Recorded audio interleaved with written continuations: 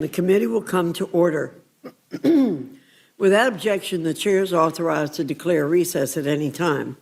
Today, the Rules Committee is convening to consider four separate measures: S2, H.R. 8312, H.R. 8464, and H.Res. 1335.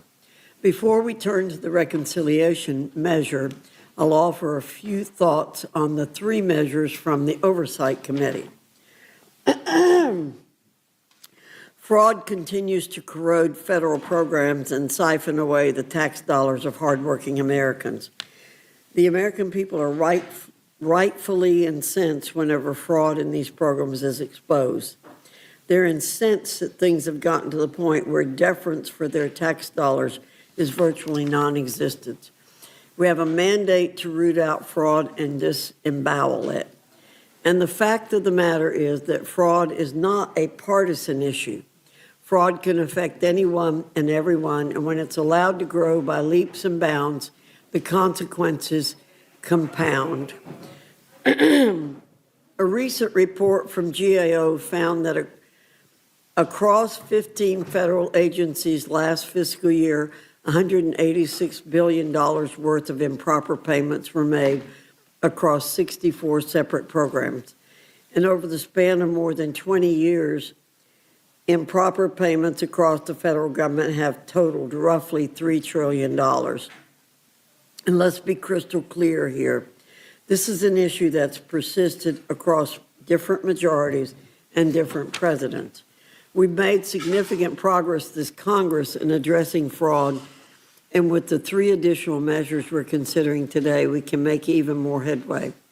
I look forward to that forthcoming testimony. Now let's turn to S2, the Secure America Act. This targeted and narrowed reconciliation bill is the vehicle through which we will fully fund Immigration and Customs Enforcement, as well as Customs and Border Protection through 2029. Our Democrat colleagues have shown us and the American people time and again over the past year that they simply cannot help but scratch the itch that is voting against law enforcement and voting against protecting our homeland. I cannot say we're surprised by their behavior. Old habits really do die hard, I suppose. But what's particularly intriguing is how Democrats have developed this tap dance-like rhetorical routine when it comes to articulating their position on border security and immigration enforcement. They avoid talking about the millions of illegal aliens that their own policies allowed into the country, but they're quick to admonish the Trump administration for apprehending and deporting said illegal aliens. They shy away when confronted about criminal illegal aliens who've committed unspeakable violent acts against Americans, but are quick to hoot and holler about the men and women of ICE and CBP for stopping criminality in its tracks. What a peculiar position to take. Seriously, how odd. I'll make a prediction that I know will come true in the Rules Committee this afternoon. Our Democrat colleagues will dust off their primetime performative antics routine that we've seen time and again, like a return of a show on television. They'll recite headline after headline of their preferred media outlets, rant about the president, bring up topics that have no relation whatsoever to the issue at hand, and air their grievances one after another as if they're holding a group therapy session. But Republicans will remain focused on the task at hand like we always are, and will focus on the facts. Speaking of facts, since their creation in 2003, neither ICE nor CBP has ever gone an entire fiscal year without congressional funding through the regular appropriations process. The only reason we're here right now with this reconciliation legislation is because of Democrats' reckless extremism in completely defunding our ability to secure our nation's border. That's a clear-cut fact. The takeaway from all of this is that Republicans are the ones who stand for the men and women who are working night and day to protect the homeland. That support is reflected in the reconciliation bill that's before us and will be reflected even further when it is brought to the floor of the House for full consideration. Our Democrat colleagues are welcome to join us in a warm, welcoming spirit of bipartisanship by supporting this reconciliation bill and the men and women who are working to keep the nation safe. With that, I now yield to Ms. Scanlon for any comments she wishes to make. Thank you, Madam Chairwoman. And I just want to note that I'm filling in for Mr. McGovern while he is returning from services for our former member, Barney Frank, who passed away, former member from Massachusetts. So he should be here soon. I'm sure he doesn't want to miss the fun. I'm also sure that, like me, he'd rather be part of group therapy than a member of a cult. So with that, today, House Republicans are bringing forward another partisan reconciliation bill to provide an additional $70 billion to ICE and Customs and Border Patrol on top of the roughly $140 billion they handed to those agencies last year. So I think it's a little hard to say that border security has been defunded when they actually have more funding than most armies around the world. Republicans are preparing to spend nearly $250 billion between last year's bill and this year's bill in borrowed money. So not to lower costs for American families, not to build housing, not to strengthen schools, not to make health care more affordable, but to expand a massive deportation and detention apparatus that has already spiraled out of control. And they want the American taxpayer to foot that bill. The same Republicans who spent years pretending to care about fiscal responsibility have suddenly decided that deficits don't matter when it comes to tax breaks for billionaires and blank checks for ICE. They've added trillions to the debt between last year's bill and this year's bill with tax giveaways to the wealthy in the big ugly bill, and they want to spend billions more in this bill to fund masked and armed agents making raids in American cities, sprawling detention camps to house people who are not criminals, mass surveillance of citizens who oppose Trump's dangerous and divisive agenda, and unconstitutional abuses against Americans and immigrants alike. What makes this especially outrageous is that Republicans are pursuing this legislation through the partisan reconciliation process.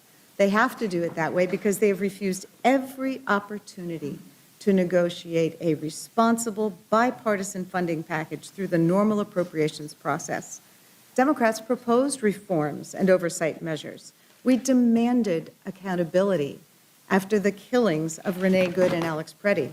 We proposed guardrails to prevent the abuses Americans have witnessed over the last year and a half, abuses involving those masked and armed agents on our streets, fear and intimidation tactics, warrantless searches of people's homes, and the detention of lawful residents and even citizens. Republicans have rejected every effort to require ICE and CBP to meet the same public safety and civil rights standards as every other responsible law enforcement agency in this country. And that tells you everything you need to know. This isn't about responsibly funding border security. It's about giving this administration more money and more power with fewer constraints and less oversight. An administration that has already demonstrated that it can't be trusted with the extraordinary powers it already possesses. An administration that with this legislation, Republicans are rewarding with yet another blank check. And where exactly is all this money going to? That's a serious question because by all accounts, ICE and CBP are already struggling to spend the billions of dollars that they were given last year by our Republican colleagues. Yet somehow we're supposed to believe these agencies urgently need another $70 billion. Americans have every reason to be skeptical, especially given the corruption surrounding this administration's spending and contracting practices. As Republicans lecture the country about waste, fraud, and abuse, including with the package of so-called anti-fraud bills that they're putting forward today, this administration has turned DHS's contracting into an open-air patronage system, Companies that spent years pouring money into Republican campaigns and Trump-aligned political operations stand poised to make billions more from this legislation. Politically connected contractors and allies of former Secretary Noem have already cashed in. How many well-connected consultants and contractors are going to get rich off this bill? While all this corruption and fraud happens in broad daylight, Republicans continue to ignore the actual problems facing the American people. Gas prices are pushing $5 a gallon because of this administration's reckless and unconstitutional war in Iran. Families are struggling with high housing costs, unaffordable health insurance plans, and record inflation. The war that's already cost over $100 billion has no clear end in sight, particularly after hostilities this weekend. Americans were promised no foreign wars, lower costs, and economic stability. Instead, we've got another forever war, more inflation, and another massive bill for taxpayers to finance. Imagine what $70 billion could do if Republicans were interested in solving real problems instead of manufacturing fear. Congress could make a historic investment in affordable housing, strengthen our public schools, expand community health centers, fund legal services, lower prescription drug costs, or even begin reducing the deficit, which is the justification that our Republican colleagues give every time they cut vital services for Americans, like the $200 million they cut from WIC last week. But that's not where their priorities lie. This legislation makes clear once again that today's Republican Party is perfectly comfortable using the power of the federal government to punish vulnerable people, to enrich politically connected allies, and to consolidate executive power, all the while claiming there's somehow never enough money to help ordinary Americans. Americans are fed up. They deserve better than this, and I urge my colleagues to reject these measures, and I yield back. Thank you very much, Ms. Scanlon. Without objection, any prepared statements that our witnesses may have will be included in the record. I now welcome our panel, Chairman Arrington and Representative Escobar from the House Budget Committee, Chairman Garbarino and Representative Walkinshaw from the House Committee on Homeland Security, and Chairman Jordan and Ranking Member Raskin from the House Committee on the Judiciary. Your full statements will be submitted for the record. We ask you summarize your statement in 5 minutes. Chairman Arrington, I welcome your testimony. Thank you, Madam Chair. I'm just a sucker for listening to something that isn't true and having to make comments about it. It's just who I am, and I'm going to do it this morning, and I'm going to veer off a little bit from the reconciliation because I heard Ms. Scanlon talk about tax cuts for the rich. Washington Post gave Democrats 4 Pinocchios on that tired rhetoric that is just completely and utterly false. The new filings were analyzed recently, and 70% of the new tax cuts went to low and middle class families. So if she's talking about the people that make an earning on tips as rich people, or people making a living off of their overtime that got a tax break, or the doubled standard deduction, which, Ms. Chairman, 92% of all Americans take, I don't think those folks are rich people. But they're going to keep recycling this rhetoric, but it won't land because people have more money in their pockets. By the way, wages have gone up $3,000, and that is about as much as it went down during the Biden administration. It's just policies have consequences. So, and yes, Ms. Ranking Member Scanlon, this is an all-Republican exercise, as was making sure we didn't put a 22% tax hike on working families. That's how much the tax hike would have been had we allowed the tax cuts to expire. You all weren't willing to do it. We were, and Americans are better off. The economy's growing, business investments up, and again, more refunds, less withholdings, more money in people's pockets. Now, look, I can talk about this issue, Madam Chair, in the context of we had a deal with Democrats. Democrats reneged on funding the government. They had the longest shutdown ever, second to only the shutdown prior to this, over a COVID-era fraud-ridden tax or subsidy expansion. So this was 76 days that the American people had to have a Homeland Security service and apparatus go dark. We didn't have our Coast Guardsmen to defend our ports against terrorist attacks. We couldn't enforce immigration laws and protect our border from drugs and people being trafficked into this country. We didn't have CISA agents being able to man their posts so that our critical infrastructure wasn't hacked.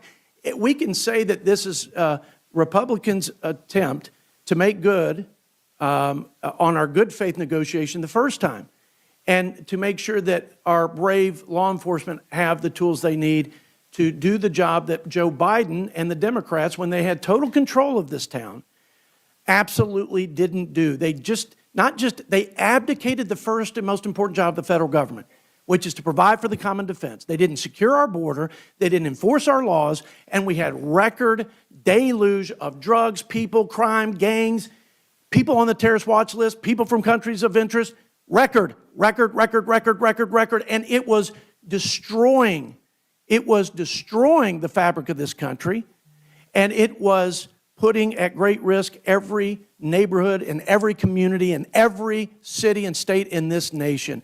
And this president, Donald J. Trump, was elected, every swing state popular and electoral vote, to clean up this mess. And what's happened is you have rogue cities and states that refuse to work with our law enforcement to actually enforce the law. They would rather break the law and harbor people who have broken the law to come to this country rather than work to identify the most hardened criminals so that we can deport them and we can get back to rule of law, regular order, peace, tranquility, the things that the American people expect us to do up here for them, of all parties, across the board. So, yes, you're right. It is an all-Republican exercise because I can't find a Democrat that would stave off a 22% tax hike, and I can't find one that's willing to enforce the law as it relates to immigration, secure the border, and actually take the criminal elements that have come into this country, like the people who came into this country illegally by the millions, and actually rid our great country of those threats. I can't find it. If we could, we wouldn't be here. And all you have to do is listen to all the litany of statements that have been made. Governor Tim Walz says ICE officers are a threat to the public. Modern-day Gestapo. Governor Pritzker says that ICE is turning the country into Nazi Germany. And I mean, they're the reign of terror. John Hickenlooper. Chuck Schumer said ICE doesn't belong in our neighborhoods. I mean, think about the incendiary rhetoric. Think about the seeds that have been sown of obstruction and resistance that have made it nearly impossible to do the job of cleaning up the streets of our cities because of what's happened over the last 4 years under the Biden administration and Democrat control. So it's been impossible, and we're working better together because we're talking and coordinating, and that's what Texas does. That's what Florida and other states. We never had any of the problems of Minnesota. But I think it's reckless and irresponsible, and it's insulting to have these labels attached to our brave men and women who risk their lives to enforce the laws. We're going to give them the resources they need, and listen, what we're also going to do is do it for 3 years so that Democrats can't use them as leverage, Homeland Security as leverage, and the American people's security as leverage in a shutdown again. And I rest my case, and I yield back what may be remaining of my time. Thanks for your indulgence, Madam Chair. Thank you, Mr. Arrington. Representative Escobar, you're recognized. Thank you, Madam Chair and Madam Ranking Member. Let's bring some facts back into this room. I want to begin by saying it's a privilege for me to serve on both the House Budget and Appropriations Committee. I serve on the Department of Homeland Security Appropriations Subcommittee, which is where we should be talking about appropriations. But unfortunately, Congress is helping the president take away our obligation and duty to fund the government through this reconciliation bill. I want to remind everyone here and everyone watching that the One Big Beautiful Bill provided $140 billion billion with a B for CBP and ICE. It increased our deficit by 4.7 trillion with a T. And the Department of Homeland Security still has $100 billion left. $100 billion. There is money in the bank, and Republicans want the American taxpayer to give them $70 billion more in order to blow up the deficit even further. I want to talk about also what this money, what the One Big Beautiful Bill money has unleashed in our country. And I want to begin by saying I live on the U.S.-Mexico border. I am one of a handful of members of Congress that actually live on the border. No one wants a safe, secure border more than those of us who live there, those of us who raised our families there, those of us who go home every weekend. But what the reconciliation dollars are doing is not creating a safer or more secure country. In fact, this money has unleashed abuses that U.S. citizens are offended by. If you look at President Trump's polling numbers, you will see that American voters, American people do not like the way this administration is unleashing those dollars against our very own fellow citizens. In fact, as a result of this money, 170 U.S. citizens were arrested and 2 were killed on the streets of Minneapolis.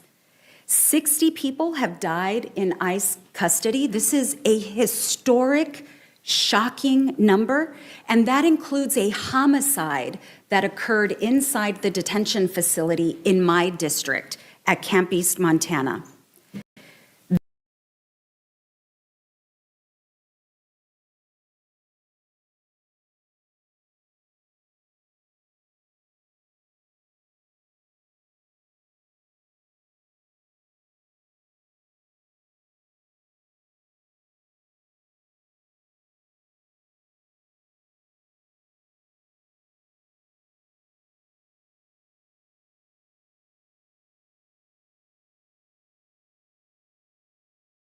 Unleashed abuses and violations of law and violations of the Constitution. And there have been attempts after attempts after attempts to limit our oversight of this money. I want to tell you about Camp East, Montana in my district, which is funded with the One Big Beautiful Bill dollars that Republicans approved. That facility can hold up to 5,000 human beings.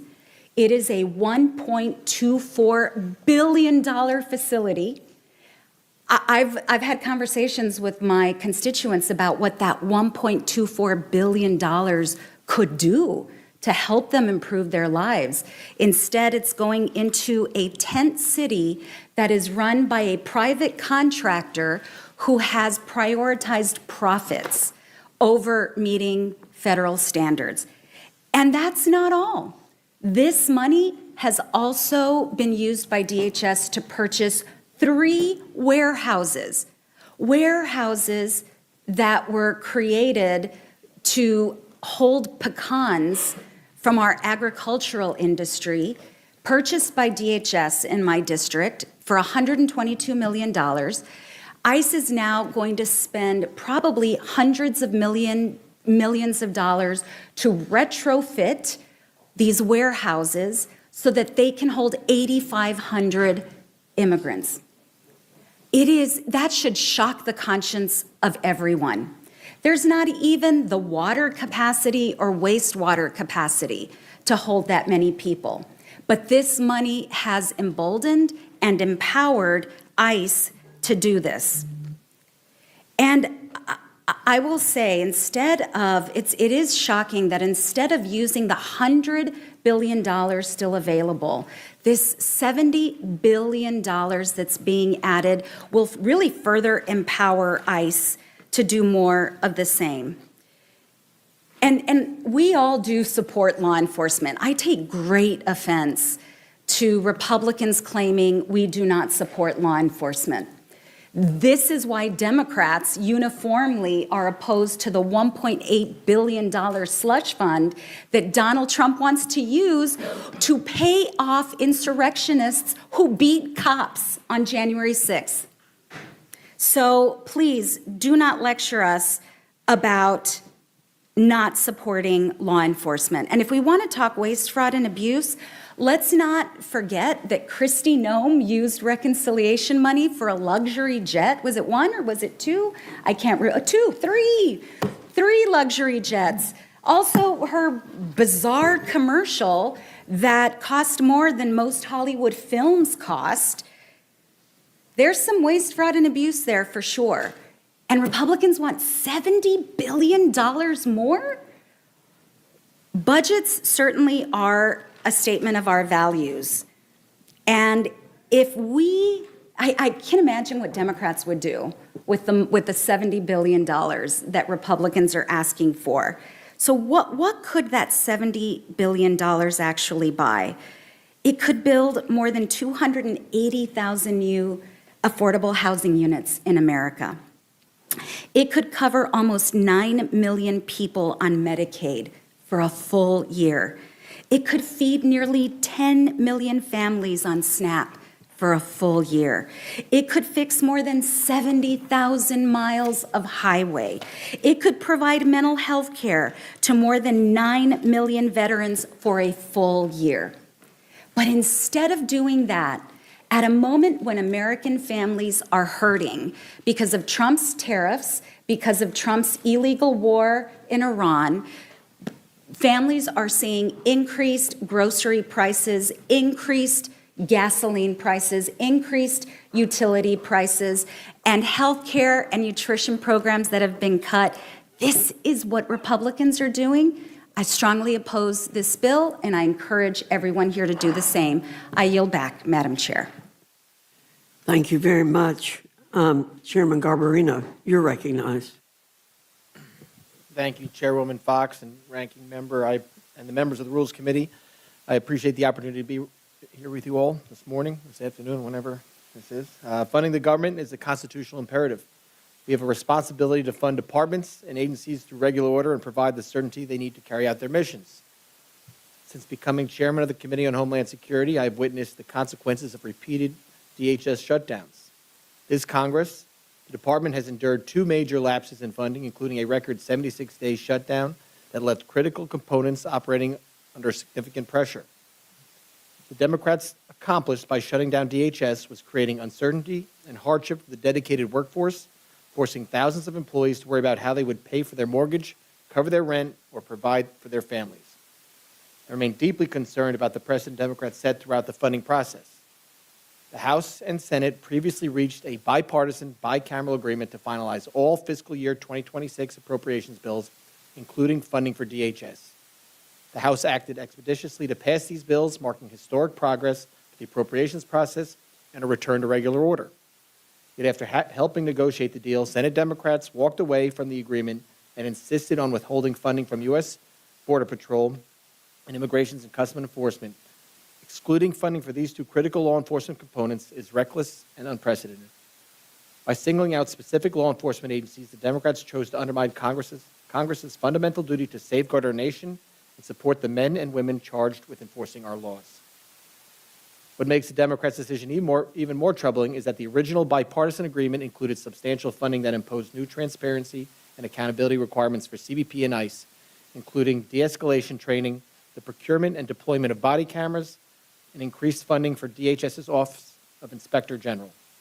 While Democrats went back on the deal they agreed to, House Republicans stayed true to their word and included these provisions in the final appropriations bill that funded the majority of the department. Providing annual funding through reconciliation is not the preferred path. Republicans could not sit by and let the rest of the department go unfunded while Democrats refused to negotiate. Congress has the responsibility to provide the funding and resources necessary to secure the homeland.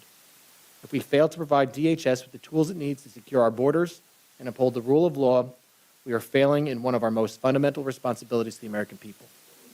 This is why the Secure America Act is critical to delivering much-needed resources to CBP and ICE. First and most importantly, this bill provides over $64 billion to hire, train, equip, and retain Border Patrol agents, ICE enforcement and removal operations officers, Homeland Security investigations agents, and mission support staff, ensuring frontline personnel have the resources to carry out their mission effectively and safely. Secondly, this bill enhances the ability of our agents and officers to achieve their mission by supplementing their work with technology. This section provides an additional investment of nearly $3.5 billion to modernize and enhance border security technologies, surveillance systems, and inspection equipment. These investments will strengthen the U.S. government's ability to detect and disrupt human smuggling operations, interdict fentanyl and other dangerous illicit narcotics, and dismantle transnational criminal organizations engaged in human trafficking, weapons smuggling, and illicit finance. As threats to the homeland continue to evolve, Congress cannot afford inaction. The cycle of abandoning regular order and using funding as a political bargaining chip must come to an end. The American people deserve a government willing to confront these challenges directly and decisively. We have an opportunity to make the country safer and more secure. I look forward to your questions, and I yield back. Thank you, Mr. Garbarino. Mr. Walkinshaw, you're recognized. Thank you, Madam Chairwoman. I stand with my Democratic colleagues in strong opposition to this bill. It's another attempt by extreme MAGA Republicans to give billions of dollars to an unaccountable Trump administration that has proven itself violent, lawless, and unbound by the Constitution. In last year's big ugly bill, Republicans ripped food from the tables of working families and stripped health care from millions of Americans. And Chairman Arrington didn't mention that in that bill, the top 1% got a $50,000 tax cut. They are living large with $50,000 extra dollars in their bank accounts, whereas the bottom 20%, hardworking folks in Virginia and Georgia, have 7% less today because you smacked them in the face with a massive tariff that drove up their costs. Why did they pass that big ugly bill? To give those massive tax cuts to the wealthy and to give DHS billions of dollars with no guardrails. We've seen what DHS has done with the money so far. As my colleague mentioned, they used some of the money to buy top-of-the-line luxury private jets for the secretary. Just ask Secretary Mullen, who confirmed that in testimony before our committee last week. He rides the Gulfstream G700 home to Oklahoma regularly, the most expensive Gulfstream you can buy. If Americans are upset about high gas prices, maybe not being able to afford to take a vacation this summer, at least they can rest easy knowing that Secretary Mullen is soaring high above them, enjoying the leather seats on the Gulfstream G700. But DHS has done far worse with those dollars. Masked agents have broken into homes without warrants, locked up nonviolent protesters, deported sick children with cancer, killed 2 American citizens who were lawfully exercising their First and Second Amendment rights. Instead of going after the worst of the worst, nearly 3 out of 4 people booked into ICE custody have no criminal convictions whatsoever. And now, even though $100 billion is still available floating around, Republicans want more, another $70 billion DHS slush fund. This bill, just like the last one, doesn't prohibit agents from wearing masks, doesn't require officers to get judicial warrants to smash down the doors of people's homes.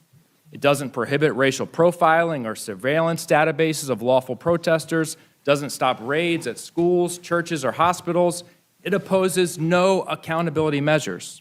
Instead, it gives President Trump a blank check to execute more of his out-of-control, unaccountable crackdowns for the rest of his term.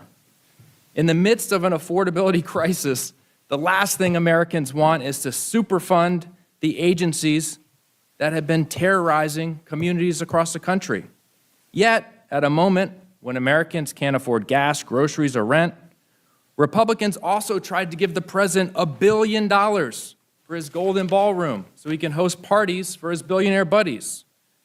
Gulfstreams and ballrooms, that's what you get from this president and this Congress. Trump administration is also trying to give $1.8 billion to January 6th insurrectionists and other cronies. This bill doesn't prevent the Justice Department from creating a slush fund to pay violent rioters who assaulted police officers and desecrated this very building 5 years ago. It's outrageous. Americans are stretching paychecks that cannot stretch any further.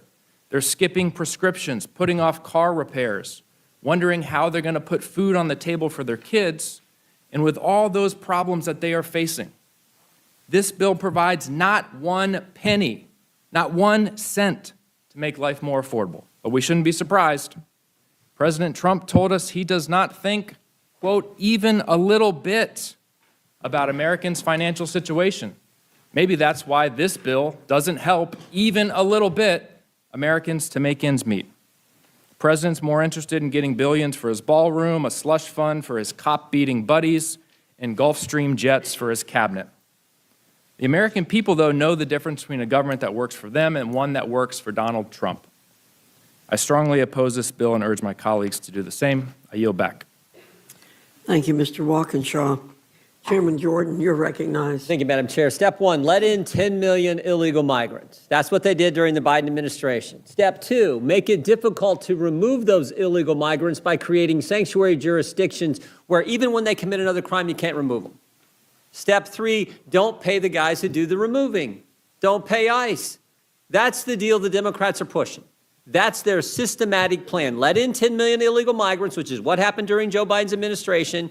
Create sanctuary jurisdictions, which again, understand what that is. That's where local political class tells local law enforcement not to work with federal law enforcement when you enforce federal law. That's what they've done. And by the way, 31.5% of the country lives in a sanctuary jurisdiction. 18 cities, 11 states, 10 counties, and, or excuse me, 3 counties and the District of Columbia, all sanctuary jurisdictions. Where, again, the political class says don't work with federal law enforcement when you got an illegal migrant who commits another crime, who has a detainer filed with them at the local detention center. Don't work with them. Step three, don't pay the guys. Don't fund ICE. And actually, it's gotten worse. There's a fourth step. There's a fourth step. We had a hearing on it just a few weeks ago in the Judiciary Committee. Local prosecutors are now saying we're not going to prosecute, or at least not to the same degree we would prosecute American citizens. We're not going to prosecute someone because we're going to take into account their deportation and immigration status. Right over here in Fairfax County, Virginia, Mr. Descano testified that's his policy, testified in front of our committee. So that's the Democrats' 4-part plan. And they're so committed to that plan, they shut down the government for 42 days in the fall, 70-some days this spring, where they said, we're not going to fund Homeland Security, we're not going to fund TSA, FEMA, U.S. Coast Guard. And now they're saying we're never going to fund ICE. In fact, the mayor of their largest city, Mr. Mamdani, yesterday said we should abolish ICE. They're all saying that. That's the Democrats' plan. So we had to do this route, reconciliation, to fund the guys who enforce the law. Democrats' 4-part plan not to enforce immigration law. We have to use reconciliation to fund ICE to enforce the law that Congress passed. So this bill does a couple things. It funds ICE and CBP personnel salaries. It funds ICE transportation and facilities resources. The bill funds additional 287G agreements. Now, these are the good agreements where local law enforcement says we will work with federal law enforcement. And the bill also funds ICE attorneys to represent the U.S. government so aliens have their due process in immigration court. What it doesn't do is implement the crazy plan of the left, the 4-part plan of the Democrats. I would urge a yes vote, and hopefully we get this thing passed and actually fund the good people who are doing the work that the law requires. I yield back. Thank you, Mr. Jordan. Mr. Raskin, you're recognized. Chairman Fox, thank you very much, and Representative Scanlon, distinguished members of the committee. Last month, the president stated the major theme of his administration when he said, I don't think about Americans' financial situation, not even a little bit. Hey, no kidding. Gas is now over $4.25 a gallon. It's up by 38%. Young people can't afford to get their own apartments. Millions of people can't afford health care and have to choose between paying for utilities and groceries. But our president, who has made more than $5 billion since his inauguration on crypto scams, pardon payoffs, and the nonstop flow of foreign government emoluments, cannot be bothered to pay any attention to his own campaign promise to lower prices starting on day one. He now calls affordability a Democrat hoax, but he's focused like a laser beam on getting $1 billion for his golden ballroom, gilding the Oval Office, and building his golden Arc de Trump. He's got all the time in the world to work on his finances and those of his family and their businesses, and to focus on the financial security of his street-fighting foot soldiers. Yesterday at the White House, contrary to Todd Blanche's assurance that the anti-weaponization fund is dead in the face of massive public opposition, the president said he still wants to take $1.8 billion from taxpayer funds to cut million-dollar checks for the convicted criminals and cop beaters who stormed the Capitol on January 6, 2021, and other lucky political operators in the MAGA hemisphere. Working through Todd Blanche, Trump has given himself, his family, and his businesses an amazing and totally unprecedented super pardon that puts all of them above and out of the reach of the law, guaranteeing they will never, ever, forever, in all caps, be investigated, audited, sued, or prosecuted by any agency of the federal government for any violation of federal law, not just for tax fraud by the IRS, but for any civil, criminal, or administrative violation, whether insider trading, bribery, embezzlement, human trafficking, securities violations, antitrust conspiracies, what have you. Any violation of any law, whether presently known or unknown, in the words of our Attorney General. Well, today's bill does absolutely nothing to nullify this outrageous super pardon or to address our affordability crisis for the peasants who the president ignores, the rest of us, or to shut down the $1.8 billion slush fund for all of the king's men and soldiers. Today's bill would give $70 billion more to the Department of Homeland Security, an agency that already rivals the Department of Justice in corruption, incompetence, and authoritarianism. Last year, MAGA gave DHS $140 billion to deport the worst of the worst. Since then, DHS purchased not one, but 2 private jets for the Secretary's use, including one with a bedroom, a full deluxe serving bar, and 4 flat-screen TVs. It's passed out hundreds of millions of dollars in no-bid contracts to MAGA donors, political insiders, and friends for everything from a lavish $220 million TV ad campaign for Pam Bondi, who they even had to get rid of, to ridiculously overpriced industrial warehouses for holding immigrants like livestock under ghastly conditions. Deporting the worst of the worst means that DHS agents are arresting kindergartners, daycare teachers and parents, and dragging old men into the street in their underwear. Federal officials are abducting children from their beds in the middle of the night and using them as bait in order to arrest their frantic parents.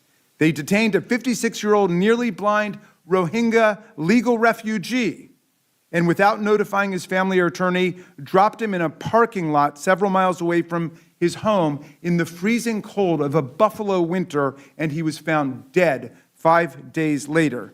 DHS is rounding up workers with lawful status working at small businesses as roofers, plumbers, farmhands, landscapers, and nurses. Agents are arresting refugees who went through stringent vetting and targeting immigrants who are following the law and showing up at their court hearings, ICE check-ins, and green card interviews. The whole world has watched in horror as DHS agents attack U.S. citizens, arrest them on false charges, and shot dead American citizens Renee Good, Alex Preddy, and Ruben Ray Martinez without any rational justification at all. Today, the majority, whose leader has already added $10 trillion to the national debt, wants to pour $70 billion more into ICE and CBP on top of the $140 billion they voted to give it last summer by slashing funds for Medicaid, children's health insurance, and rural hospitals. The Department of Homeland Security has a payroll today of 250,000 employees, a budget larger than that of 150 countries.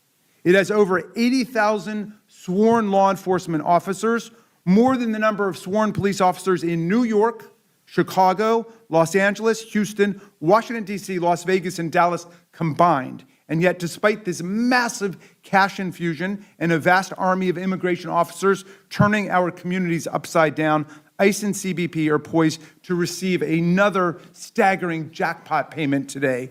To give these rogue agencies another $70 billion now, when they still have $100 billion in the bank from last year, would implicate all of us in the escalating corruption and shameful actions of this department. If you're going to go ahead and vote on this, you must pass several amendments, one of them to block permanently the $1.8 billion taxpayer-funded mega slush fund, to instead establish the January 6 Law Enforcement Heroes Compensation Fund to provide compensation to the law enforcement officers who actually defended the U.S. Capitol and the Congress of the United States and the Vice President from a rampaging mob chanting, "Hang Mike Pence." We must pass an amendment to make sure that no money goes to anybody who is convicted of assaulting a police officer, and no money for any J6er who was convicted, pardoned, and then subsequently convicted of another crime. And there are 97 of them, including one guy who was pardoned one day by Donald Trump and several weeks later went and sexually molested a 12-year-old boy and a 12-year-old girl. None of those people should get any money, and it's up to this committee to make sure. Thank you, Madam Chair. Thank you, Ranking Member Raskin. Ms. Fishbach, you're recognized. Thank you, Madam Chair. And, I appreciate the efforts that you've taken to get this bill to this far. We thought we, had it done. We thought we were able to fund both of those, or all, I guess it's three, those departments, and make sure that our public safety was well-funded and taken care of. And this bill really is about, and I know that the Democrats can say whatever they want, but what it's about is public safety. What it's about is keeping Americans safe. And I'm concerned because, well, I shouldn't be concerned. I'm not concerned because I appreciate that the reforms and oversight that the Democrats talk about is not in here, because all that's about, simply it's about the anti-law enforcement agenda that they have and trying to prevent the law enforcement from doing the job that they have been hired to do. And so I appreciate that that this bill doesn't have those, and that we are going to go ahead and pass this. But there is a lot to enhance public safety here. And Chairman Garbarino, doesn't the bill include $108.5 million to hire and equip and train more investigators to fight child exploitation? Thank you for the question, Ms. Fishbach. Yes, specifically under Title I, this bill does specifically, it says $108.5 million of this amount shall be used to hire, pay, and equip additional child exploitation investigators and forensic analysts at the Victim Identification Laboratory of Child Exploitation Investigation Unit. So it truly is about public safety. It's about preventing child exploitation. And so if you vote against this bill, that's a vote for not enforcing child exploitation laws. Yeah, a vote against this bill means you're voting against funding these additional officers that fight against child exploitation. And thank you very much. And I just appreciate, I think that we need to take a look and say this is truly an important piece of legislation, because we have got to get these guys funded so they can continue to keep American citizens safe. And so I thank you for bringing it forward. I thank you for your answer, and I yield back. Thank you. Ms. Skillen, you're recognized. Thank you. We're hearing a lot of false narratives floating around today, starting with the idea that the big ugly bill passed last year has been a win for Americans, while the wealthiest in our country have received huge permanent tax breaks. That's not true for everyone, and many of the tax breaks that everyday Americans receive have been eaten up by tariff taxes and by higher gas costs. If you look at the spread, that bill has actually increased income inequality and will continue to do so for decades, in addition to adding trillions to the national debt. So let's not make up the idea that everybody's benefiting from last year's tax atrocity. The second idea that I've heard from probably every one of our Republican colleagues is that Democrats reneged on a deal to fund the Department of Homeland Security. And there had been negotiations about the things that are being mentioned here, like better funding for human trafficking defense and improving various facilities along the border. There was broad-based agreement on that. But what happened? In January of this year, masked and armed agents of ICE and CBP shot and killed American citizens in Minneapolis. And if that's not a reason to stop and say, what is going wrong in those agencies, and don't we need to do something differently? Well, then clearly we're on different pages here. So it wasn't just a whim that Democrats said, wait a minute, we got to pump the brakes on this. And in fact, Democrats agreed to fund the rest of DHS while we attempted to get some guardrails put on agencies that are out of control and are being used for un-American, unconstitutional, and unlawful processes. And the third myth that we're hearing today is that these billions and billions of dollars that were funneled in last year's bill to Homeland Security, the idea that they're being used to fund border security and public safety just is not being borne out by the facts. In fact, we're seeing that that money has been used, millions and millions of dollars has been used to purchase warehouses not capable of housing people in huge wastes of money that are now under investigation. We've heard about record profits, an 800% increase in profits by private prison companies like GEO, because they are now housing people who are overwhelmingly not criminals. 70–80% of the people they are housing are not criminals, and they are doing so in ways that are incredibly inhumane, without adequate medical care, without adequate food, without access to counsel, access to their families. I mean, there has been in the past bipartisan agreement in this country that it is a waste of taxpayer dollars to house people who are not, to imprison people who are not a threat to the American public. And that is exactly what is being done with these DHS dollars and these detention camps. We've also, of course, learned of the hundreds of millions of dollars that were spent on an ad campaign by DHS. What was it? $3,400 for hair and makeup for the then secretary, $20,000 to rent a horse. More money was spent on that ad campaign than was cut last week from WIC. $200 million cut from WIC. They spent $235,000 on filming Kristi Noem riding around on a damn horse. So again, it shows you where the values are here. I guess first I'd like to go to Representative Escobar. We're hearing a lot about fraud, waste, and abuse here. Can you talk to us a little bit about the money that ICE and CBP have and what is happening with that money, particularly in your district? I know in my district we've had a lot of concerns. I've had a constituent die in ICE custody because he wasn't given appropriate medical treatment. Thank you, Ms. Scanlon. I'll be glad to detail for this committee what my team and I have seen inside these facilities in my district in El Paso. And again, just as a reminder, CBP and ICE currently have $100 billion unspent. $100 billion, just a reminder to everyone. But the One Big Beautiful Bill, so-called, funded Camp East, Montana, a $1.24 billion tent city. And the American taxpayer is allegedly paying for medical care that detainees are not getting, cleaning services that are not happening, laundry services that are not happening, but the private corporations running these facilities are still getting their money. I want to give you an example of the horrific cases we've seen. I'll give you a couple of quick ones. First, there was a gentleman who entered the country legally, mind you, because the vast majority of the folks I've met have no criminal record and entered the country legally. I sat and I spoke with him, and he told me about an injury he sustained in Minneapolis when he was arrested by ICE in Minneapolis. He was arrested so violently by the ICE agents that they broke his arm.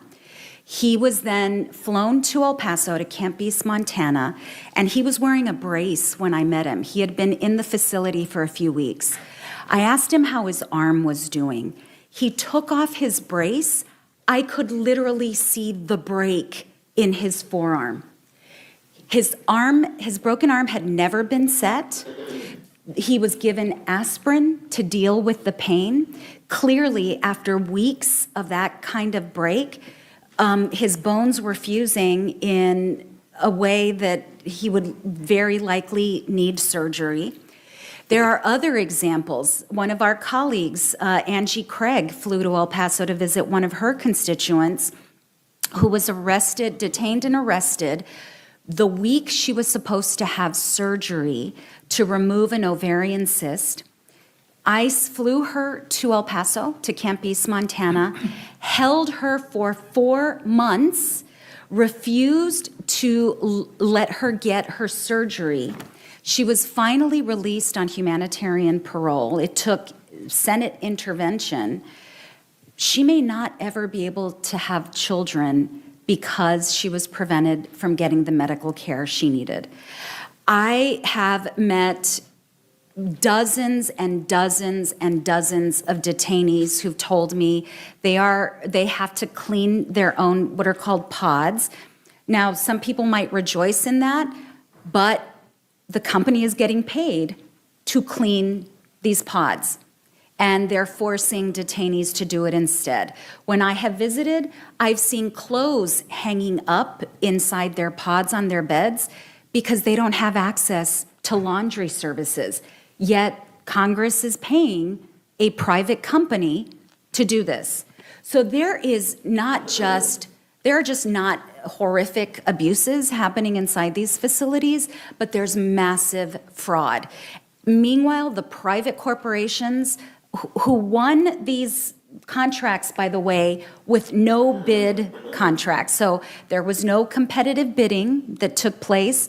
The company that was hired to run Camp East, Montana, had never run immigration detention ever before, but we're supposed to care for 5,000 people per day.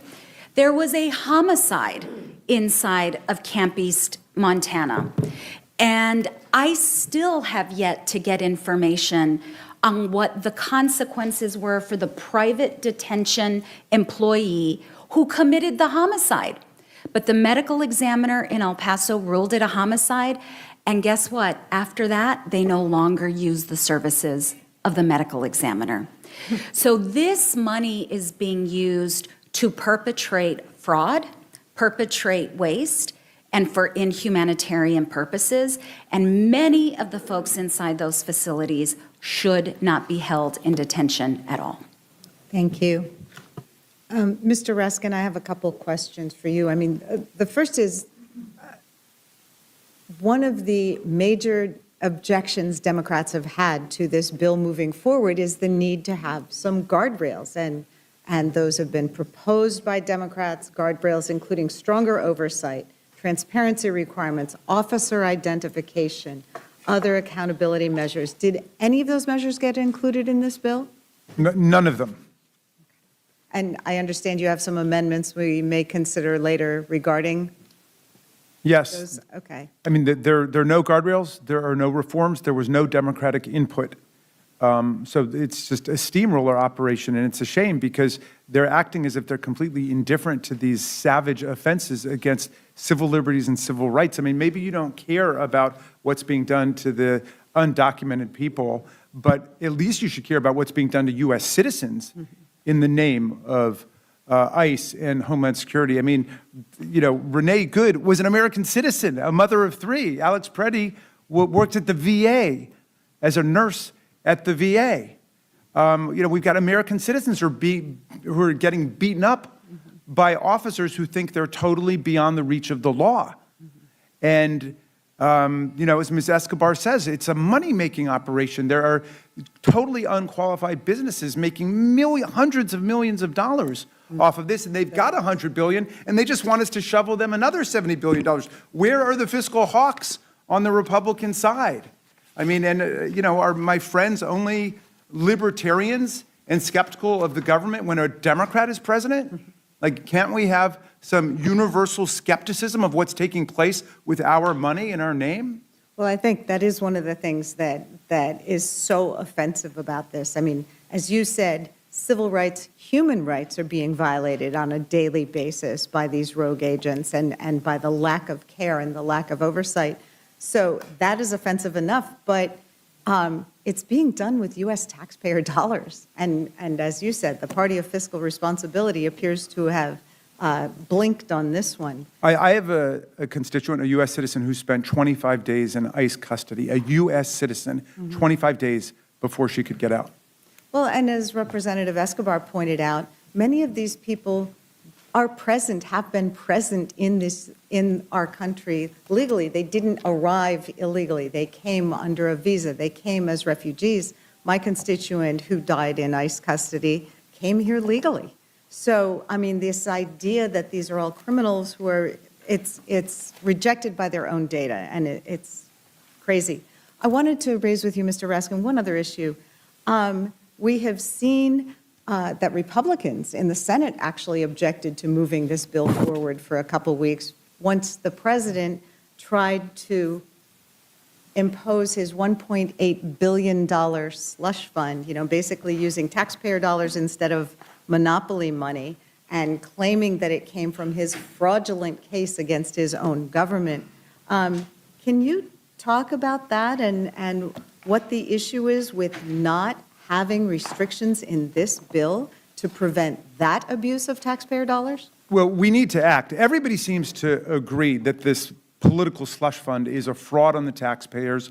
It's a violation of our power to appropriate money. That belongs to Congress, not to the president, not to the attorney general, nor do they decide cases and controversies. That takes place in court. So it's an attempt to set up an operation totally outside of our constitutional order, and all of it was based on an actual violation that took place by an independent third-party contractor, Charles Littlejohn, who leaked thousands of people's tax returns, including Donald Trump's. Now, the president had said he was going to release his tax returns. He promised he would do it like the other presidents. He didn't, and he had a right not to. So he didn't. This guy violated his privacy by releasing his tax returns, but it happened to lots of other people, and those people sued the government and the courts found, and the Department of Justice strenuously advocated that you can't sue the government for damages if it's a third-party business that leaked your returns, and they won on that. Todd Blanche didn't even argue that. He made up a completely different position for Donald Trump and then settled the case in a completely collusive settlement under this collusive litigation. So if we want to change the law to say if a third-party contractor leaks your information, you can get $50,000 or $100,000, I'm very willing to look at that. But to give just Donald Trump, one guy, $1.776 billion, and I spell out the numbers because, of course, it's organized around 1776, which just goes to show it's not related to any particular case. They just made that number up. It happens to come to just over $1 million for each insurrectionist, Proud Boy, and Oath Keeper. It's all playing Who Wants to Be a MAGA Millionaire today and leaving over, another $150 million for Donald Trump to give away. But the whole thing is a scandal, and everybody recognizes it. Then let's put it to bed right now, because Todd Blanche went over there and said, it's dead, don't worry about it, it's okay. The next day, Donald Trump said he still wanted to resurrect it. Let's exercise our powers as the Article I branch of government to say that's not how we're doing business. We're not going to violate 10 different parts of the Constitution to let them set up this political slush fund for their political foot soldiers. Yeah, I mean, there's so much self-dealing here, and so much misdirection. It's the president sued his own government for something that happened when he was president the first time, and when the current acting attorney general, whatever, was a private lawyer. And he was way outside of the statute of limitations. The IRS lawyers said not only is it completely wrong on the merits and we can beat them, but he came in several months late when they knew about it years ago. Right. Well, it was a case that was about to be thrown out of court when they entered into this fake settlement to set up this slush fund. Right. So, And 2 different courts have now enjoined it and frozen it. But we need to exercise some responsibility. We've got the power over appropriations, and we should just say no money can go for this purpose.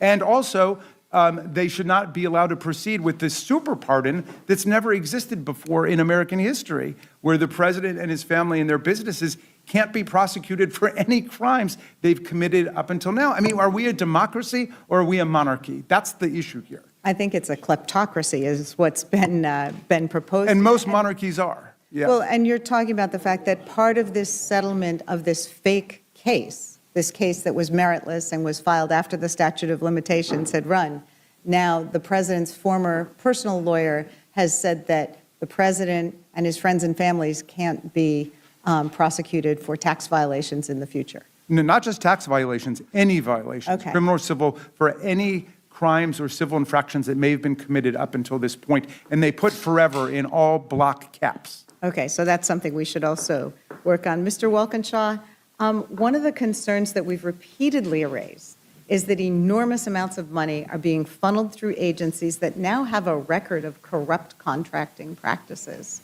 Can you discuss some of those recent controversies involving DHS contracts and politically connected contractors?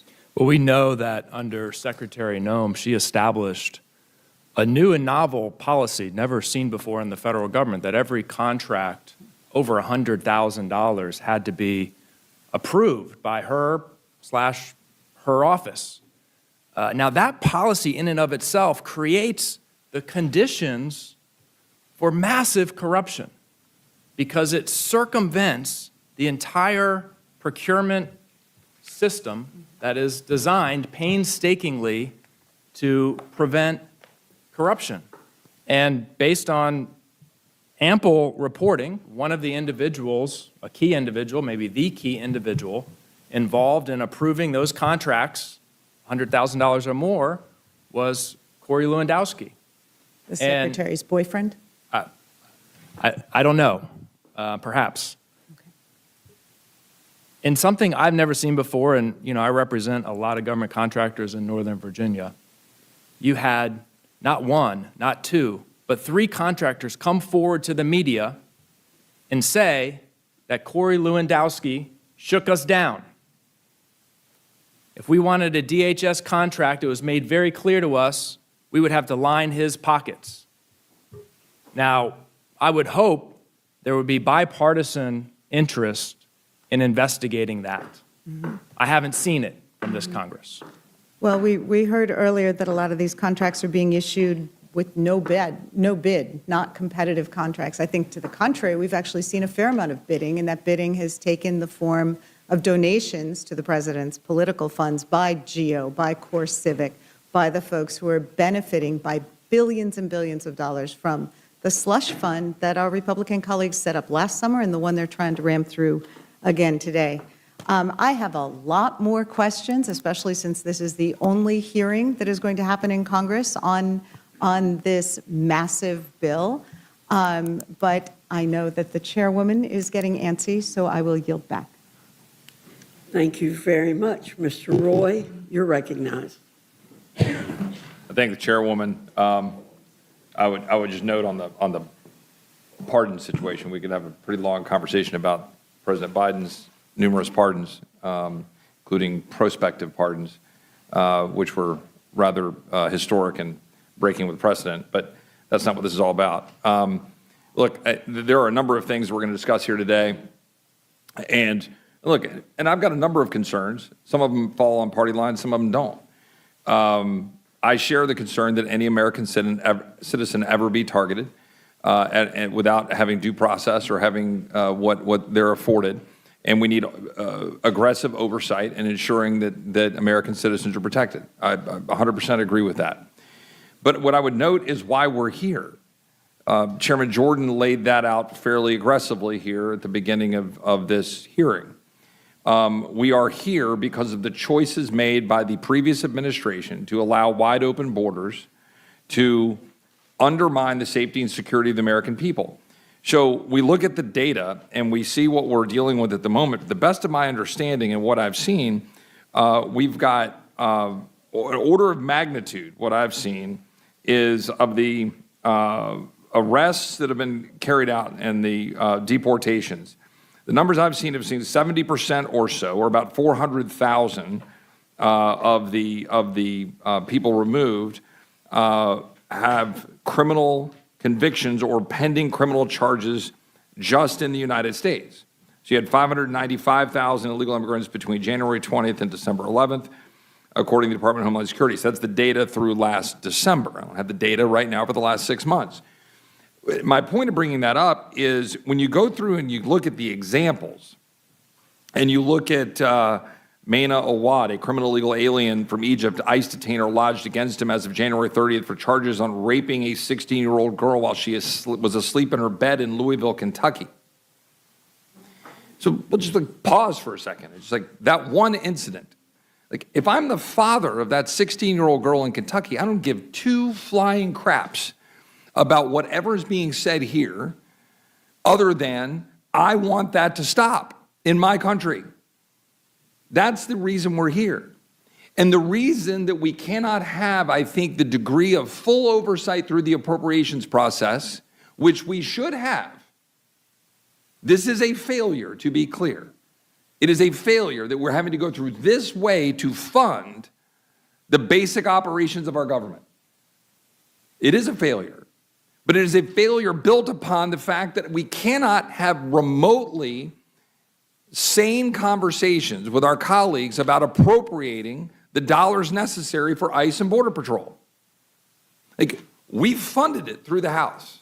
We had it ready to go.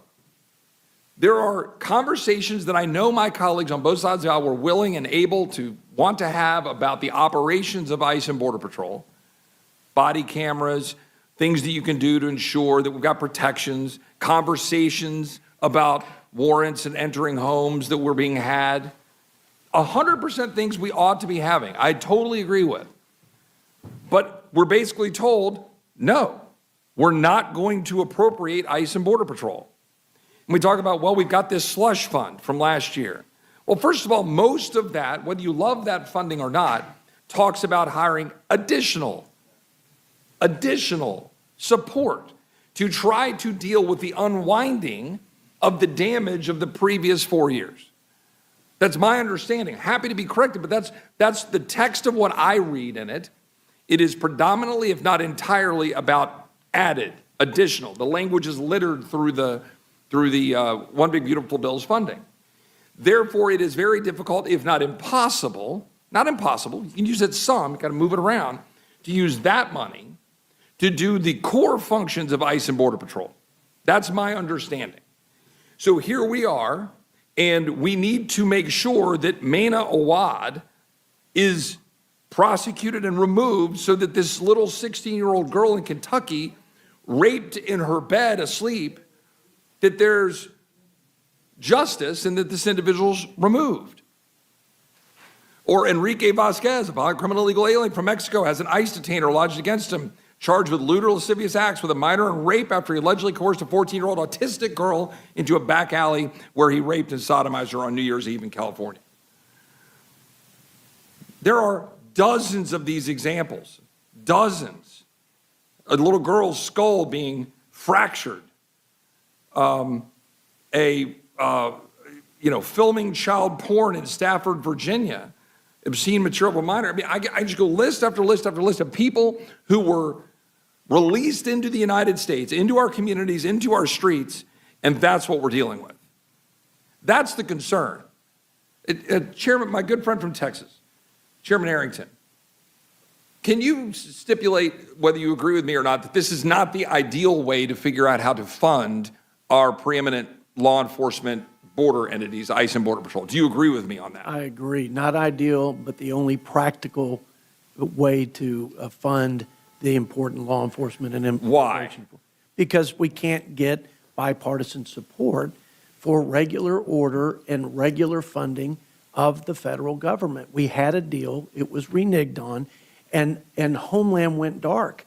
It went dark, and Homeland went dark, and the only choice we had after 76 days of no protection at our ports, no protection at our borders, critical infrastructure, was to move unilaterally this way. Not ideal, but the only tool that we have to do this.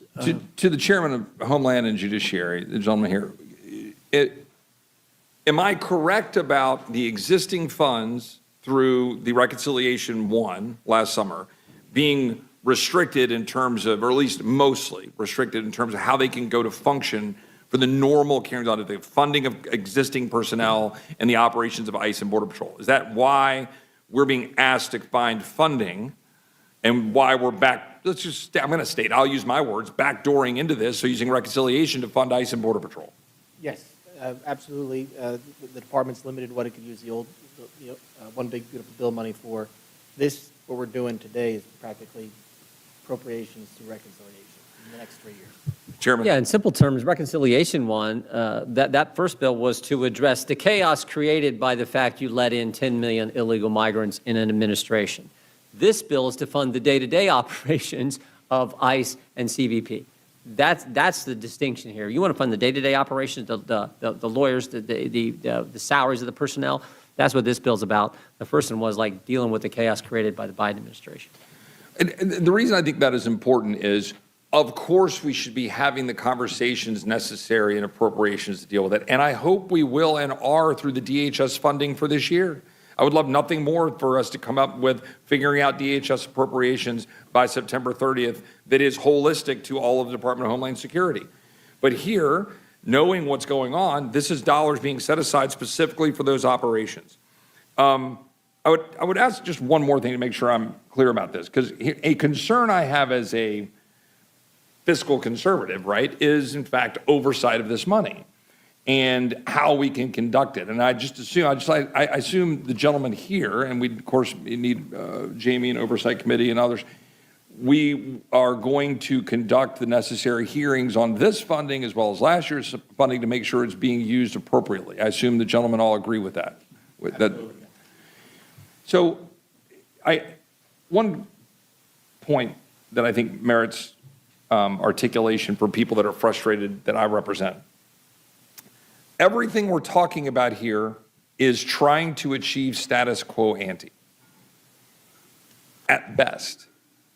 This whole debate, trying to come up with money to fund operations we're supposed to fund through appropriations, we're doing that through reconciliation, in order to undo damage of people released into our communities. For lack of trying to do H.R. 2, we've been wanting to bring that up frankly, I've been wanting to bring it up for a year. Since we passed the one big beautiful bill, I've been wanting to do it. But I share part of this concern. I think more specifically, if we don't pass the Sanctuary Jurisdiction Shutdown Act of 2026, this is real important that we do this. I'm all for it. But remember, a third of the country's in a jurisdiction where they won't work with ICE. In fact, in those jurisdictions, that's where you find them doxing, tracking, harassing, spitting on them, swearing at them, assaulting them. That's what's going on. So if we don't fix that, I think that's the next step. Let's get this passed, and then let's pass this sanctuary jurisdiction shutdown and stop the craziness that's going on in almost a third of the country. I know the chair wants us to move on, and I will. I would just say I could sit here for another 20 minutes reading the names. I'm still shy of my friend, the ranking member of the Constitution Subcommittee. But I'll wrap up here in the next 20 seconds.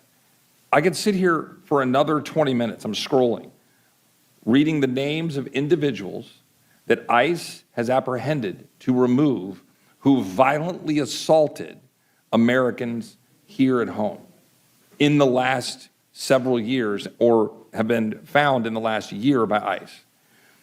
This is what the American people want us to address. So to the extent that we have concerns about an executive branch not being checked by Congress, I do. We must be able to have the oversight to ensure that when you have ICE empowered to go do this, which I want them to do, I want to be clear in the record, I want them to go get these bad actors and remove them from our streets, then we've got to have an ability to work to be able to have that oversight. And when my colleagues on the other side of the aisle just shut down and say no funding, well then this is what we're going to get. We're going to use reconciliation to get the funding so that ICE and Border Patrol can do its job, because it's basically the effective equivalent of triage. Like, we have to act. We literally have to act, because I'm not going to sit and wait and watch for another person I represent or another Texan or another little girl to get raped in her bed because we decided that we were going to allow people to get dumped into our country And then we were going to be told we can't fund the very people necessary to try to stop them, and then go through all of the microscopic looking at what they're doing when they're trying to get the bad actors. Yes, we need to make sure that we're having oversight, but we got to have support from the other side of the aisle to even go down that road. I yield back. Thank you. Ms. Leisure Fernandez, you're recognized. Thank you very much, Madam Chairman. And following up on Representative Chip Roy's questioning about sexual abuse, Chairman Garbarino, do you think it is appropriate? Do you think it is appropriate to release back into the public somebody who has sexually abused a 12-year-old? No. Do you know that President Trump pardoned a January 6th insurrectionist? And do you know what he did? Do you know his name? No. Are you aware of the case? No. You are not aware of the case of the fact that 97 of the January 6th insurrectionists have gone on to commit additional crimes. Did you ever criticize the pardoning of the January 6th insurrectionists? I'm prepared to talk about this bill that's in front of us today. Oh, you didn't seem to object to, you're not willing to talk about the issues around sexual abuse that happens when you release into the public people who have been committed of violent offenses of the people who walk by you, and you walk by them every day. Have you ever asked any of the Capitol Police if they were there and talked to them about their experience on January 6th? As I said, I'm here to talk about the bill in front of us today, and I believe you were referring to Mr. Roy's question about ICE enforcement of and removal operations against. Well, let me ask you about the bill today then. Yes, if you'd like. Let me ask you about the bill today. So right now, do you know how many women are pregnant and detained by ICE? Pregnant women. I do not. Don't you think that it would be appropriate to make sure that before you come in and ask for $72 billion in additional funding for an agency that already has $100 billion, to say, what are they engaged in now? I need to tell you, I can walk through the fact that there are 14 cases of sexual abuse at the ICE facilities right now. Do you think that's appropriate? I think it's appropriate to know the difference between what the $100 million can be used on and what we're asking the $72 million to be used on today. This $72 million that's being requested today is for normal ICE and CBP operations, which should be done, which the appropriate thing to do is do it through appropriations. But unfortunately, we could not get Democrats on board to fund these HSI officers, our CBP officers, our ICE officers. Do you know what HSI investigators do? They go after and investigate child exploitation crimes. They investigate human rights violation crimes.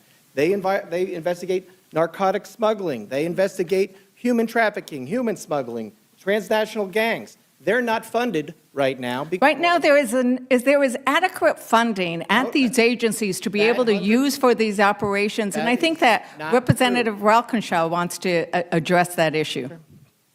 Yeah, I was glad earlier that Mrs. Fishback brought up the funding for child exploitation, and I appreciate all of my colleagues' interest in that. I guess my question for you is, were you interested in 2025 when the Trump administration diverted resources and investigators from sex trafficking, child exploitation, transnational crime into removal?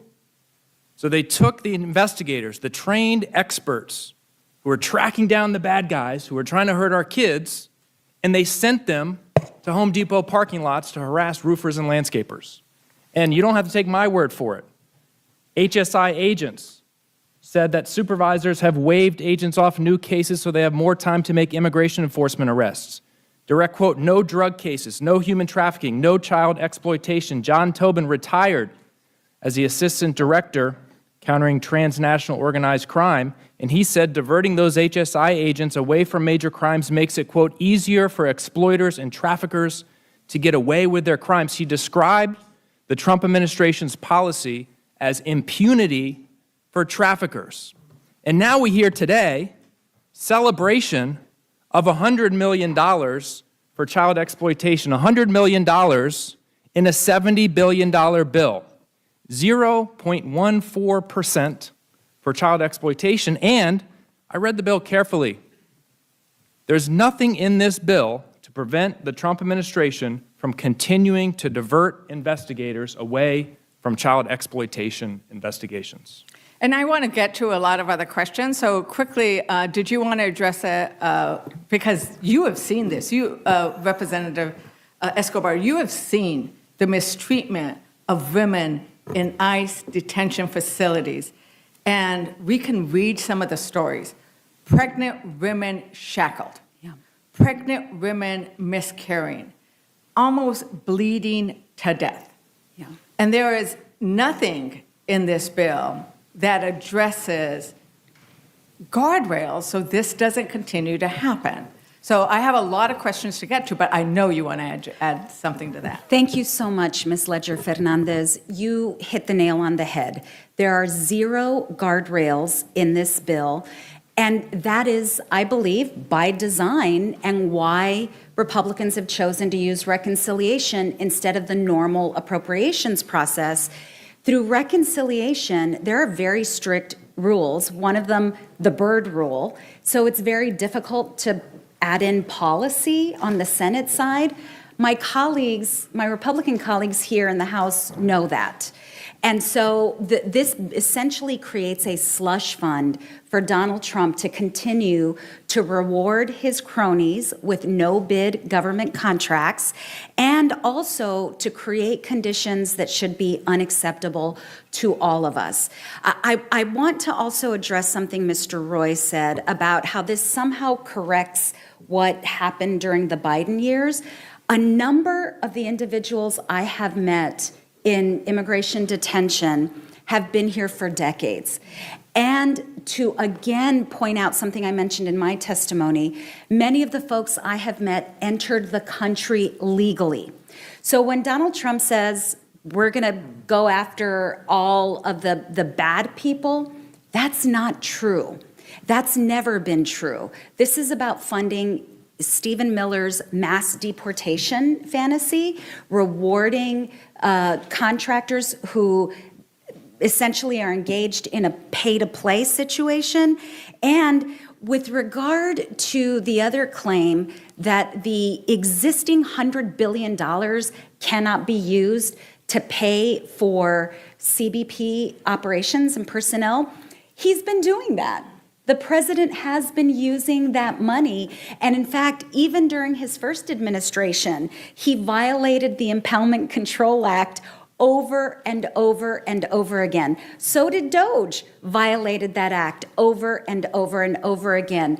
But they want to tell us that he can't use $100 billion in the DHS fund to pay for operations. I don't believe that for a minute. So Chairman Garbarino, I want to go back to, there was the pointing out about the slush fund and the fact that these J6ers, and Mr. Johnson, who I'm surprised you don't know about him, actually said that he tried to silence his victims by saying, I will pay you some money from the money I'm going to get from the slush fund. So I'm going to ask you again, because in this bill, we have the ability to amend it to say none of this money may be used to pay off the January 6th insurrectionists. So will you support that amendment? I'm here to talk about getting this bill passed and funding HSI, funding CBP, and funding the officers that are going, and you want to talk about child exploitation, which you brought up before.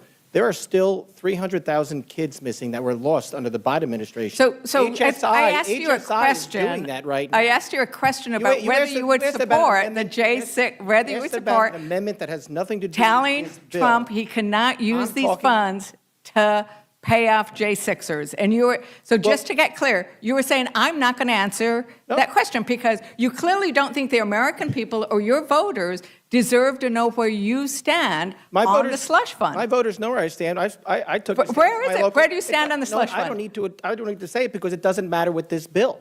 My voters know I stand. My local paper ran an article about what I said. You want to know what I said? You can go look it up. I'm talking about the 300,000 kids that are missing under Joe Biden's We could amend this bill so it can contain here. It's not even in this bill. We need to make sure. But it could be amended, I mean, because that's an issue. We have the power to do that. We have the power to adopt a resolution. I'm going to go on, I mean, because this is $72 billion that we want to go back to is not paid for. This is money that our taxpayers are funding. Anybody watching this, and actually people do watch the Rules Committee for some reason, and it's important that they watch, because I think it's important that the American people know Republicans, what are Republicans' priorities? Republicans' priorities are funding an agency that is engaged in this corruption and this cruelty.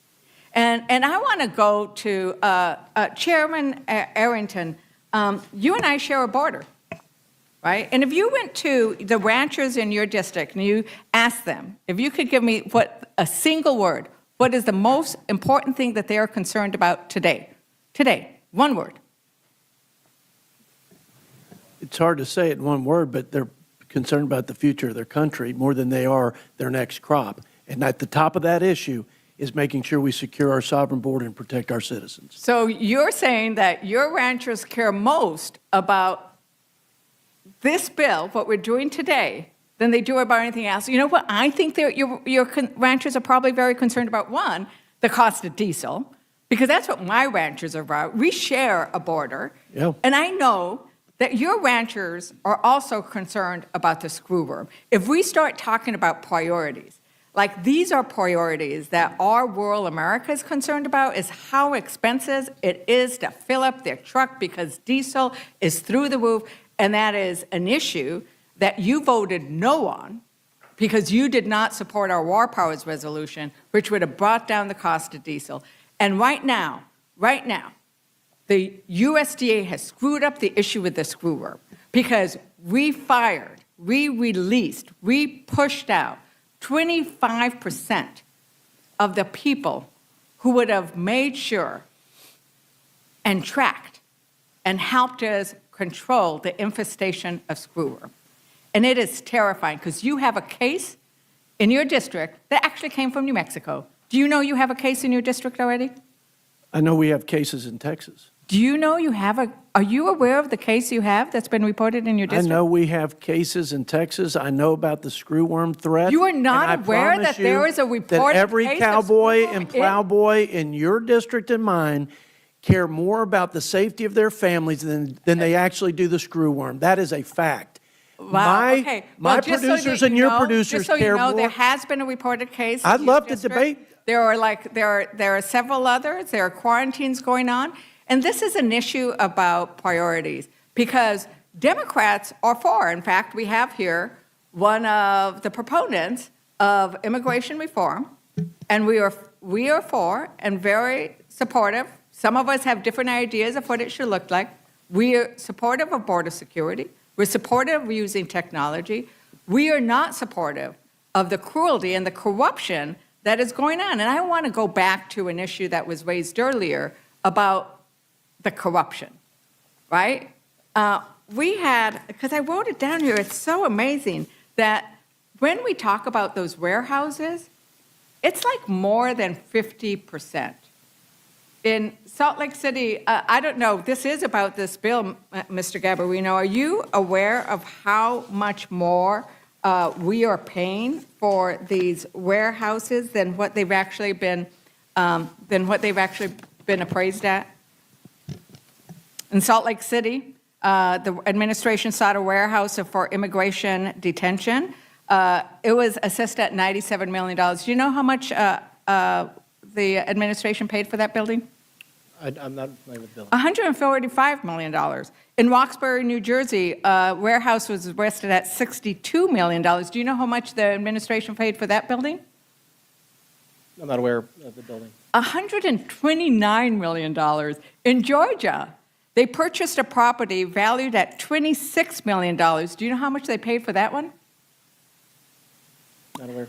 $129 million, 5 times its value. So when we are talking about the importance of actually putting in the kinds of controls so we don't see the corruption that leads to 3 jets being purchased by Homeland Security, that leads to the payment of hundreds of millions of dollars that are not paid for. This is, I mean, Chip Roy's always talking about we got to bring the deficit down, but this is deficit spending. And last week, Republicans cut $200 million for funding for women, infant, and children. $200 million for women, infant, and children. Mr. Garbarino, do you think it's important that we actually provide funding for women, infant, and children who might need it because they're hungry and they need good nutrition? I do. Do you have any questions about? About that bill? Do you know any of the 9/11 terrorist names? I mean, you're asking me about a whole bunch of names. Can you name one of the 9/11 terrorists? I mean, that's why the Committee of Homeland Security was created, was because of what happened on 9/11. You're asking about all other names. Well, no, Name one but of this the is, 9/11 I don't this think is you can. precisely related to Very your upsetting. bill. This is precisely related to your bill, because just with what we have overspent in for these warehouses by ICE, we could have funded the cuts that Republicans made to women, infant, and children funding. Those are the points that we were making. It's about priorities. And Republicans are here. You know, the chairwoman brought us in last week because there was an emergency, right? It was an emergency, even though there's $100 billion sitting at these agencies. But we have other emergencies, like the screwer, like how expensive diesel is, like the fact that we're going into a season of hurricanes and all these other things, and the Trump administration is pulling up the science that we need to track this. Those are emergencies. And I'm right now, I mean, I think we're going to have continued discussion, but I know you wanted to address something, Ranking Member Raskin, on this issue, if you may. Well, I wanted to address many things. I don't know which one you had in mind. You know, I'll just say that, you know, $70 billion is a lot of money, especially when you're sitting on $100 billion right now. The whole country, and I'm talking right to left, everybody thinks that the slaying of American citizens for exercising their First Amendment rights is unacceptable. And I think it's amazing that our colleagues would bring forward a blank check, essentially, for $70 billion without any strings attached in terms of correcting this misconduct and misbehavior going forward. And I think we will find that here, as with so many parts of this administration, it's a money-making operation and it's corrupt from head to toe. And we're getting looted and ripped off in the process. We can secure our border. We can conduct meaningful, reasonable law enforcement operations. We can respect constitutional rights without plundering the government and the taxpayers. So I had some last questions for Chair Jordan. Chair Jordan, I know that you often talk about the importance of what used to be Republican values, but Trumpican values don't seem to follow that. But do you believe ICE should be arresting United States citizens? No, they don't. Do you know how many? They're not supposed to do that at all. That's against Do you law. know how many United States citizens they've arrested? And I don't. I put don't know that number offhand, but that is not their charge. They're not supposed to do that. That is not allowed under the law. There was 170 United States citizens arrested and put in detention. Now, is there anything in this bill that helps train officers better and that demands that there be accountability so that you do not continue to arrest United States citizens? Well, there's training requirements in the bill for new ICE agents when they're brought in, and my understanding that's actually been increased because of the need to hire more agents. So that is happening, but I don't know what those actually, I don't know what training- those specific requirements are. But I know there are training requirements. And you know that the training requirements have gone down by 40%. So now ICE agents are not as trained as they used to before.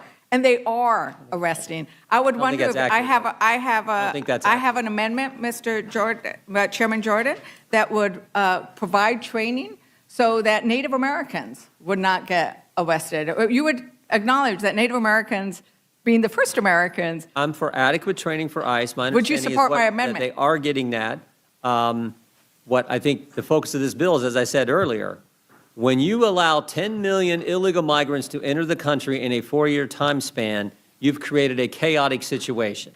That's what the first reconciliation bill was designed to do. It is working on that situation. Now we're trying to fund the day-to-day operations of ICE and CBP because you guys won't do the normal appropriations process. Plain and simple. did you need some time? I'd like to yield some time to Representative Scanlon.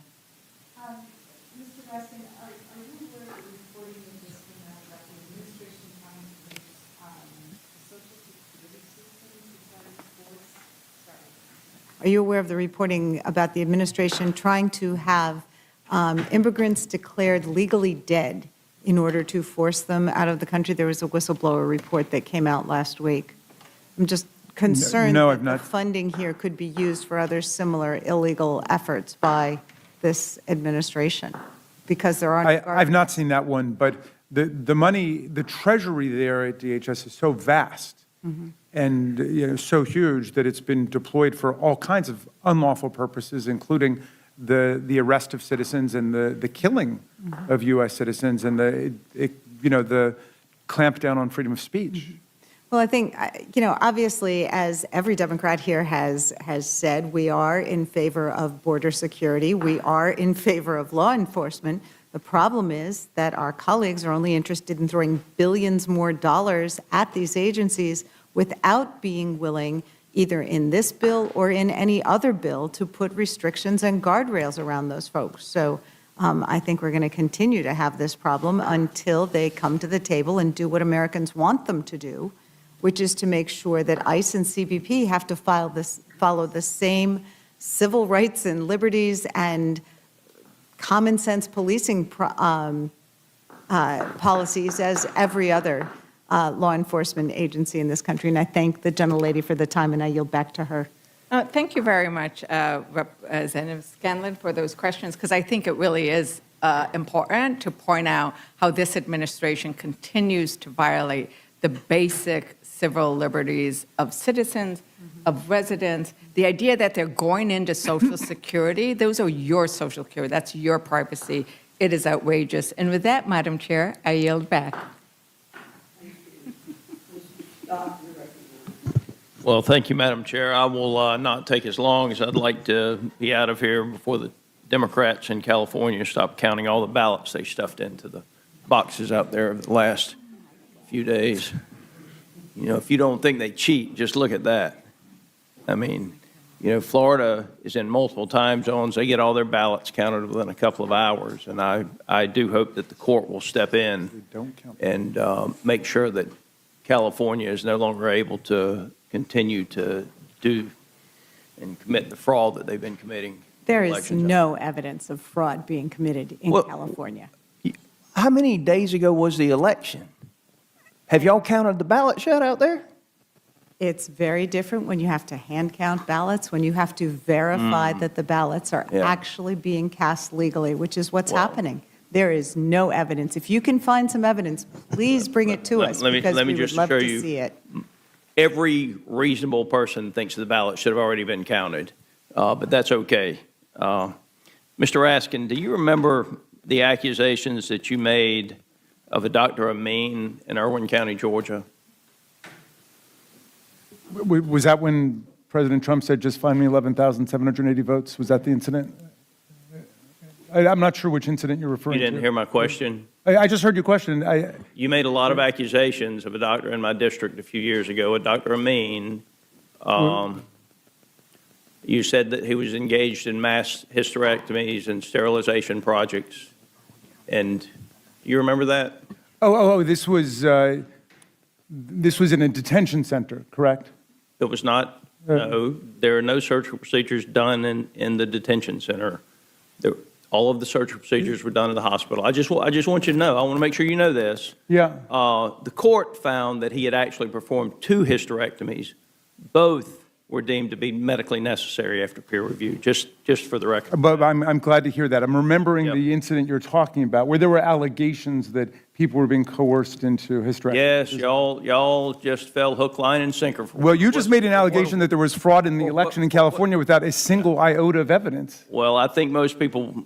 Most people? I know someone else who uses that phrase. Well, I'm going to either need way, something you a owe little more Doc- concrete than You owe that. Dr. Amin an apology for all the accusations. Man, I just want you to. the court Send me found- the stuff. I'm very happy. I asked a found- series of questions. The I asked a court series of found that there were questions, 2 hysterectomies performed. Y'all just fell hook, Yeah. line, and sinker for what some whistleblower said. Well, I take the facts seriously. First of all, I'm and going so- to reclaim my time. I'm not going to listen.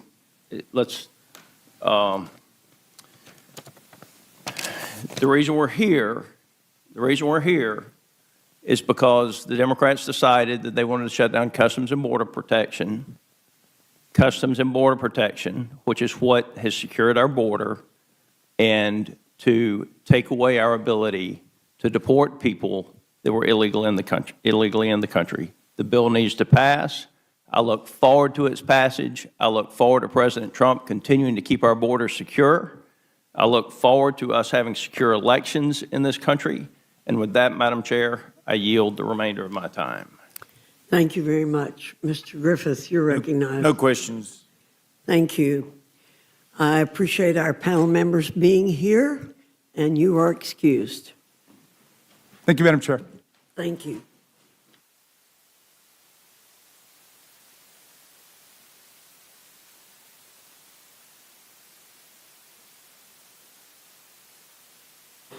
Without objection, I have a piece from November 13, 2025, called Operation Dirtbag, ICE arrest over 150 criminal illegal alien sex predators in Florida, crackdown, for the record. Madam Chair, I'd like to enter some items for the record as well. Without objection. Madam Chair, I'd like to enter into the record ICE's detention of pregnant individuals dated October 22nd, 2025, which details in excruciating and painful stories some of the pregnancies, the miscarriages, the bleeding to death that I referenced earlier. Without objection. Madam Chair, I'd like to enter into the record the article dated June 8th, 2026, stated, in Texas cattle country, ranchers question if USDA can contain flesh-eating screwworm, and details how ranchers in Texas are very concerned about the failure Without of the objection. Trump administration Without to objection. address the screwworm. Madam Chair, I'd like to enter into the record, anyway. Madam Chair, I'd like to enter into the record with regards to the corruption we spoke about earlier, dated June 6, 2026, the alligator Alcatraz boondoggle, which sets out the corruption with regards to the Without detention objection. facility in Alcatraz, which we discussed earlier. Madam Chair, I'd like to enter into the record the article titled Granting Clemency by Trump. Scores of January 6 rioters have accused of new crimes. At least 97 of those who were charged in connection with the Capitol riot have reoffended in the years since the attack. Without objection. Thank you, Madam Chair. Madam Chair, I'd like to enter into the record the FDA conditional approval of the first drug for prevention and treatment of New World screwworm, which the Trump administration did September 30th of 2025. Without objection.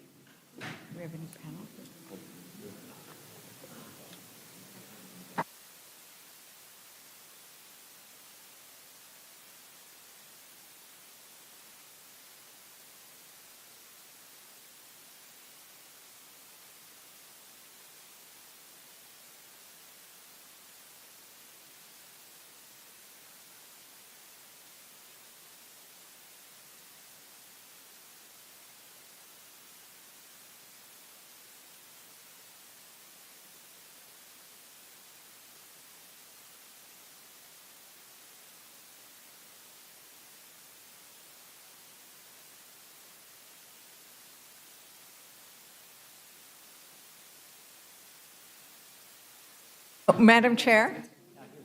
Oh, did we? Okay.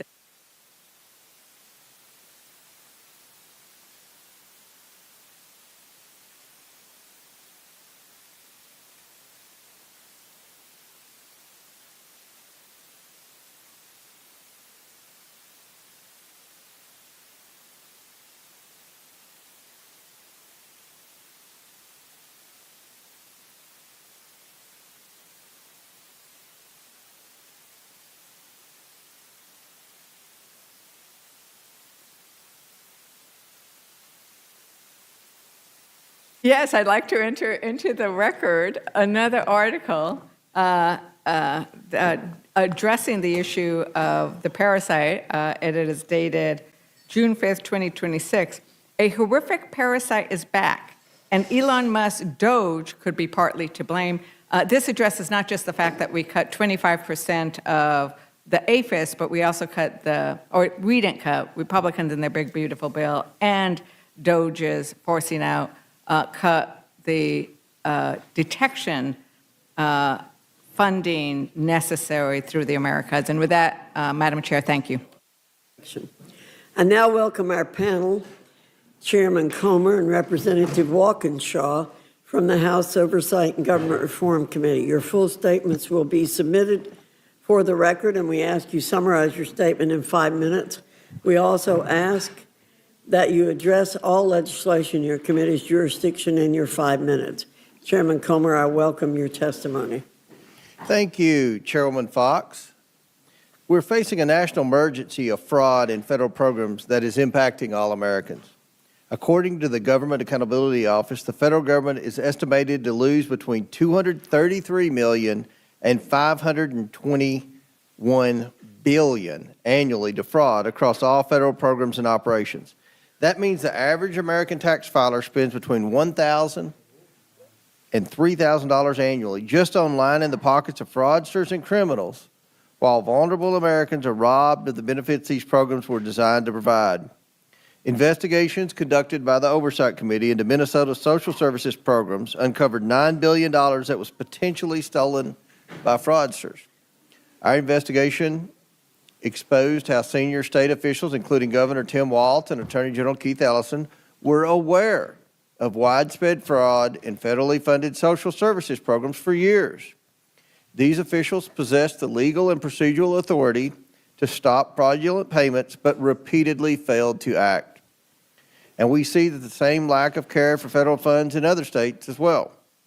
Whether it is widespread fraud in California's hospice system, or fraud in Medicaid waiver programs for home personal care services in Ohio or New York, it is clear that fraudsters will continue to work to steal taxpayer funds without strong oversight measures in place. The Trump administration has taken decisive action to combat fraud, waste, and abuse by establishing the White House Task Force to Eliminate Fraud. Since March, the task force has uncovered hundreds of millions of dollars worth of fraud just in the state of California, including through suspected fraudulent government contracts, child nutrition programs, and federal student aid applications. House Resolution 1355, sponsored by Representative Pat Fallon, emphasizes that these schemes across the country harm American taxpayers and the vulnerable recipients who these programs were designed to help. This resolution underscores the urgent need for stronger fraud prevention reforms to safeguard taxpayer dollars, particularly by preventing fraud before it occurs and thus ending the unsuccessful pay and chase model in federally funded programs. While the Department of Justice's efforts to hold these fraudsters accountable and recover taxpayer dollars are commendable, taxpayers deserve and demand that we put a stop to fraud before it happens. That is why we have also brought 2 bills before Rules Committee. The Stopping Fraudulent Payments Act adds critical safeguards to the processing of federal payments to ensure they are made in the right amounts and to the right recipient before an agency awards funds or requests a payment be dispersed. H.R. 8464 addresses the status quo of pay and chase by requiring agencies to conduct fraud prevention and verification activities prior to issuing payment requests. The bill authorizes the U.S. Treasury to return payments to agencies that are flagged for elevated fraud risk and specific indicators of fraud for further review and corrective action before a payment is issued. This bill will also help agencies and the American public understand when a legitimate recipient's identity is being stolen and used for fraudulent activities by criminals, which we see happening more and more every day. The Fraud Prevention Accountability Act dramatically enhances how agencies prevent fraud, especially during any future national emergency. It also ensures the government-wide data analytic resources established initially to investigate pandemic-era fraud are permanently preserved. Experienced fraudsters understand that when the government responds to a crisis, agencies often let their guard down. GAO estimates that hundreds of billions of dollars were potentially lost to fraud during the COVID-19 pandemic, and I think that number's conservative. The Pandemic Response Accountability Committee, or the PRAC, built a data analytics capability on the fly as pandemic relief funds were already being expended by agencies. It is estimated that if the PRAC were established prior to the pandemic, as much as $79 billion in fraudulent payments could have been prevented on the front end. H.R. 8312 was drafted based on years of diligent oversight work under the leadership of Government Operations Subcommittee Chairman Pete Sessions, the sponsor of the bill. His legislation ensures that there is a permanent government-wide anti-fraud analytics function to assist agency inspectors general with their fraud work. It ensures a permanent Inspector General Office for Fraud, Accountability, and Recovery, utilizing the valuable proven resources built by the PRAC over recent years. This eliminates the need to start from scratch in the inevitable event of a new national emergency. I want to emphasize that these bills should be considered in the broader context of the committee's legislative work on fraud prevention and financial integrity reforms, the vast majority of which have bipartisan support. Just today, we're also advancing 8 bipartisan fraud and program integrity reform bills that will safeguard taxpayer dollars from fraudsters and cheats. We must continue to advance bold reforms that meaningfully address fraud in these bills and the resolution before you today. Madam Chair, I ask that the Rules Committee grant a prompt rule for the House's consideration of this legislation. I welcome the committee's questions. Thank you, Chairman Comer. Mr. Walkinshaw, you're recognized. Thank you, Madam Chairwoman. Fighting and preventing fraud is or should be a bipartisan issue, and preventing the misuse of government funds is a priority shared by Democrats and Republicans alike in this body. When fraudsters successfully target government dollars, they steal from taxpayers, deprive our most vulnerable neighbors of life-saving services, and undermine the public's trust in government. We know that it's difficult to fight fraud, and certainly difficult, if not impossible, to claw back payments after they've been delivered to a fraudster. And there's no doubt that the government and this Congress should do more to address this problem. That's why Oversight Committee Democrats have supported numerous anti-fraud measures, including the Prepayment Fraud Prevention and Treasury Data Access Act, which seeks to add additional payment verification before checks are sent out the door, and I appreciate the chairman's bipartisan work on legislation like that. And committee Democrats and our Democratic colleagues across the House will continue to fight fraud, waste, and abuse in the federal government. However, the bills before us today are flawed and do not constitute good faith efforts to detect and prevent fraud. H.R. 8464, the Stopping Fraudulent Payments Act, would give the Trump administration a blank check to stop entitlements and other grants to entities it disfavors for any reason. H.R. 8312, the Fraud Prevention and Accountability Act, is a disguised attack, I fear, on inspectors general, independent inspectors general, the chief independent federal watchdogs tasked with rooting out waste, fraud, and abuse at government agencies. And H.Res. 1335 is a partisan attack that completely ignores President Trump's pardons of convicted fraudsters. I was interested to hear the White House has established a task force to eliminate fraud. Some days it seems as if the White House itself is a task force to commit fraud. H.R. 8464 would give President Trump's Treasury Department authority to stop federal assistance payments to any individuals, nonprofits, communities, or states that they unilaterally decide has a risk of fraud. That authority would extend to university grants for research and R&D, grants for transportation funding, Pell Grants, NIH grants, and even grants from FEMA. It would expand this and any future administration's authority to play politics with programs that millions of Americans, our constituents, rely on. This administration, unfortunately, has proved it cannot be trusted with that kind of power. It's targeted states led by Democrats on spurious grounds, and it's blatantly abused its power at times to advance the president's political agenda.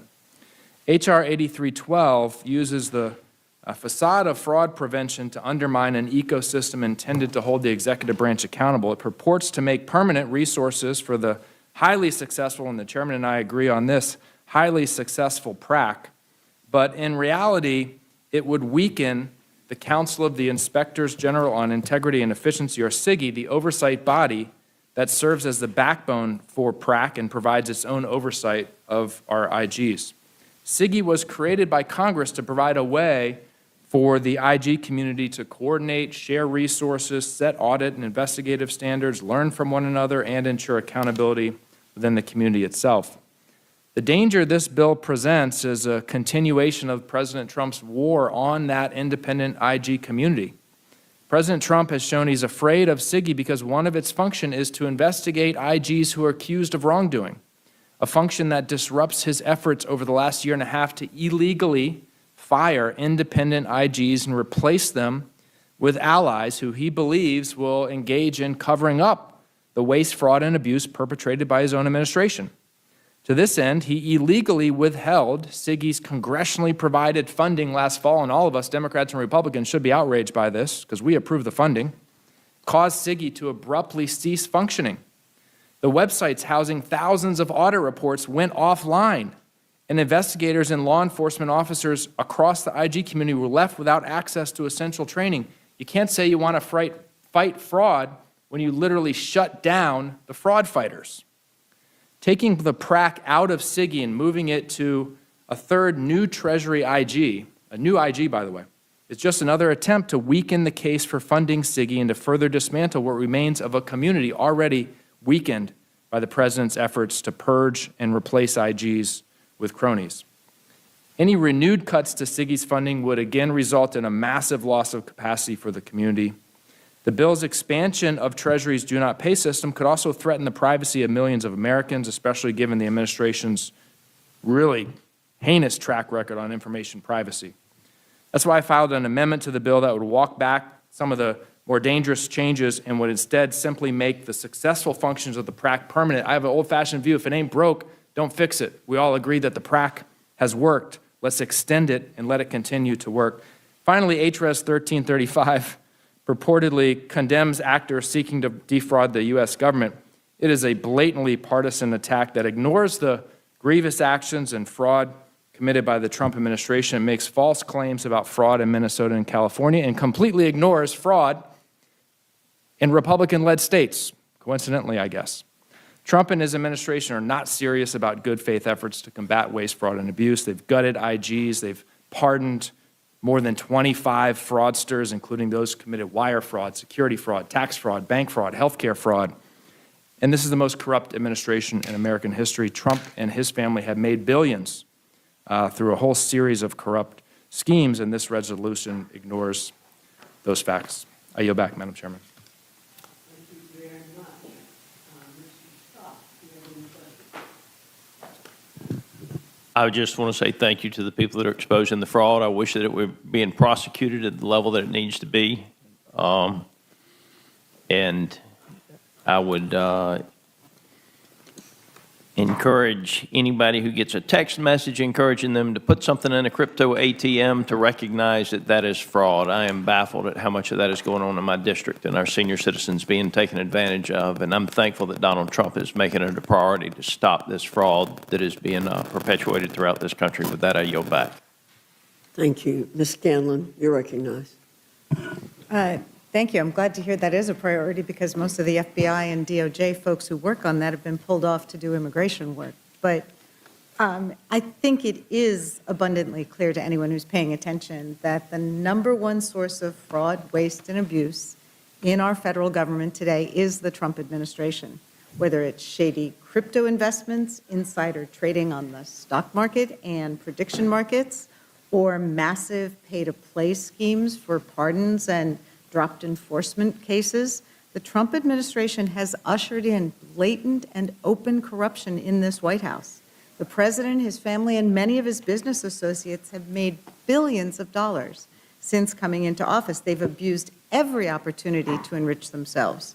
Trump's businesses have received billions in investments from foreign countries and businesses seeking government favors. His campaign funds have received millions more from people looking for pardons. Trump's own stock investments are showing signs of insider trading as they are more numerous and profitable than ever before. And the federal government has awarded billions of dollars in contracts to companies with close ties to the president's family and friends. Major media companies have settled frivolous cases filed by the president against them as those companies have sought government approval of deals and business opportunities. Trump has now pardoned over 20 people convicted of defrauding government health care programs. And in many of those cases, the pardon freed those people from liability to pay back the victims of their crimes or the taxpayers. It's no secret that the Republican obsession with fraud, waste, and abuse has become nothing more than a pretext to gut vital safety net programs and target political opponents. Just minutes ago, we were talking about the fact that our Republican colleagues last week voted to cut $200 million from the WIC program that provides nutrition for women, infant, and children. But in this bill, providing billions more dollars in funding in the bill that's being considered in this rule, to provide $70 billion more to ICE and CBP, they will not look at any of the fraud, waste, and abuse that has occurred in that agency, including over $200 million that was used to put out commercials promoting Kristi Noem's horseback riding skills. This week's fraud bills are just more of this theater saying, oh, we care about fraud, waste, and abuse, but they don't really care about fraud. If they did, they'd be going after the businesses and the white-collar criminals who every year defraud Medicare and Medicaid of billions of dollars, shady medical device companies that exploit Medicare billing practices, hospitals and medical providers that inflate reimbursement claims, or the widespread and well-documented fraud that's occurring through Medicare Advantage. But Republicans never go after this fraud because to do so, they'd have to go after the companies that back their campaigns. And as the saying goes, they don't bite the hand that feeds them.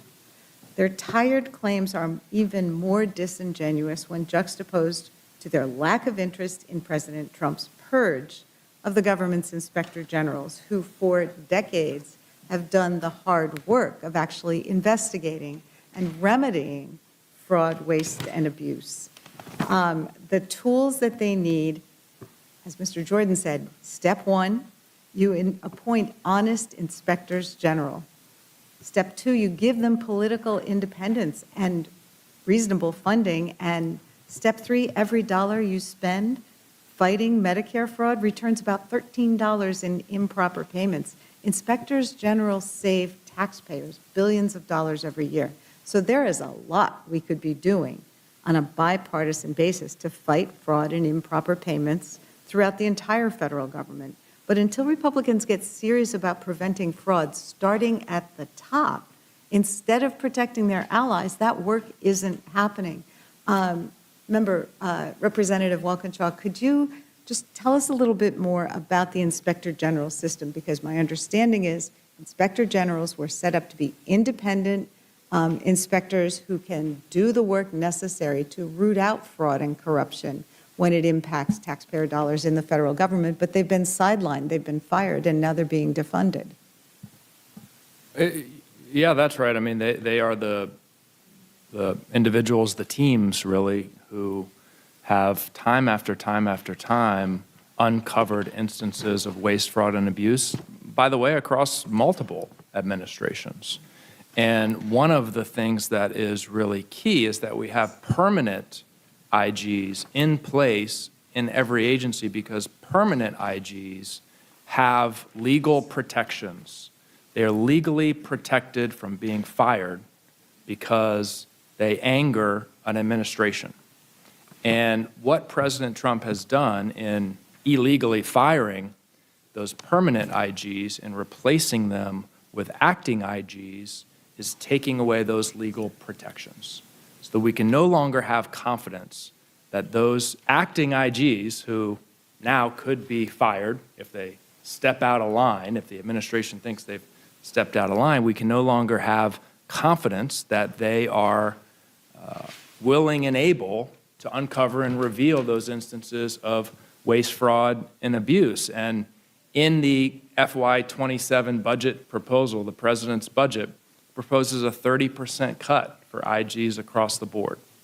So we're going to slash the funding for the folks who are out there looking to identify the waste, fraud, and abuse. And we're going to give the Treasury Secretary the unilateral absolute authority on his own to look at any dollar going out of the door and just say, I think that could be fraud. I don't think that's going to lead to catching and preventing more fraud. I think this is why it's been a priority for senators and members of Congress over decades to have an independent, professional group of people who were skilled in this. I mean, obviously, with a federal government that spends a lot of money, there are always going to be bad actors looking for ways to profit off those dollars when they're not entitled to it. But it is really, really concerning that that independence has been undermined. I think it's fair to say that the president's ire was raised because in multiple circumstances, inspectors general have criticized the actions of his administration, and that's precisely why their independence is so necessary. So thank you for your testimony, and I would look forward to partnering with our Republican colleagues to reestablish the independence and funding for the inspectors general who've done such great work for the country, for our taxpayers, for decades until they've been sidelined by this administration. So thank you. I yield back. Thank you very much. Ms. Leisure Fernandez, do you have any questions? Yeah, I mean, I think that there is a concern. Nobody wants fraud and abuse. That's taxpayer dollars that are going to waste. But we are very concerned about the apparent lack of fraud and selling of pardons. And thank you for pointing that out. I noticed that there was, with regards to this ballroom, this gilded ballroom that was originally going to be paid for by others, and then they came and asked us to pay $1 billion, and there was an uproar about that. But the recent reporting that there was $50 billion of contracts awarded to those corporations that donated money to Trump's ballroom. And I think that you talked in an earlier panel about the problem of no-bid contracts, the problem of having everything go through a single person, because then it is so much easier to manipulate and basically steal the money outright, right? They are like, what's amazing is they are stealing the money, Americans' taxpayer dollars, in public view. Could you speak to that a little bit more about why should we be concerned about what's happening here with these bills, given what we've seen in other agencies? Yeah, I think we've seen throughout this Trump administration, the most charitable way to describe it is unorthodox contracting practices. And we've seen it directly at the White House. We've seen it at the Department of Homeland Security we were discussing earlier, where Secretary Noem spent more than $200 million taxpayer dollars on an advertising campaign.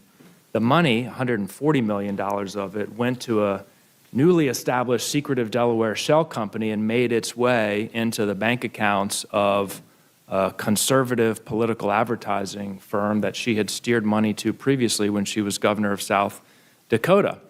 How was she able to do that? How was her office able to do that? She said it was an emergency. It was an emergency, so she needed to bypass the normal procurement process. And we have the FAR, which is thousands of pages long, which dictates precisely, in some cases perhaps more precisely than is necessary, how a contract should be awarded. She bypassed it completely because she said it was an emergency. She had to get her face on TV to the tune of $200 million and had to funnel the money to her political allies. And we've seen that kind of, whether it's corruption or it's waste, or it's fraud, or it's abuse, or it's all four, it certainly isn't a good deal for the American taxpayers. And these bills wouldn't do anything to address that. I think the way to get at that level of fraud when it's coming from the top is for Congress to take its oversight responsibilities seriously, and for either the Homeland Security Committee or the Oversight Committee to investigate some of these contracting practices taking place in these agencies at the very top.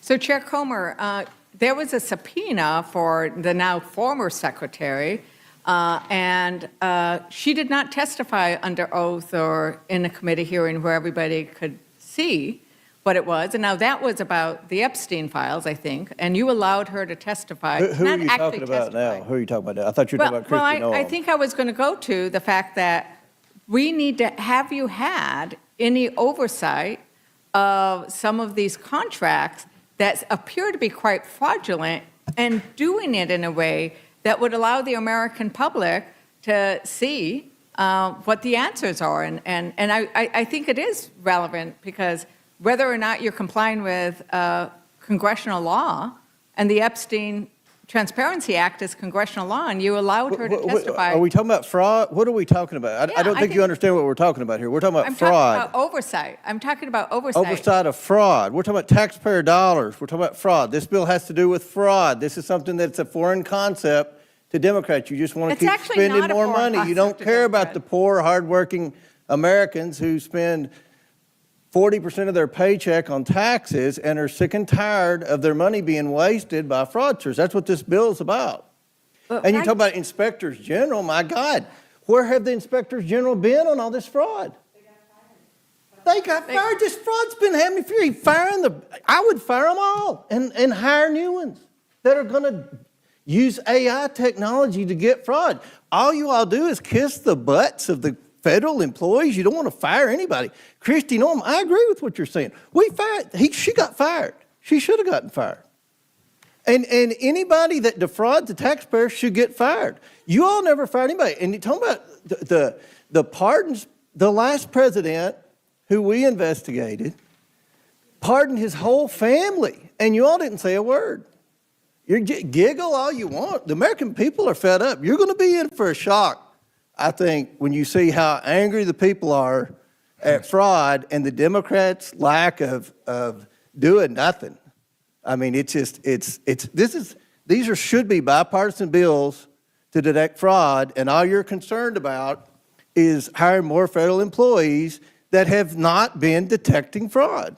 I think what Democrats are concerned about is the ongoing fraud of this of our taxpayer dollars inflicted on the American people, and we are seeing it over and over again. And, you know, we just saw that this administration, Trump wanted a slush fund, which was basically a fraud on the taxpayers so he could give it to the January 6th insurrectionists, 97 of whom have already been convicted of new crimes. We have seen that fraud in the terms of the way he is giving out pardons, selling pardons, and then The last, your president, your beloved President Biden pardoned his whole family for fraud. Pardoned his whole family on the way out the door. I am Stop talking speaking. over each I other. have not asked you a question, and I think that this is it. There is a concept that this administration and the Trump Republicans are really working on, which is that they try to say, well, let's talk about fraud, because it is so rampant with this administration. So they think that if they bring a resolution to talk about fraud, that we will not pay attention, but the American people know. The American people know that they are suffering. They are suffering high gas prices, high diesel prices. In my district, it's diesel, right? They are suffering from the fact that you do not pay attention to what is important. You have dismantled, this administration has dismantled the Consumer Protection Bureau that used to protect consumers from fraud. You have dismantled that. So every step around the way, this administration and Republicans side with the biggest corporation and not with the working families or the consumers. In fact, it's working class that Democrats are constantly standing for, and what we're seeing is Republicans are constantly standing with the corrupt class. It's working class versus corrupt class. I know where I stand. I don't know if there's anything else that you wanted to May I add to this, respond? Representative Walkinshaw, if you wanted to add to the debate on this. Did you need some time? Okay. No, I'm not. Well, let me actually enter into the record, ask unanimous consent, Madam Chairwoman, enter into the record a report from the Center on Budget and Policy Priorities, House Bill 8464, to make blocking federal funds easier would take away help people need to afford rising costs. Without objection. Thank you. And I think, thank you very much, Representative Walkinshaw, because last week we discussed a bill and the fact that they wanted to go after fraud, but they were unwilling to go after the corporations who committed that fraud. And I think that we see that over and over again. And I just want to correct the record in the sense that Trump did not fire Noam. He created something called the Special Envoy for the Shield of the Americas. And I would like to yield some time to Representative Scanlon. Yeah, I just wanted to seek unanimous consent to introduce an article from the Washington Post from last week, June 4. Ballroom donors won $50 billion in contracts after giving to Trump Project, according to a watchdog. Without objection. Thank you. I yield back to you. Thank you very much. And I think it's actually close to, is it close to $4 billion? It's over $4 billion that the Trump and his Trump family itself made, yeah. Yeah, it's certainly in the billions when you add up the digital schemes, the foreign real estate deals. And look, Chairman Comer said he thinks Democrats are in for a shock when we learn how angry people are. I think respectfully, Mr. Chairman, you and your colleagues might be in for a shock when you learn that American folks across the country who are struggling to make ends meet, buy groceries, put gas in the tank, are wondering why the heck the Trump family is profiting, why the hell the Secretary of the Department of Homeland Security is flying in a $70 million G700 Gulfstream, the most luxurious Gulfstream that exists. Everyone in this town is feathering their nests while our constituents are struggling to get by. I think you and your colleagues might be in for a shock in a few months about that. Thank you very much. And Madam Chair, I yield back. Thank you, Ms. Leisure Fernandez. Mr. Jack. Mr. Chairman, thank you very much for testifying. It's an honor to serve on your committee, and I would welcome for this committee you sharing with us.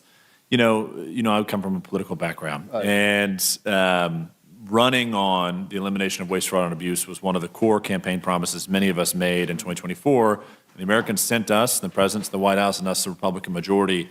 How do these bills we're considering today help us achieve that campaign promise? Yeah, absolutely. And these bills catch fraud before the money, they prevent the money from going out the door. That's the problem. So much of this fraud is happening from foreign fraudsters. Once you figure out, oh my gosh, the government just wired money to this fraudster, well, they're in China, that money's gone. You'll never get it again. That happens every day in the federal government. That's what these bills do. Prevent fraud before the money goes out the door to the fraudsters, because so many of them, again, are foreign, you'll never get them back. And I have to add, we just published a report today where we did a very deep dive in the Minnesota fraud, where we brought in 9 career government employees, almost all of whom were registered Democrats. Not that that matters, but they were registered Democrats. They blew the whistle on the fact that Governor Walz and Attorney General Ellison knew about the fraud, yet did nothing about it. And our fraud report also showed, and I want you to listen to this, Ms. Scanlon, that the USDA Inspector General was not responding to clear signals that fraud was rampant. So I guess you want to give them a promotion and a pat on the back and probably a pay raise and let them keep working from home. But this is happening every day in this government. We got to do something about it. And the people are mad, and they're seeing which party's serious about fraud. I just had a primary last week. I got over 88% of the vote, and I saw the poll, and you're losing your primary, sir. So we'll let the voters speak.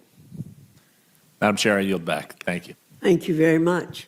Gentlemen, thank you very much. Would you Madam like Chair, to may I ask- report? put the report in the. Yeah, may I ask unanimous consent to enter into the record the Oversight Committee the majority staff report titled "The Cost of Doing Nothing: How Tim Walz and Keith Ellison Fueled Minnesota's Fraud Explosion." Without objection. Thank you, gentlemen, for coming. We appreciate your being here. And with no further questions, you're excused.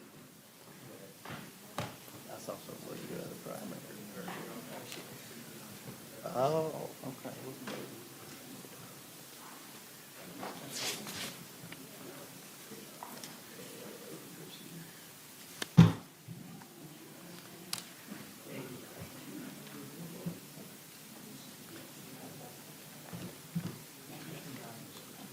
You can give it to me. You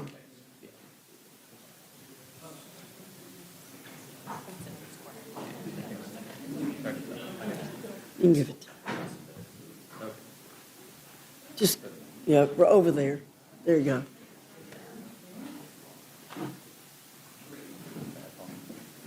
You want to get that?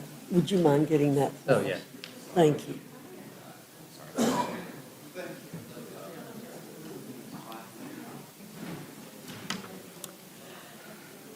Okay, this is a test, members of Congress. We have 8 seats sitting up here. Just take it. Will Ms. Randall, Ms. Tlaib, Mr. Correa, Ms. Garcia, Ms. Jayapal.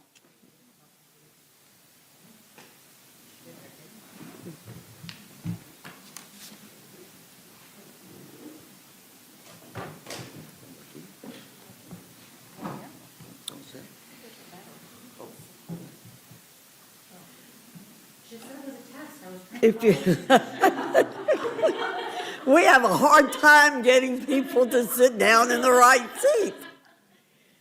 If we have the reason I was trying to do that is if we have other members come in, we'll seat them over here, okay? Okay. Not a problem. Thank you very much. You know the drill. We welcome your written statements for the record, but we ask you to keep your comments to 5 minutes. Ms. Randall, you're recognized. Yes, ma'am. Thank you, Chair Fox, and members of the committee for the opportunity to testify on S2. I'm deeply concerned about the Senate Republicans' bill, which gives $70 billion to ICE and CBP, funding those agencies through the end of Trump's term without any reforms to immigration enforcement. My First Amendment would prohibit ICE, CBP, and other federal agencies from conducting immigration enforcement at active disaster and emergency response locations. May seem unnecessary, but it isn't. This includes evacuation routes, emergency shelters, and supply distribution sites, disaster assistance registration sites, and family reunification centers. These are places that we need the work to continue happening smoothly, not to be interrupted by unnecessary and sometimes vindictive immigration enforcement. Last summer, CBP agents detained firefighters battling the Bear Gulch wildfire on the Olympic Peninsula. This is the biggest wildfire in our region in its history. The arrest of crew members risking their lives to protect our communities was not just wrong, it was dangerous. Wildland firefighting is one of the most dangerous and critical public safety duties, and this is especially true during what was Washington's largest active fire, a fire that burned for nearly a year. The arrest of brave, hardworking crew members who put their lives on the line to perform life-saving duties does not make our communities safer. Our firefighters, paramedics, and emergency personnel run towards danger when others are running away, and they deserve protection, not persecution. The Bear Gulch fire burned through 20,000 acres from July to November before it was finally extinguished only this April. And fire season is already here again. The entire Olympic Peninsula faces above normal wildland fire risks for July and August 2026. And from closing 57 out of 77 U.S. Forest Service research labs, including 2 in Washington state, to losing 6,000 Forest Service workers through DOGE cuts and other factors, my neighbors and I are concerned that the priorities and actions of this administration are continuing to put us at risk. This is not a time for thoughtless and cruel immigration enforcement that detains and arrests firefighters who are risking their lives to protect our communities. When disaster strikes, our priority has to be community safety, not advancing political agendas. I urge you to include this common sense reform measure in any ICE CBP funding bill, and I urge you to work with my Democratic colleagues on the inclusion of other reform measures that are so greatly needed at DHS. My second amendment would improve conditions and detention for people detained in ICE facilities, and these recommended changes come from my work on the Oversight Committee and in visiting the ICE detention facility in my district many, many, many times. From access to legal counsel to access to basic human necessities, the changes represent the minimum that ICE owes people in its detention facilities. And, respectfully, we have been asking for reforms in the Department of Homeland Security for months and months and months.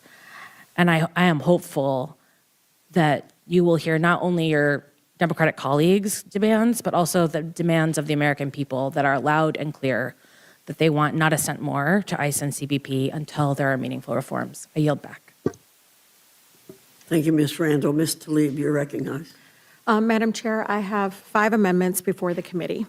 All 5 amendments are targeting the most appalling abuses that we've seen already from ICE and Border Patrol that are destroying many of our neighbors and our communities. Our neighborhoods feel very much targeted and under attack. Instead, of us spending the money and resources to make our country more affordable to live in, addressing housing crisis. In my community, the clean water crisis, the fact that we need access to clean water is something they want us to prioritize, but allowing this unhinged agency to target communities and people that look like me. One of my amendments would codify my bill, ban the Warehouse Detention Act. Madam Chair and all the members, you should know the for-profit scheme that is within our detention centers in these ICE cages are real. We already know that Core Group has already made over $240 million in profits, are complaining that that's not enough. This prevents DHS from caging our immigrant neighbors in these horrific new warehouse detention camps, like the one that they're trying to open in Romulus. This ICE detention center, this ICE cage that they want to build in Romulus, Michigan, was supposed to be a manufacturing center. And instead, they're going to cage and house human beings there. ICE detention is already extremely cruel, subjecting our loved ones to unsanitary and dangerous conditions that have led to a record high number of deaths in custody. I already know of a 19-year-old teen who got a hold of a glass from a cell phone and began attacking his arms, trying to take his life because the conditions were so unbearable, and he was feeling very much dehumanized and criminalized. Warehouse detention camps only make things worse. So I ask my colleagues to please support our local communities and all of us across the country that are rising against these massive prison camps. We cannot allow them to continue to open, and we cannot allow CoreCivic and all the other groups to make money off of this inhumane policy. The next amendment would prohibit Homeland Security from closing the Office of Civil Rights and Civil Liberties. This is so incredibly important. When I was a Michigan State representative, this is where many of our parents came and said that, ICE was operating at sensitive locations like places of worship, childcare facilities, elementary schools. And Madam Chair, you should know one of my elementary schools saw this overwhelming share of fear that came through the community. That's why we had to actually put policies in place to force ICE not only in front of sensitive locations like schools, clinics, churches, mosques, you name it, but also at funerals, because they actually don't understand the inhumanity of doing it like that way. So the Office of Civil Rights and Civil Liberties holds ICE and Homeland Security folks accountable. And since Trump took office, we know DHS has been systematically dismantling that Office of Civil Rights and Civil Liberties, opening the door of more abuses without any meaningful oversight. So we must restore that office. The next amendment, Amendment 91, requires ICE and CBP to maintain accurate online detainee locator system. Again, this is based on a family of 5 who for 12 days I could not find them. So when you hear residents say they've been kidnapped, that's why. We can't find them. And Border Patrol says, well, sorry, we're not the ones who control the system, the locator. We don't put their information in there unless ICE comes and gets them, Madam Chair. And so we have to change that. If they're in custody of the federal government, they need to be put in the locator so families know exactly where their family members are, so they have access to legal counsel and to make sure that they have access to due process. Members of our communities have been unable, again, to locate our loved ones held in CPP. For days, lawyers also have been notified me that they're unable to find their clients, and families were unable to, again, to find their loved ones and to make sure that they're safe.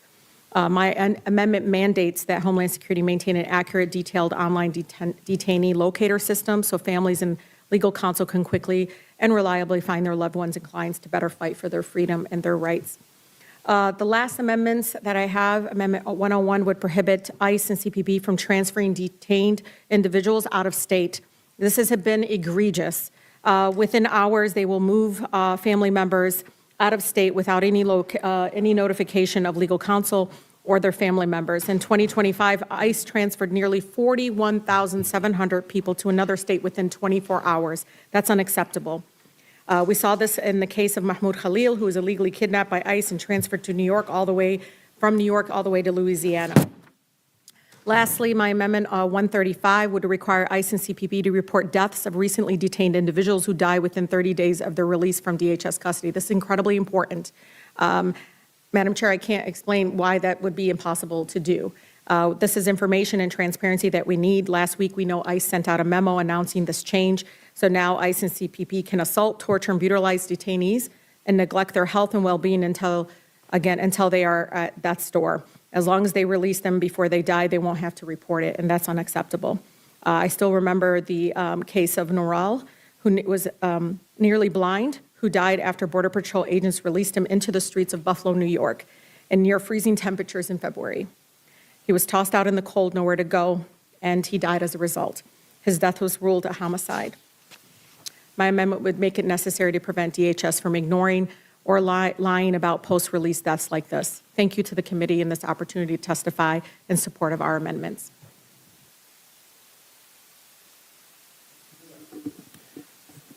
Thank you, Madam Chair and Ranking Woman. Before you today, before this Rules Committee, you're considering a proposal to give an additional $70 billion to the Department of Homeland Security on top of the already $170 billion given to DHS last year. I've submitted 3 common sense amendments today for your consideration to assure that DHS does not harm our public safety or targets those contributing members of our society. My first amendment, Amendment number 5, all gave some and some made the ultimate sacrifice. As we approach America's 250th birthday, let's remember those who have fought for our freedom. Today, there are approximately 45,000 immigrants actively serving in our U.S. Armed Forces. Even before this administration, ICE has often failed to consider a veteran service record when deporting them, even though they're supposed to. This amendment will prevent the detention and removal of veterans from immigration enforcement unless they are convicted of extreme offenses that actually harm public safety. The VA today estimates that between 11 and 30% of veterans have some form of PTSD. Individuals suffering from this terrible disease are 60% more likely to become entangled in our criminal justice system. My second amendment, Amendment number 8, has a similar goal. When people in my community come to report a crime or are victims of crimes themselves, they should not be targeted for immigration deportation.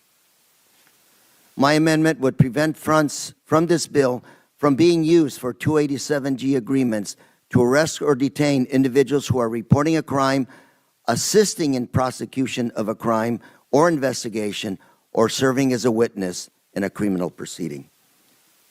My last amendment, Amendment number 11, is attempting to protect people who have contributed to communities in this country, like where I live in Orange County.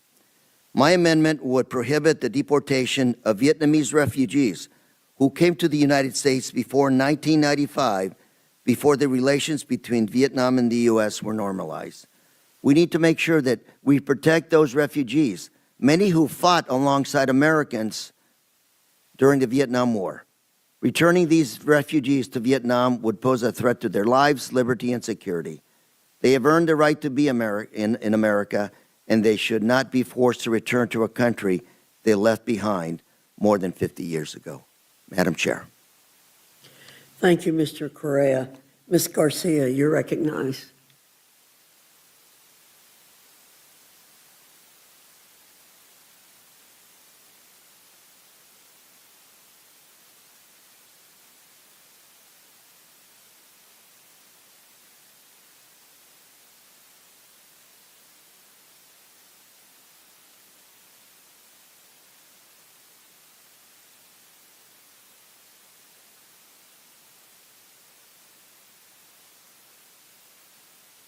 punishes immigrants, it's about cruelty. It funds more raids, detentions, and deportations while refusing to require the reforms this moment demands. No judicial warrants, no ban on masking, no independent investigations where federal agents killed or seriously injured someone, no clear identification requirements, no real accountability for abuse. That is not public safety. It is power without accountability. And it's hurting Americans. Recent economic research found that for every 6 immigrant workers removed, 1 American worker lost their job. In Houston, we're already seeing the consequences. Our local paper, the Houston Chronicle, did an analysis and found ICE arrests in Houston area more than doubled under this administration, but the share of people arrested with criminal convictions fell from 73% to 44%, way less than half. So do not tell us this is about the worst of the worst. It's mass enforcement, it's cruelty. Last year was the deadliest year for ICE in more than 2 decades. This year already it's on pace to be the worst. We have seen 2 Americans shot and killed by federal immigration agents. And still, this administration does not hide the cruelty. They promote it. They brag about it. They turn fear into social media content. It's cruelty dressed up as policy. That is why I'm offering 10 amendments to put basic limits, oversight, and human dignity back into this bill. My amendments would stop taxpayer dollars from fueling enforcement in field offices. They would include my Restoring Community Trust Act, because police officers should not be forced to serve as immigration agents. When immigrant families are afraid to report crimes to go to court, everyone is less safe. My amendments would fund processing instead of chaos. This money would go to U.S. Citizenship and Immigration Services and CBP processing coordinators. DACA recipients are already facing processing delays. They should not lose their jobs or protections because Congress chose more raids over timely processing. My amendments would also require transparency. Officers carrying out immigration enforcement should wear standardized uniforms. ICE and CBP should respond to congressional inquiries within 30 days, including those raised during oversight visits. Finally, my amendments protect basic human dignity in detention centers. I have visited the Dilley Detention Center in Texas multiple times, and it's not getting better. It's getting worse at every visit. Taxpayers are paying more than $1,000 per person per day per detainee. We could put them up in a Hilton. Yet, multiple women told me they have to pay for tampons, $20 for 18. You can buy double that at your local Walmart or your local H-E-B. Women who needed sanitary pads had to ask for days in advance before they could get them. Others told me they could not see a doctor when they needed one. Women get little to nothing to reduce menstruation pain. That is why my amendments matter. Children should not be detained. Children should not be denied education. Pregnant women should not be shackled. Women should not be denied basic hygiene products. And no one should be denied timely medical care. These are not radical ideas. This is just about human basic decency. If Congress is going to pour billions more into ICE and CBP, it must require basic standards. ICE is always saying no, and they deny everything. There's no problems at Delaney. There's no problems at anywhere that we encounter. I represent Houston. I represent immigrant families, dreamers, and mixed status families terrified by what this administration is doing. They're asking Congress not to bankroll cruelty without limits. I strongly urge this committee to make my amendments in order, and I yield back the remainder of my time. Thank you. Thank you, Ms. Garcia. Ms. Jayapal, you're recognized. Thank you, Madam Chair, Ranking Member, and members of the committee. This Republican bill really should be called the Endless ICE Slush Fund Act. Or maybe we should call it the More Funding for Rogue Agencies Instead of Americans Healthcare Act. There are so many outrageous things about this bill. First and foremost, that it does not fund the priorities of the American people. Instead of helping Americans address the rising cost of groceries, gas, housing, and health care, Republicans are giving another $70 billion in funding to CBP and ICE, even though these agencies still have $100 billion left from the $140 billion slush fund that Republicans gave them last year. Second, this bill has absolutely no prohibition on Donald Trump resurrecting his $1.8 billion cop beaters slush fund, which he said yesterday was a, quote, very good idea. Third, it does nothing to nullify the fact that Trump and his family are being given a get-out-of-jail-free card for any past or future tax violations, a deal that his apparently personal lawyer, Todd Blanche, negotiated for him that is the height of corruption. And finally, this bill does absolutely nothing to actually reform the abuses of ICE and CBP. The American people have been very clear. They do not want DHS agents killing U.S. citizens in the streets. They do not want masked men kidnapping and disappearing people from their communities. They don't want mass deportations and private for-profit prisons that hold tens of thousands of their neighbors every single night in horrific conditions. They do not want an ICE and CBP that act in contravention of basic due process and the law. The American people want us to ensure basic accountability and put common sense guardrails on immigration enforcement agencies. And once again, Republicans seem to want to give ICE and CBP even more money with no oversight or constraints. My amendments would at least insert some badly needed fixes into this monstrosity of a bill. My First Amendment prohibits funds in this bill from being used by ICE to detain or deport U.S. citizens. We should all agree U.S. citizens should never be detained by any agency conducting civil immigration enforcement, and they certainly should not be deported. This is about protecting the most basic constitutional rights of U.S. citizens. ICE has zero authority to even detain U.S. citizens. And yet, since Trump's inauguration, a clear pattern has emerged, with U.S. citizens being detained for days and even weeks by immigration authorities. The administration denies this, but over and over, they've been proven wrong. Just last week, it came out that ICE detained U.S. citizen Dulce Consuelo Diaz Morales for 25 days. When I tweeted about this, DHS's Tricia McLaughlin attacked me and said I was wrong about Dulce's citizenship. But last week, she quietly deleted that tweet. My amendment ends all of this, and it ensures that ICE cannot use funds to detain U.S. citizens. My Second Amendment ensures that no money in this bill goes towards detaining people in private for-profit immigration detention centers. These private immigration prisons are taking taxpayer dollars and funneling them into their own pockets and into the campaigns of their Republican supporters. Not only is this a total waste of taxpayer dollars that should be spent on lowering costs for the American people, it has led to absolutely inhumane conditions. In the interest of their own profits, these immigrant detention centers have completely violated existing detention centers' standards requirements. Reports abound of appalling conditions, overcrowding, medical neglect, and inedible food. In Geo Group's Delaney Hall in New Jersey, the only medical care available for people with cancer is Tylenol. Guards are beating and pepper spraying immigrants who dare to request better conditions. 50 people have died in detention just since Trump came back into office, a stunning and unprecedented number that is more than all the deaths in detention in the previous 5 years combined. Border Czar Tom Homan and acting ICE Director David Venturella both used to work for the Geo Group, so it's no surprise that they want to keep money flowing to them. My amendment would stop that shameful process. My Third Amendment would stop ICE and CBP from arresting anyone for an immigration violation without a warrant that is signed by an immigration or a magistrate judge. ICE and CBP are racially profiling anyone they think might be an immigrant.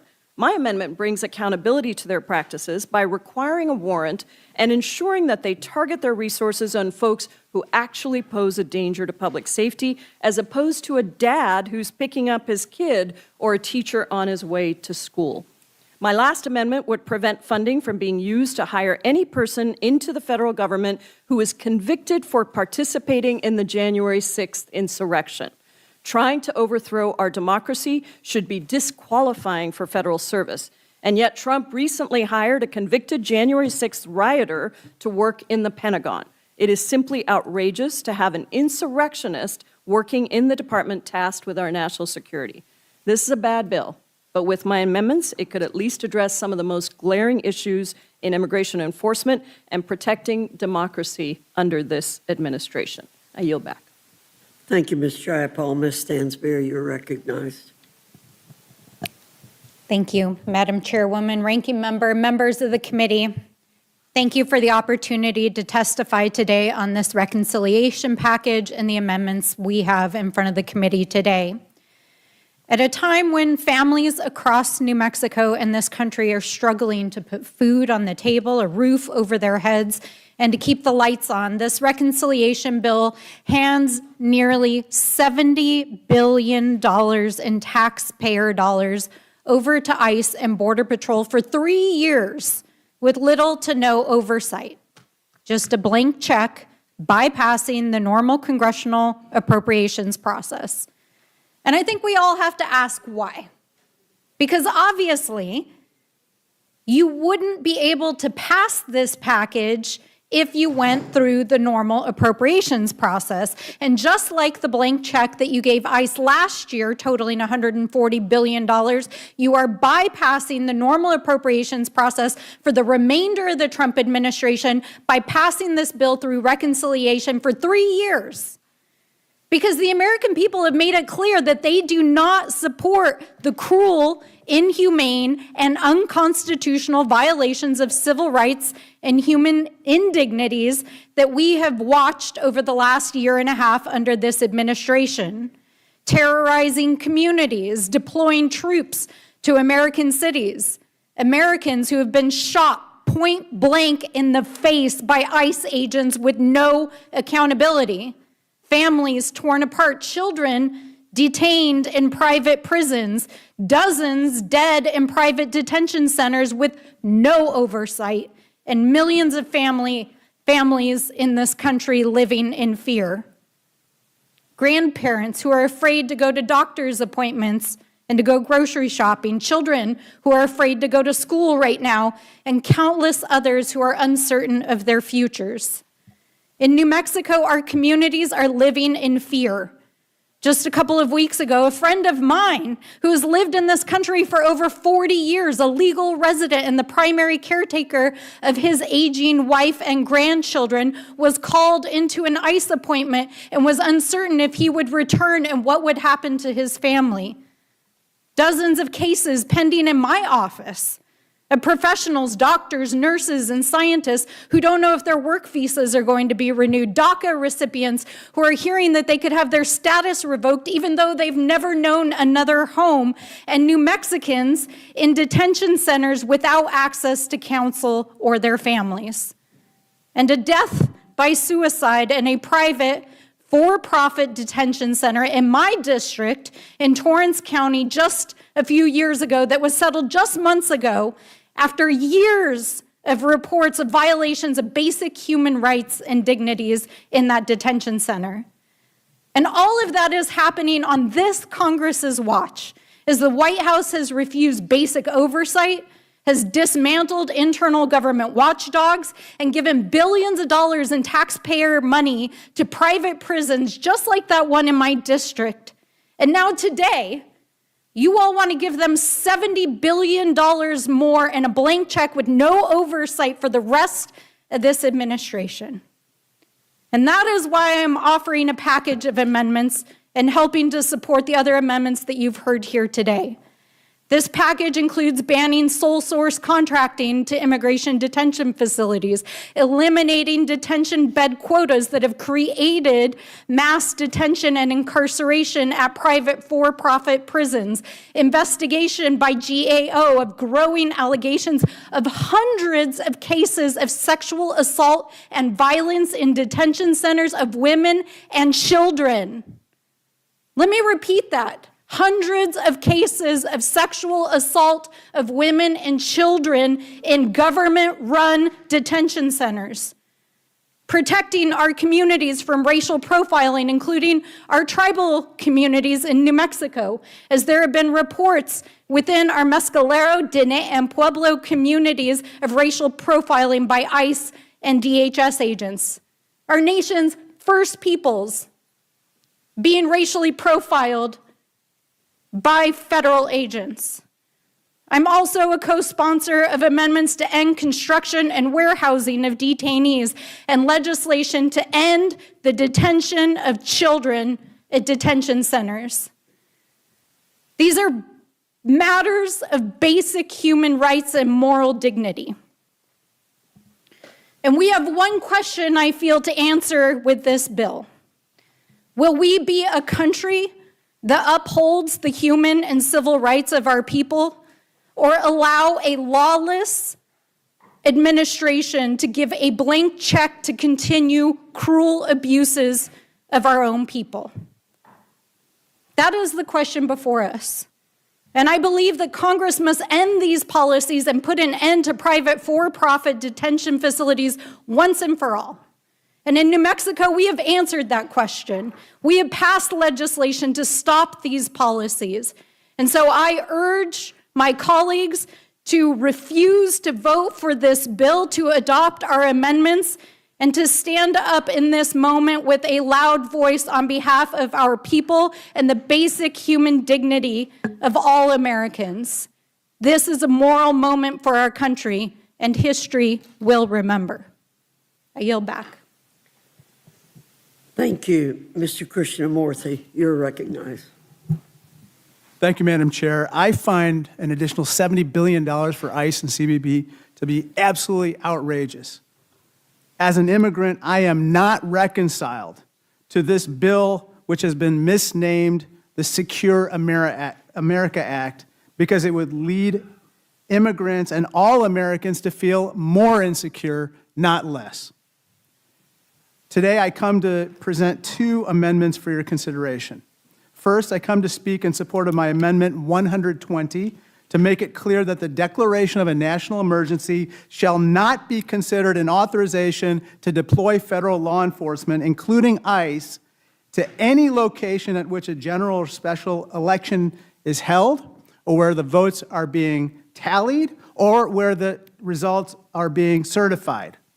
Last month, President Trump was asked whether he would send ICE or National Guard members to polling locations during the midterm elections. And he responded, quote, "I would do anything necessary to make sure we have, quote, honest elections." Let me be clear. It is currently illegal to deploy federal troops or armed federal law enforcement to any polling place. And yet, reports indicate that the Trump administration may attempt to declare a national emergency to justify sending federal forces like ICE to polling places in upcoming elections. Doing so would be pure intimidation, and it would be against the law.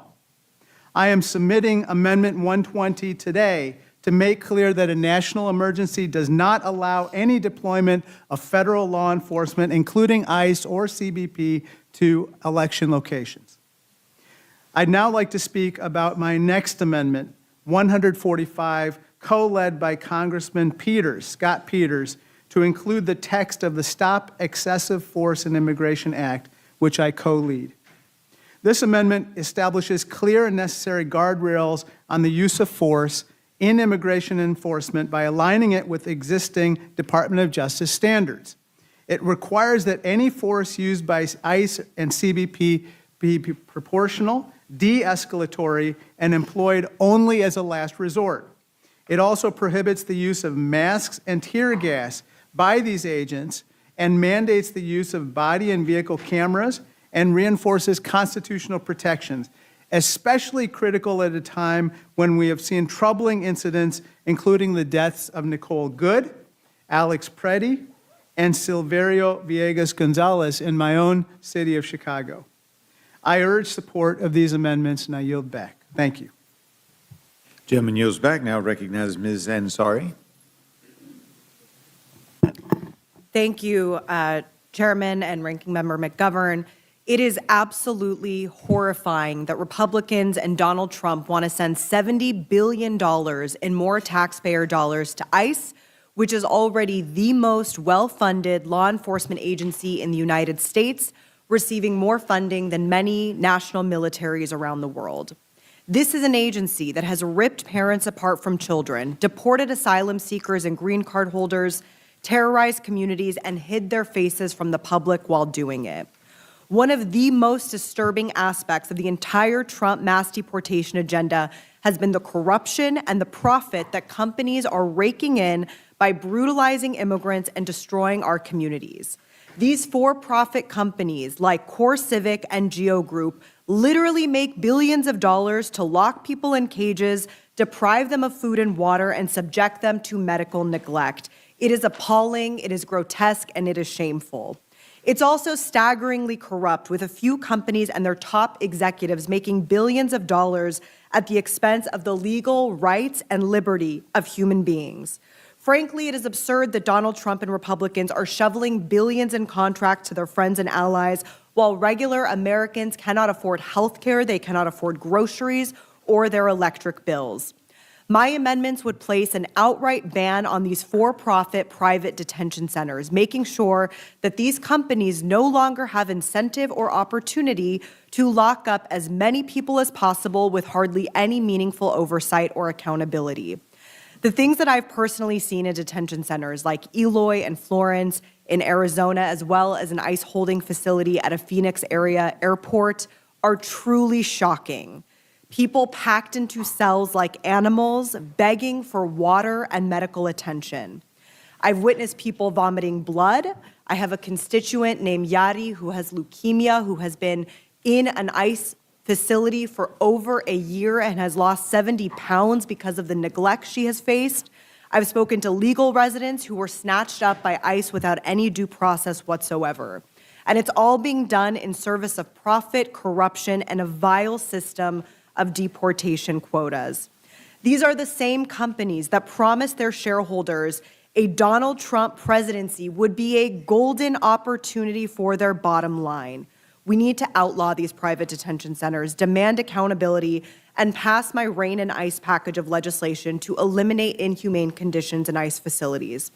My other amendments would include a requirement for a nationwide internet-accessible reporting system for each instance of disease, injury, or health concern in a detention facility.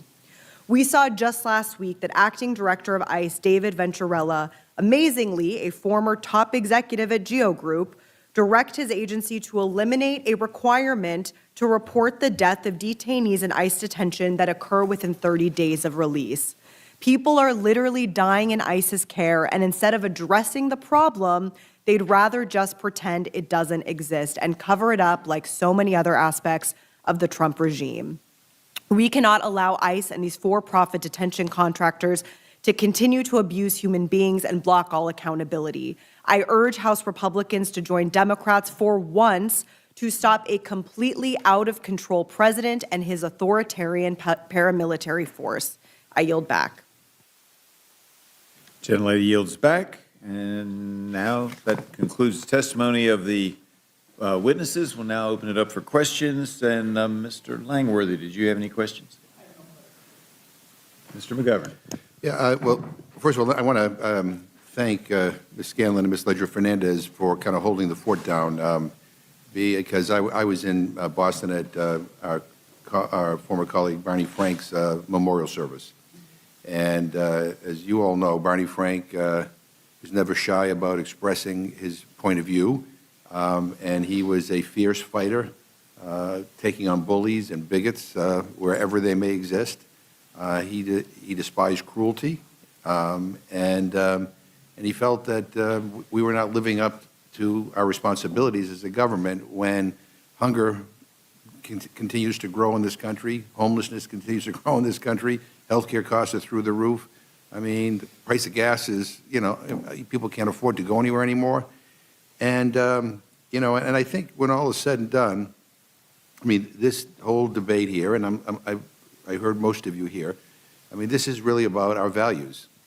And I'm not sure we share the same set of values. And I'm really sad about that, because there was a time when I think Democrats and Republicans did. I don't think that's the case anymore. And that's just a harsh reality. I mean, we're told that, that $170 billion, close to $200 billion can go to ICE and CBP. I mean, that's more than some countries spend on their entire militaries, right? I mean, we have $200 billion to put to continue this policy of cruelty, to reward agencies that have behaved unlawfully. But just last week, we voted on an agriculture appropriation bill to cut WIC by $200 million. He said we don't have the money. Well, the cost to fully fund WIC is like $1/10 of $1 trillion. We have the money for this, but we don't have the money for that. And, we're about to spend $1.5 trillion on a defense budget that is so over the top that I think even Dr. Strangelove would be impressed with how big it is. We all talk about fraud and waste, which some of the other panels were talking about, and nobody dares to go looking into the Pentagon budget for fraud and waste. And yet, we cut SNAP by $200 billion. You cut Medicaid by $1 trillion. And so really, at the end of the day, this really is about values. We'll see what happens come November. But I think more people think like us on this stuff than think like my Republican friends. And I worry. I'm like, how can you possibly spend $170 billion? Like, how are they going to spend it all? And I do worry, as you pointed out. I do worry, what is going on in Trump's brain? Because I watched that interview he did with Kristen Welker. I'm going to tell my Republican colleagues, you need to call somebody at the White House. He needs help. He needs to get professional help. That's just not normal. That's just not normal. And then I'm thinking, well, is it possible that he may be looking at this money as a way to interfere in the midterm elections? Is he going to send ICE and CBP to the polling places? Is he going to have Pete Hegseth deploy, our service members at polling places? I just don't trust this guy at all. It is alarming what's going on. I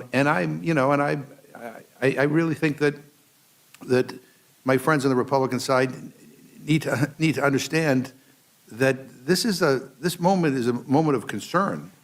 It doesn't matter what your party ideology is. Everybody should be concerned about what's happening in this country. And the stories that we have heard, I visited ICE detention facilities in Massachusetts. We went to one in Dilley, Texas. We've heard the stories. I'm ashamed that our government is funding this stuff. And I think most of our constituents, I don't care what their politics may be, are ashamed about what's going on, the cruelty. And again, we're not talking about hardened criminals. We're talking about mothers and fathers and children. And so this just has to stop. And so I appreciate everybody being here because I think it's important. Because I think it's important the American people know we're fighting back and that we have a different opinion and a different set of values when it comes to these matters. I'm telling you, history is unfolding, and people who are silent, people who go along to get along, are complicit. And I don't want to be complicit. I know you don't either. So I thank you for being here, and I yield back. Gentleman yields back. Now recognize gentleman from Georgia, Mr. Jack. Did you have any? No questions. And now recognize Ms. Scanlon of Pennsylvania. Thank you. And I want to thank everyone who came with their amendments and their testimony, because I think it provided a much-needed counterbalance to some of the lectures we got from our Republican colleagues about there being some violation of our duty to fund the government, because our duty, yes, is to fund the government, but not to fund an unlawful, abusive, inhumane, unconstitutional, corrupt government. And that's what we saw with the billions of dollars that were sent to ICE and CBP last summer, and that's what we're seeing with this attempt to inject another $70 billion into a system that has not been accountable to the American public, to the world. As we've seen, American citizens killed on American streets, as the whole world saw that, crickets from our Republican colleagues. They will not step up. They will not bring legislation to the floor.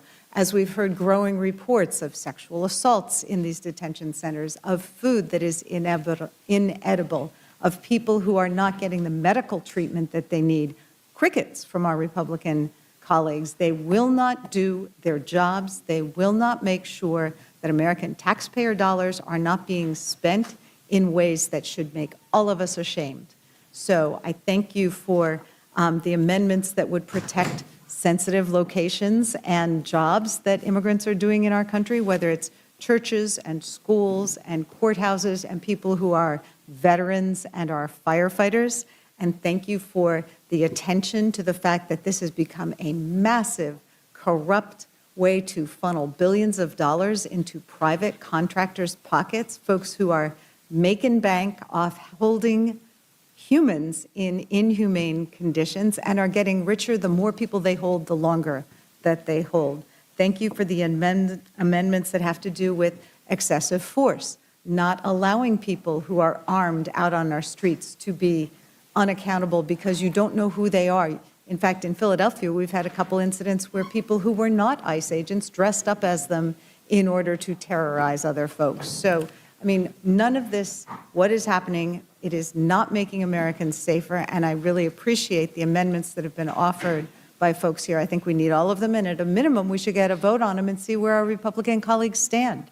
Because if they're not going to bring these bills up on their own, then we should get the opportunity to vote on them and see whether they're in favor of armed and masked agents on our streets, of corporations like GEO making 800% increase in their profits, of whether it's okay to abduct and hold American citizens for weeks and months at a time with impunity, because that's what they're funding and that's what this bill is going to go for. So thank you for your amendments. I hope that all of them are made in order, but I suspect none of them will be.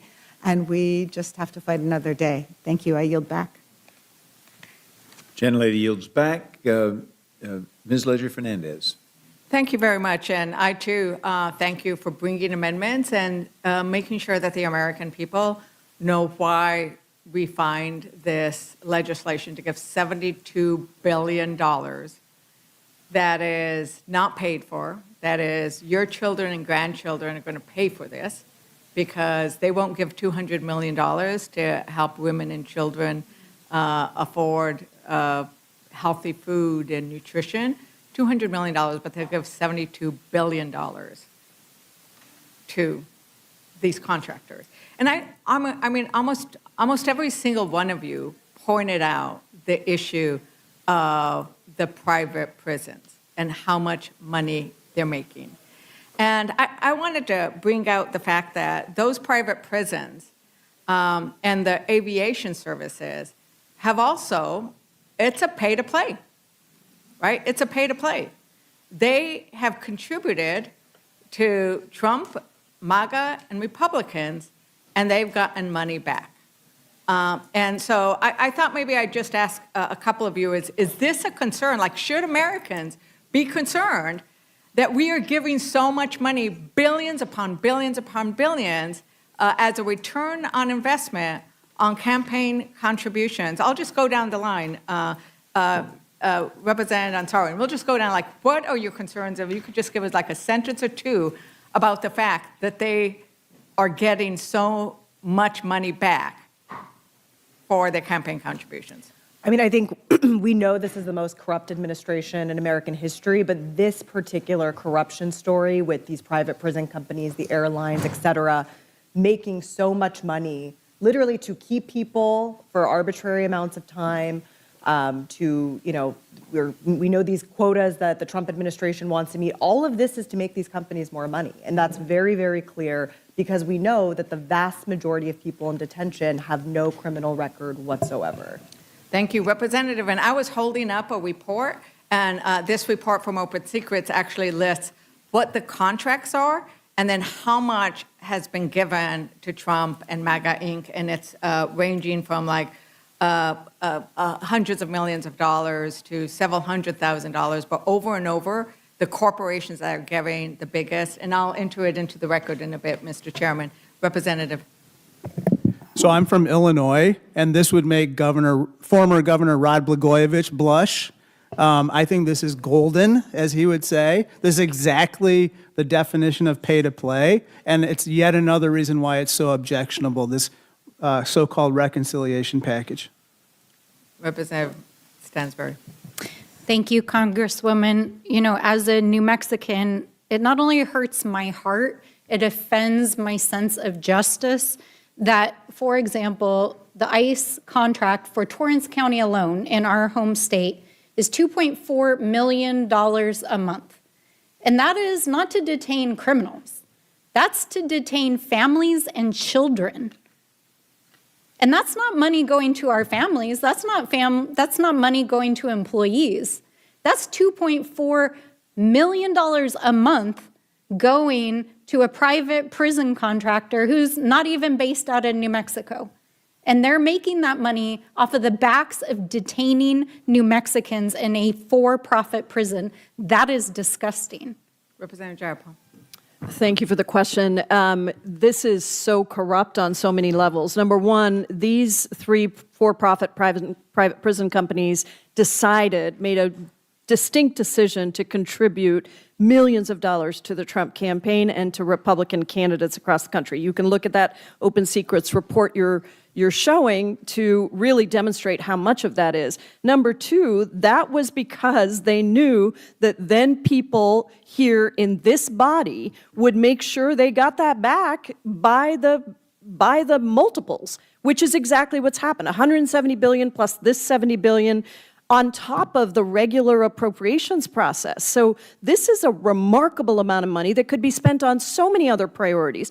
Number three, think about what this money is being spent on and how you could use alternatives to detention that cost cents on the dollar for the people that do need to be detained. 70% of the people that have been detained don't even have a serious criminal conviction. And so not only are we detaining people that don't need to be detained, but even the people who are being detained for some reason could be detained could be utilizing alternatives to detention that don't cost any money. But that, of course, would mean no money into the pockets of these private for-profit prison companies, and it would mean no contributions to Donald Trump and Republicans who are supporting this bill. And the contributions, the GEO Group PAC, employee-funded, they contributed $1 million to a pro-Trump super PAC, Make America Great Again in 2024. GEO Group and Corey Civic each donated $500,000 to the 25 inaugural committee, and the line goes on. Representative Garcia, a couple of sentences. It's hard to add too much more other than to say this, and it's costing a fraud deal. But there is no real life because there's no accountability. So it's corruption at its worst, and they're getting away with it. And I think the thing that struck me the most is that every contract is no bid. You declare an emergency. There's no competition. I mean, how does the average business person feel about that? They get, they will pick and choose who they want. Secondly, they get paid monthly, no matter what their capacity is. It's green. No matter what capacity. So when we visited Dilley, I think they were like 1/3 of the number of detainees, but it doesn't matter. They're going to get their monthly fee. I mean, what kind of sweetheart deal is that? How many business people would love it that whether you make 10 widgets or 1,000 widgets, you're still going to get paid the whole monthly retainer? And then charge the women, when you told me that's outrageous, that you know that they're getting paid. $20 for 18 tampons. And you and I are probably beyond the need to use tampons, but we can find it cheaper. And if we go through a whole week, we probably need more than 18. So all the money, and then they get a separate medical care, but they're not providing it. So that's just money in their pocket, and there's no accountability. You know, this president has gone after Jerome Powell about his contract. Why don't we look at all of these contracts? And let's find the fraud, waste, and abuse in all of these contracts and shut them down, because they are just making profits on people's back, and they have no incentive to get anyone released, because the more people that are sleeping there, the more money in their own pockets. It is just simply disgusting. So, Representative Correa, and I want to point out to the American public that in the discussions we have had here today, where we have had Republicans sitting here saying, we need this money, we need it now, it's the most important thing possible, they have all also received political campaign contributions from GEO Group that includes Chip Roy, Representative Arrington, Representative Garbarino, Representative Jim Jordan. All of them are receiving campaign contributions, turning around and granting billions back. Representative Correa. Thank you, ma'am. I just wanted to emphasize what Mr. McGovern said a minute ago. 170 billion from last year, 70 billion more, 250, almost 250 billion dollars. What purpose? I'm out of Orange County, California. We have a history of poll guards, but we've never had poll guards with a federal badge and a federal gun keeping people from voting. I need America to wake up to this. This is serious stuff. This is our democracy hanging, and our president has made it clear he's going to do everything he can to win in November. Thank you, and thank you for also bringing the amendments about our veterans, right? These are veterans who were promised that if they would put their lives on the line for America, America would stand for them. And what have we done? They took an oath to this country. A lot of them made the ultimate sacrifice. Representative Tlaib. I think it's important. I just want to read from an article. This was from an investor call. So this is literally, they're talking about human beings here. And then the investor call where somebody from Core Civic said, quote, one of the big questions has been the pace of detention by ICE, that it's been below what investors thought was going to be, one caller said. I think people thought we'd be at least at 100,000 level. We are a little over 70,000. Again, talking about it in numbers, not a human being impact. This is, again, Core Civic and GEO Group, who have some of the biggest complaints in regards to medical care access, Congresswoman, the meals. I mean, the people that we've talked to and the attorneys that represent them continue to tell us that they are all number-driven and profit-driven. They're not about care, and they don't care. And 97% of the people that are in these companies' facilities don't have any criminal record. Thank you, and if you can just give us a couple of sentences and close it out. Thank you so much, Congresswoman. I'm worried, like my colleagues, about the no-bid contracts and the corruption that we are seeing running rampant, centered at and driven from 1600 Pennsylvania Avenue. Our constituents want their taxpayer dollars to be used respectfully and responsibly and in service of healthcare and housing and affordability. We hear it over and over and over. Folks are struggling while these companies, these Trump donors, are getting richer by warehousing human beings, and that's absolutely abhorrent. It's all about choices and what we prioritize, and I thank you very much, and Mr. Chair, I yield back.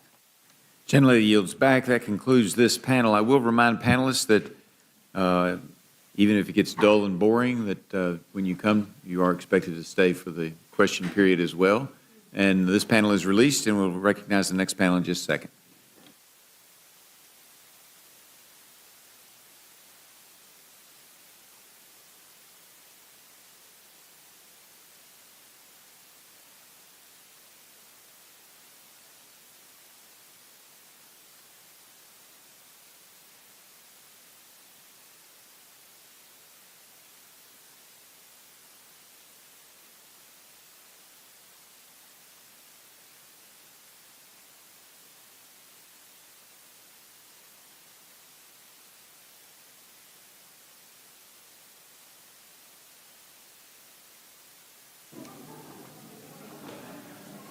And on our next panel, we're expecting Ms. Hoyle and Ms. Ramirez. All right. I will recognize you all in just a minute, but just do want to reiterate, sometimes with the permission of the chair, folks may have to leave early, but once we start the process and we start getting into questions, please stay until the question period for your panel is concluded. And I appreciate that. Thank you. All right. I'll first recognize Ms. Hoyle. Thank you, Mr. Chair and Ranking Member McGovern, for the opportunity to testify in favor of my amendment for Senate Bill 2. My amendment would prevent a partisan reconciliation process from being used to fund military action in Iran now and in the future unless Congress has authorized such hostilities through a declaration of war or specific authorization of military force. Congress created the reconciliation process under the Congressional Budget Act more than 50 years ago so the House and Senate could quickly resolve issues within the budget. Reconciliation was never meant to replace the bipartisan appropriations process, and yet we've seen the Republican majority use this process over and over again, denying the kind of public process and representation that nearly half the citizens of this United States voted for. Using this process to fund ICE and CBP shuts the door on the negotiations needed to reform those agencies. Not for nothing, these agencies are already funded through 2029 while we're taking food away from pregnant women and children. We cannot normalize using reconciliation as the vehicle for every party line priority. As we consider this resolution, we cannot ignore what might come next. The administration has already requested $350 billion in mandatory defense spending, and another reconciliation package could be the vehicle moving for that funding in the future, all while tearing health care and food away from our most vulnerable citizens. I want to make sure that reconciliation does not become a blank check for spending billions of taxpayer dollars, all while putting American lives on the line. A decision this serious requires open debate, transparency for the American people, and members of both parties being forced to take a vote. The American people deserve to be able to see a transparent discussion and a deliberate decision-making when we are putting American lives on the line and spending billions of taxpayer dollars. This should be an easy vote because it's in the interest of our constituents that we follow the oath that we took to uphold the Constitution and take back our authority to declare war and be good stewards of taxpayer dollars. I know my constituents across the political spectrum, I represent very progressive areas and very conservative areas, they believe we should be investing in America first and not wasting money on agencies like ICE and CBP that have plenty of money. They're funded through 2029 while they're committing human rights abuses and unconstitutional detainment of both legal and undocumented immigrants and citizens who look like immigrants. You want to stop waste, fraud, and abuse? Let's start with ICE, CBP, and the Department of Defense, and I'm happy to work with anyone on those things. Thank you very much. I yield. Gentlelady yields back. Now recognize Ms. Ramirez for her time. Yes, ma'am. Thank you, Chairman.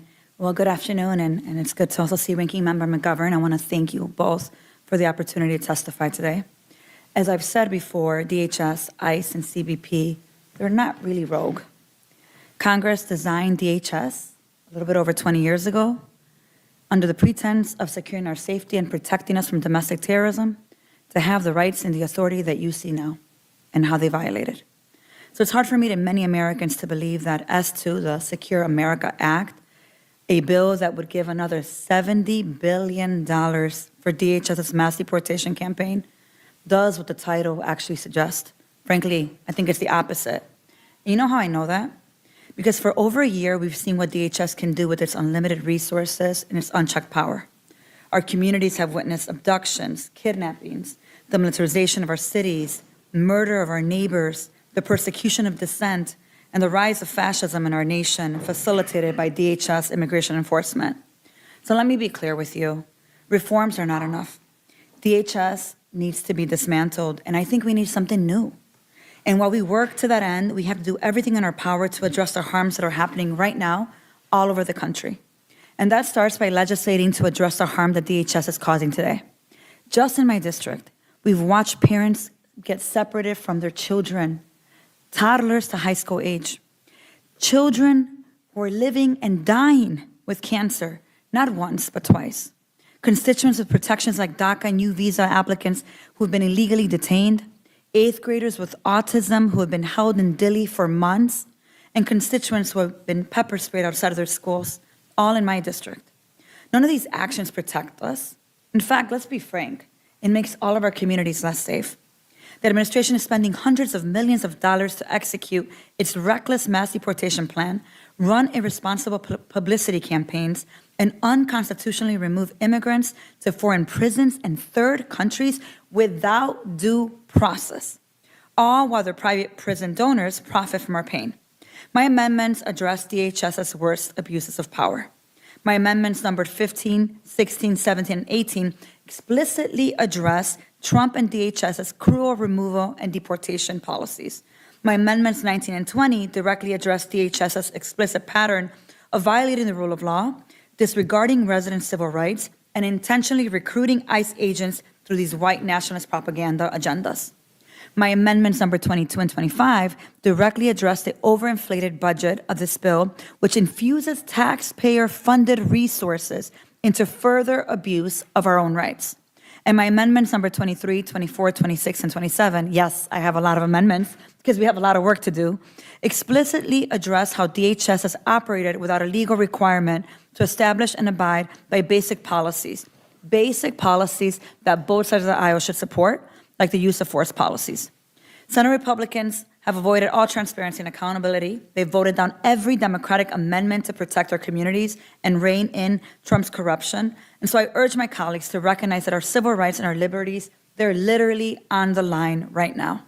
And as a ranking member of the Committee for Homeland Security, I can tell you that the safety and security of our communities is on the line. We must amend S2 and vote in favor of common sense policies that protect our communities. Americans are demanding more than some watered-down reforms or more of their money being spent on terrorizing communities. Without intervention, DHS will continue to be a weapon that can be pointed at anyone the government considers a public enemy. And you and I both know, fascism always requires a public enemy. It's a matter of time before you are that public enemy. We have to change course, and I hope that members of this committee will vote on these amendments. With that, I yield back, Chairman.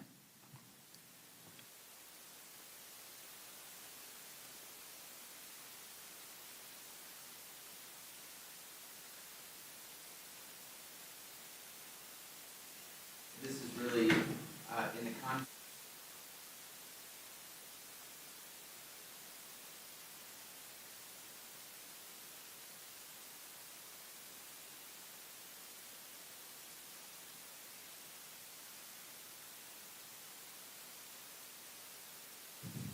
Well, thank you. Sorry. Sorry, Mr. Morgan, I messed up. It's okay. So, Gentlemen may need to start over so that it's properly recorded. yes, you could. Yes, that'd be fair enough. Thank you. Thank you, Mr. Chair. I'm stunned by the amount of money that Congress and the President want and expect the taxpayers to spend on ICE, on detention, deportation. It is now $240 billion in the two reconciliation packages. So in the first reconciliation, you all spent, I believe, $140 billion on this, and now we're going to spend another $70 billion. That's $240 billion. And to put it into context, I looked up the amount of money each country spends on defense. This is more money than every country spends on defense, with the exception of the United States and China. Russia spends less. $190 billion, they're at war. Germany, $114, India, $92, Ukraine, $84 billion. That pales in comparison to the $240 billion that you all are going to spend on mass deportation, which everyone agreed was logistically impossible, constitutionally questionable, if not wrong, and prohibitively expensive, yet you're going to spend $240 billion on this. The two amendments give you two options in case you want to change your mind.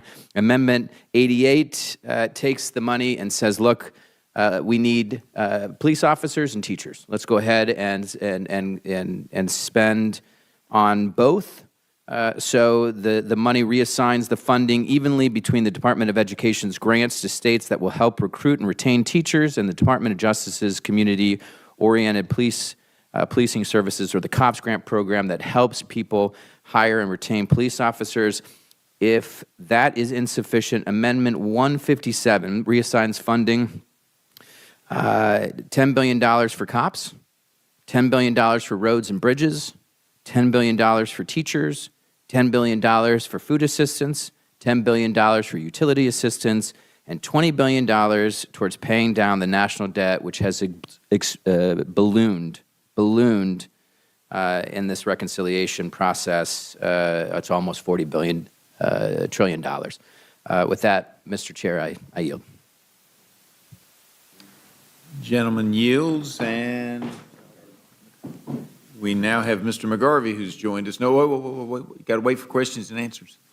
Sorry, we'll have questions session as soon as we finish the panel. Mr. McGarvey. Thank you, Mr. Chairman. I've just got 3 simple amendments I want to propose today. Let's look at this. In this budget, the Republicans have given ICE another $70 billion. I say another $70 billion because it is on top of the $170 billion they have already done. That is $240 billion, way more than they ever gave during the entirety of Trump's first presidency. But $240 billion for ICE and CBP, what does that mean? Right? This is $250 billion. This is more than every country on earth spends on national defense except for the United States and China. We are giving that money to ICE. We are giving more money to ICE than to what every state, city, county, and the federal government spends on detention right now, and they are giving it to ICE. I don't understand this at all when we look at the problems that are going on in this country. I mean, we're talking about $250 billion, yet in this country, the words homeless and veterans still go together. They should never go together.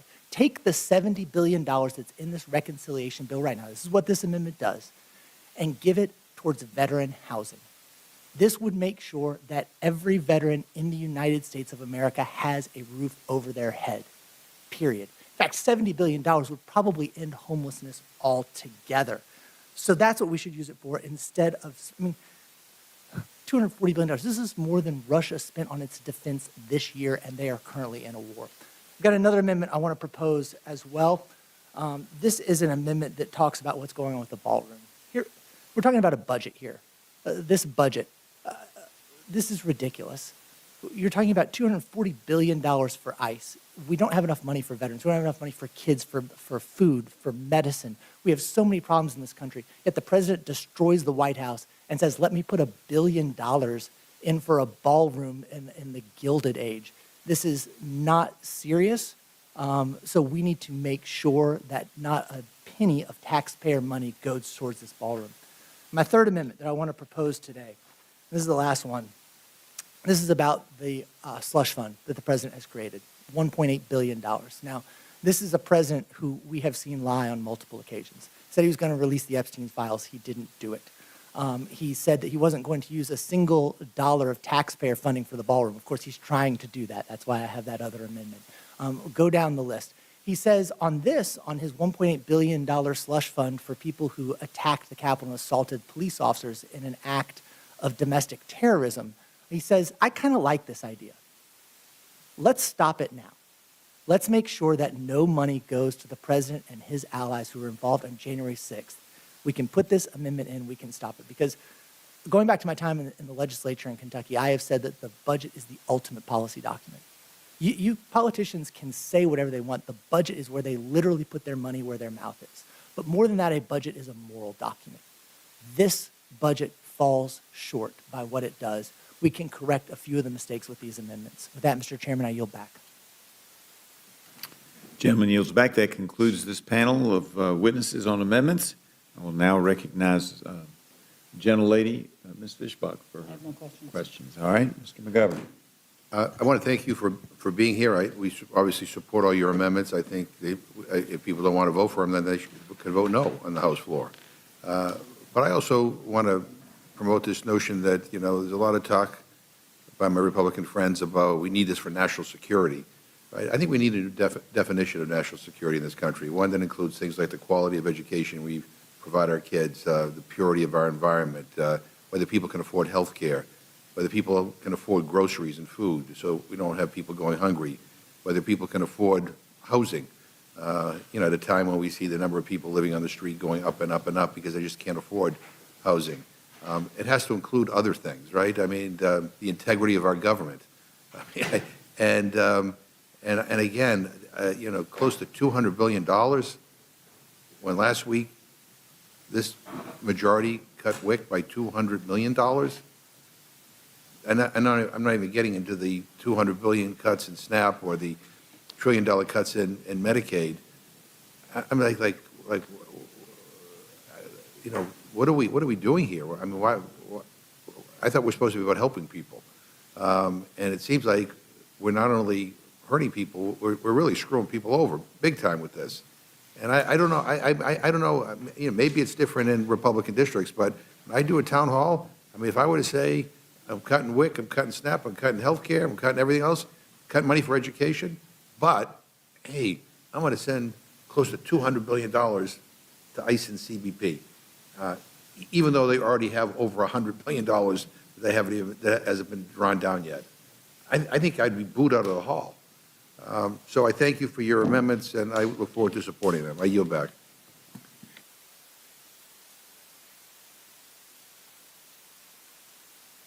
Sorry, gentleman has no questions. Now recognize Ms. Scanlon. I just want to thank everyone for bringing your testimony and your amendments and addressing the morality, or rather the immorality, of this $70 billion deficit spending slush fund for corporate donors to the president. Really appreciate you pointing out the corruption that is inherent in all of it and trying to do the work of the people. I yield back. Gentlelady yields back. Now recognize the gentleman from Georgia, Mr. Scott. Mr. Scott has no questions. Now recognize Ms. Ledger Fernandez. Thank you. Each of these amendments are so essential in your testimony, especially pointing out the contrast, like when we think about what we could be spending the money on, or how we're spending more money on ICE and CBP than countries that are at war on their defense. Wow. Right? And you are absolutely right, Representative Ramirez. We have a lot of work to do, and it is just unfortunate that Republicans refuse to do the work to protect basic constitutional principles that all people in the United States are entitled to. What we're talking about is like to comply with what every other law enforcement does. It's just amazing, but I'm so grateful for your testimony and your amendments, and thank you for coming and staying for questions. Thank you all so much. We appreciate your testimony and the fact that you stayed for questions, and you all are released to go, and we'll now take a minute and then welcome in the third panel.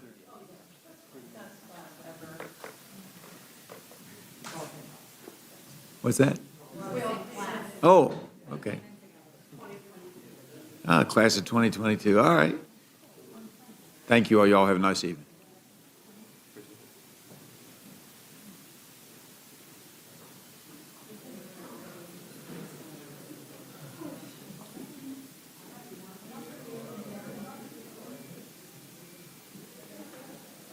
They're not here. They're not here. Yeah, there's a couple of them.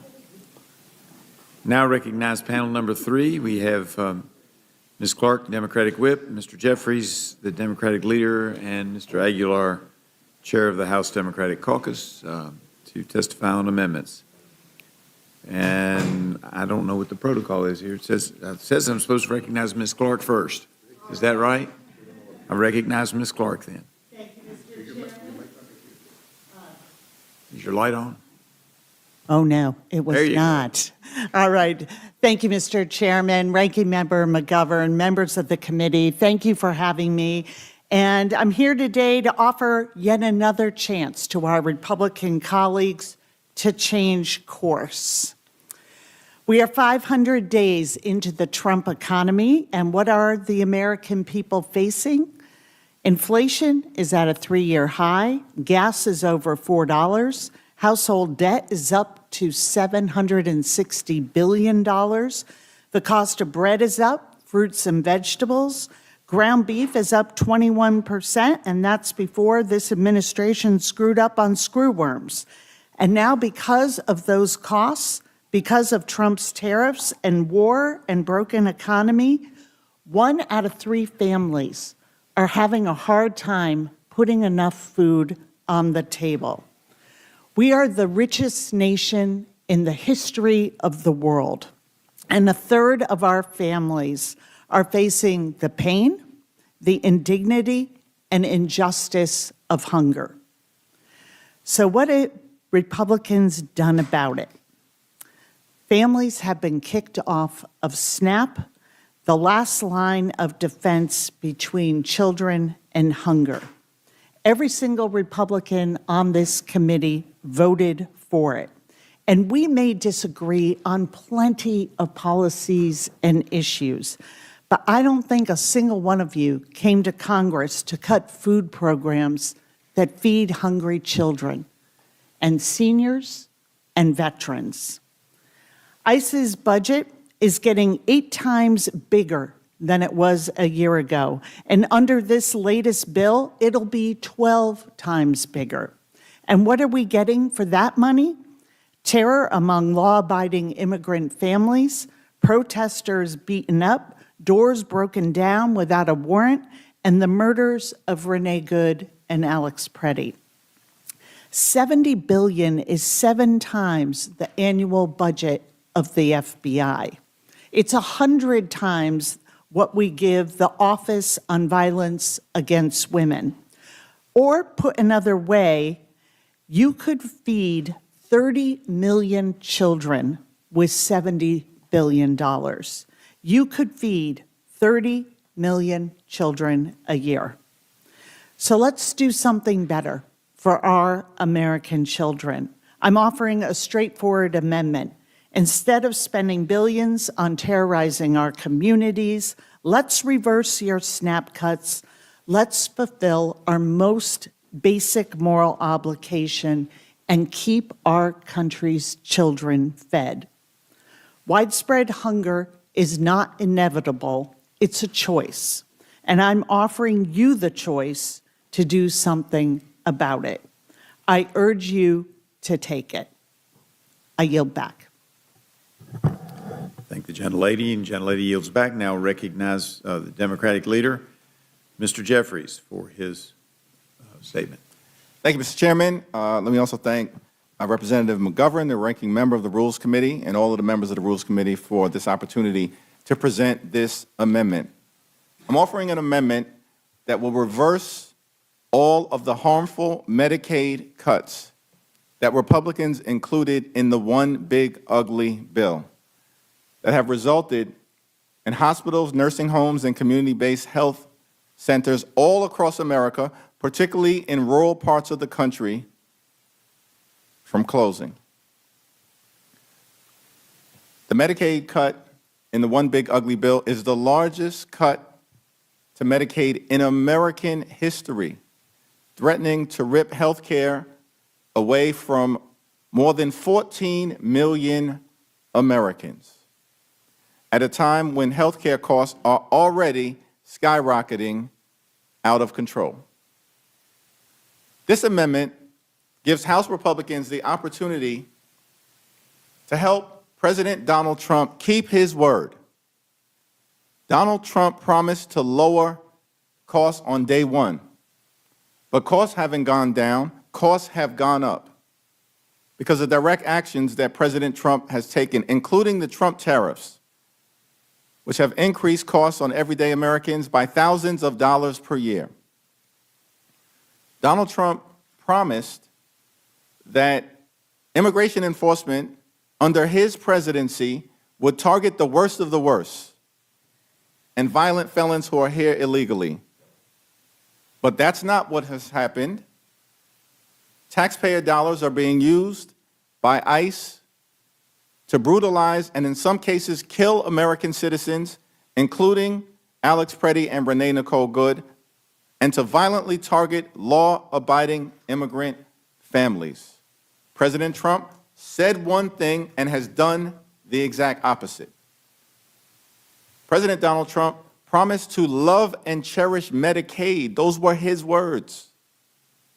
And instead, as a result of the Republican One Big Ugly Bill, Medicaid has been slashed, ripping health care away from millions of Americans.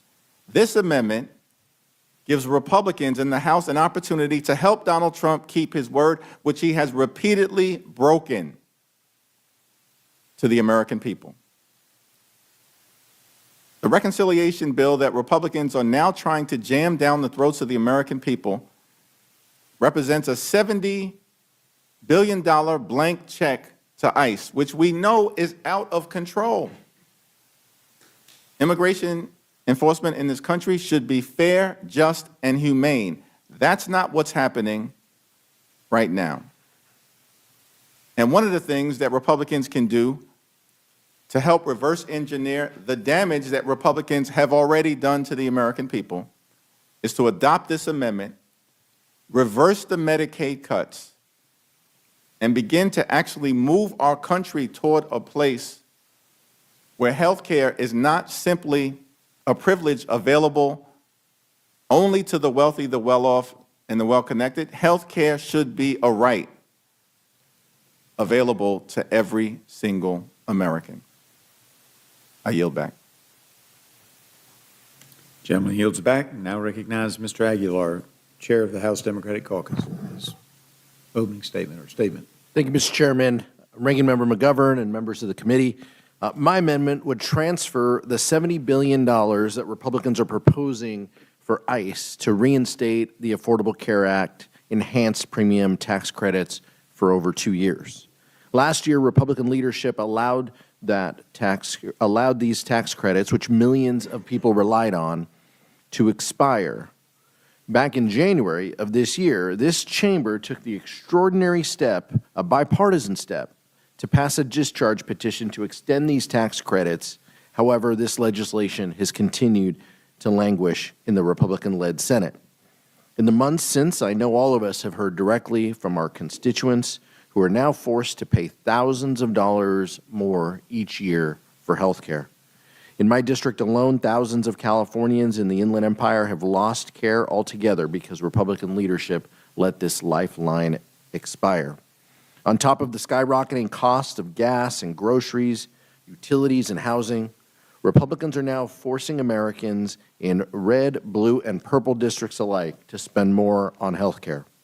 Yet another expense they simply can't afford. These credits are not a handout.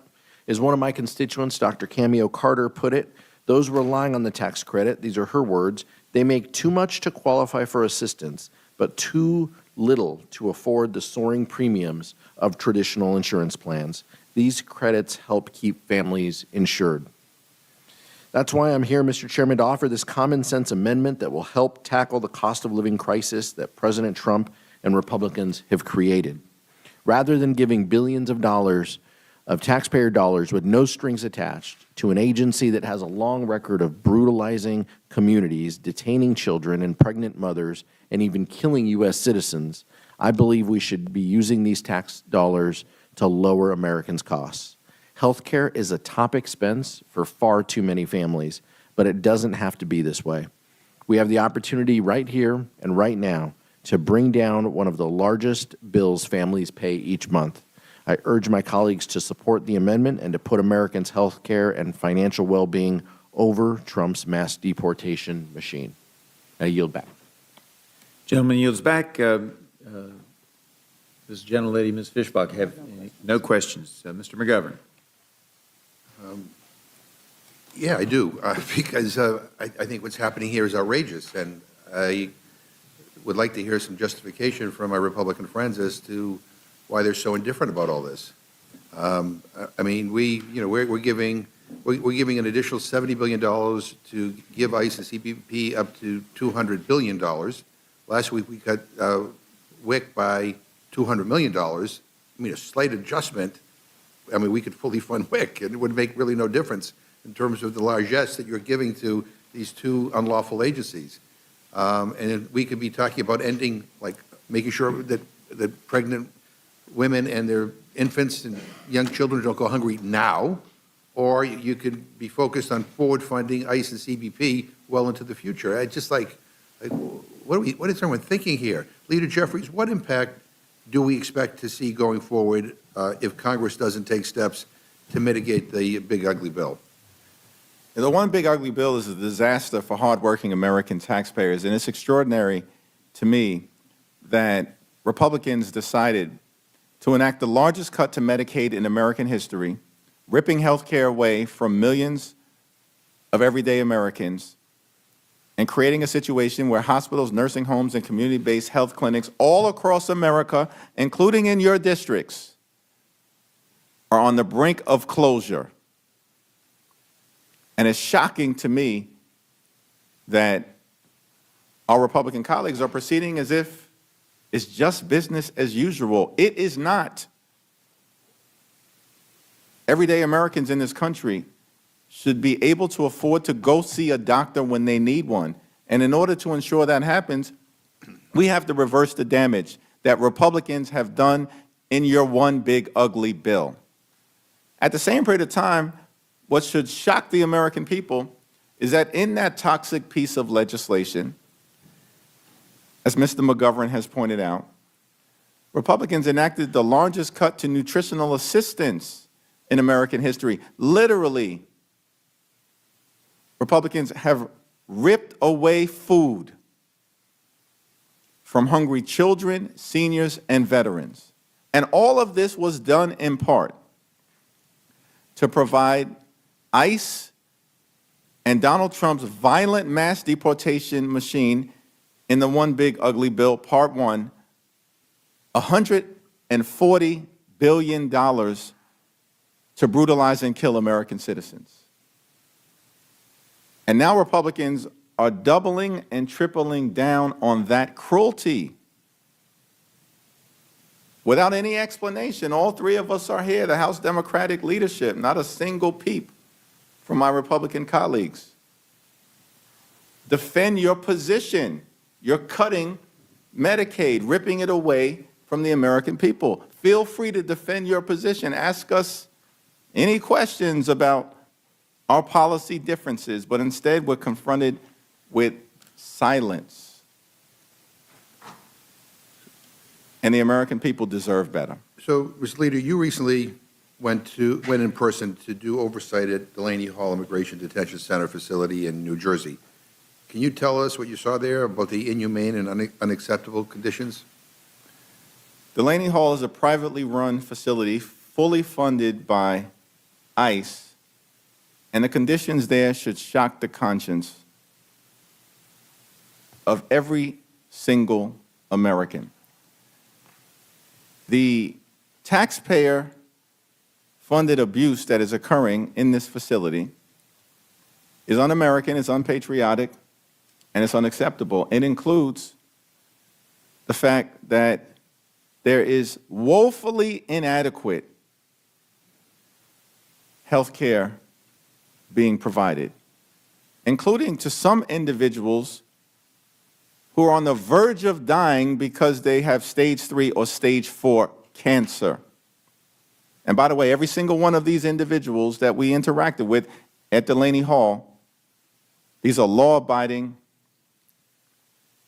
nonviolent, in many cases, tax-paying entrepreneurs who have small businesses and pending court cases to establish their lawful right to remain in the United States of America. But to the Trump administration, it doesn't matter. There was an 18-year-old teenage girl who's been in Delaney Hall now for months, just short of her graduation, who had a pending case to establish her lawful right to remain in this country along with her 2 U.S. citizen younger siblings, but being held in conditions that are unsanitary, unsafe, with a lack of adequate food and nutrition. That's why we've collectively called for Delaney Hall to be shut down, not funded, as Republicans are trying to do in this One Big Ugly Bill, Part 2. You know, I have repeatedly said in this committee and on the House floor that this administration is the most corrupt administration in recent history. I've amended my statement. I've removed the word recent. I mean, it is so obvious to me that, you know, the corruption is just blatant.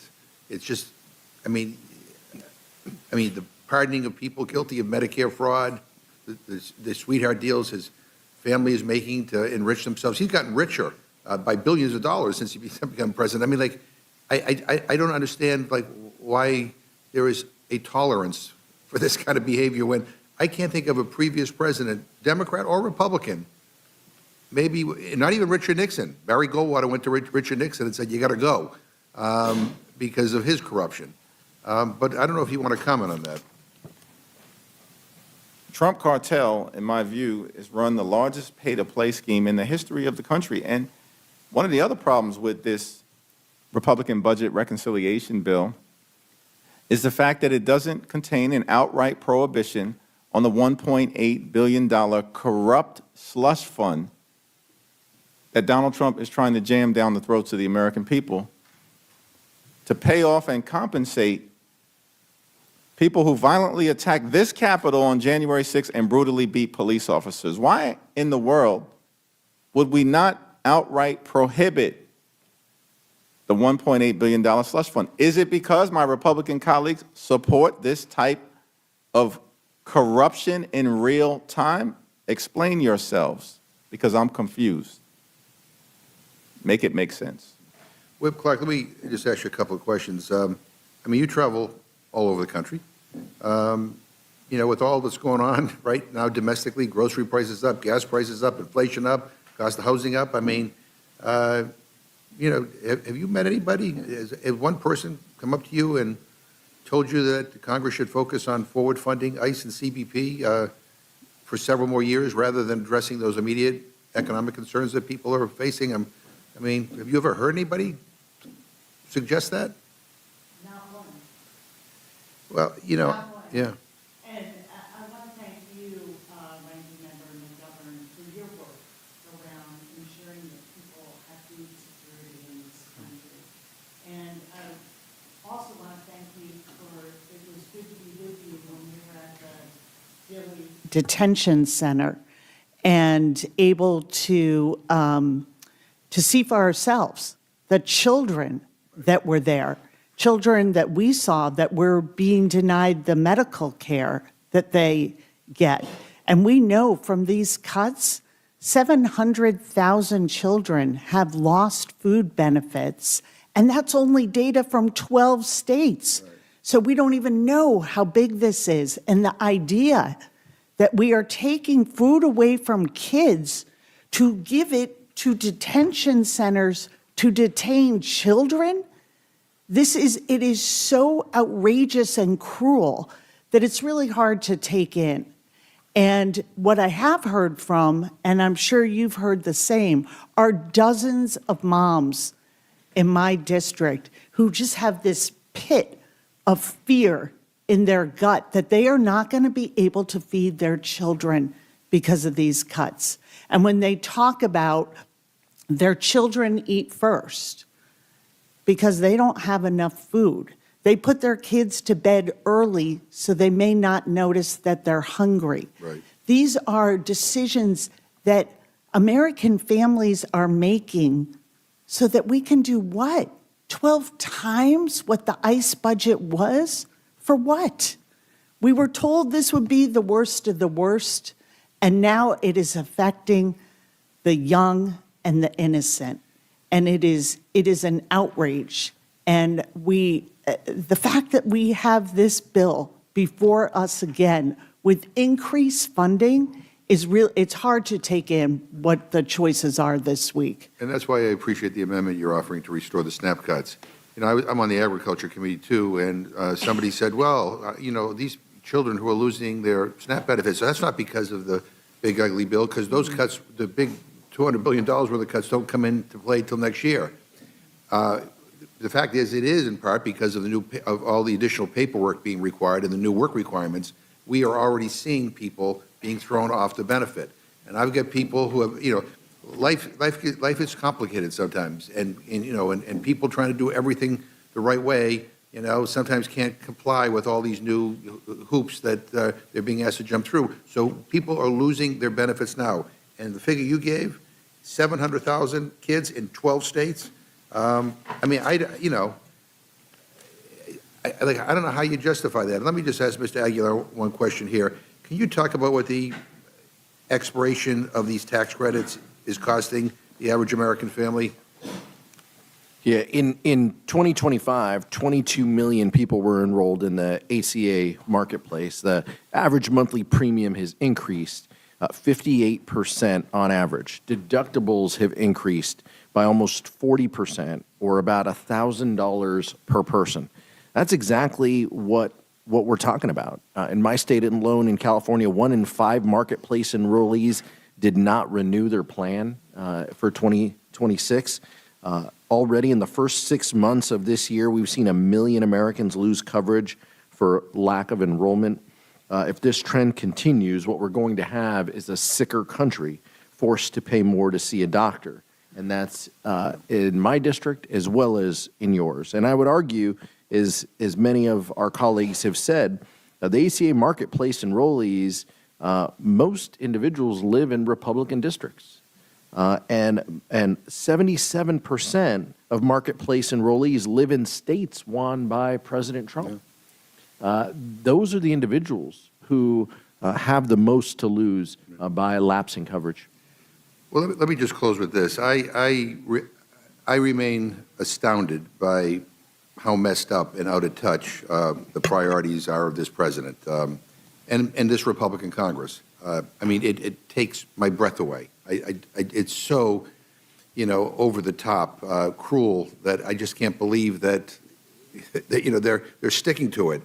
Because last week, again, we took $200 million from WIC, and the very next week, these guys are giving billions to ICE and CBP. You're almost doubling what they already got in the big ugly bill.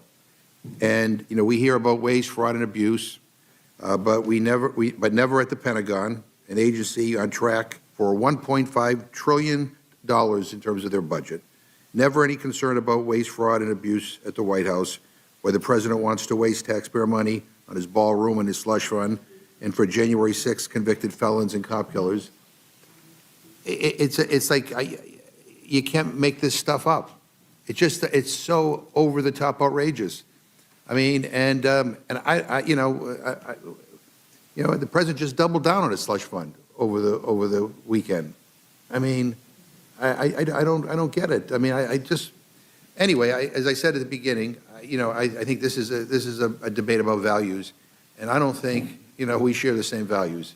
And I regret that very much, because I would like to think that when it comes to protecting the welfare and well-being, of struggling families, that we're all on the, reading off the same sheet of music, but clearly we're not. So I thank you, and I yield back. Gentleman yields back. Mr. Scott, you're recognized. Madam Chair, I'll be brief, but I thought I had heard Donald Trump blamed for about everything from the Democratic Party, but now blaming him for the New World. I blamed you as well. You blame me? Trump. Okay, okay, well, blaming Donald Trump for the New World screwworm, that is. You're blaming Joe Biden for it. I'm not blaming anybody for it. It's an insect. Your party is. Well, I'm not blaming Joe Biden for it. I don't think it's any one person's fault. I mean, but the fact of the matter is Donald Trump's FDA approved Dectomax all the way back in September of last year when we started seeing the fly work its way up through Mexico. I mean, it's something that, instead of pointing the finger at each other, I mean, this is a serious issue for the global food supply. I mean, we're trying to work to resolve it, and y'all are blaming Donald Trump for an insect.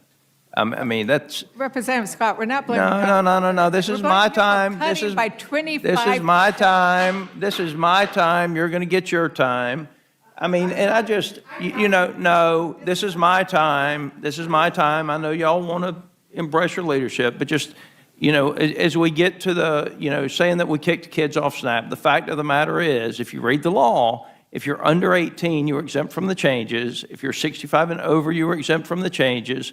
If you're medically certified as physically or mentally unfit for employment, you're exempt from the changes. And by the way, the change was to work or volunteer for 20 hours a week. So I support the changes we made, and we need to fund Immigrations and Customs Enforcement, and we certainly need to fund Customs and Border Protection. And for the life of me, I don't understand why y'all insist on open borders. But, Madam Chair, I look forward to voting for the rule, and I look forward to voting for the bill. Thank you. Ms. Fallon. I'll yield first to Mr. McGovern. Yeah, I want to ask unanimous consent to insert the congressional record, to the record, a article that appeared in the Huffington Post, which I'm happy to share with my colleague, Mr. Scott. A horrific parasite is back, and Elon Musk's Doge could be partly to blame for it. Talking about all the cuts that have been made that have impacted, USDA's ability to oversee what's going on, and basically people turning their taking their eye off the ball. It's already been entered Well, into this the has- record Maybe for emphasis, we can enter it twice. without it. All right, thank you. Ms. Scanlon. Thank you.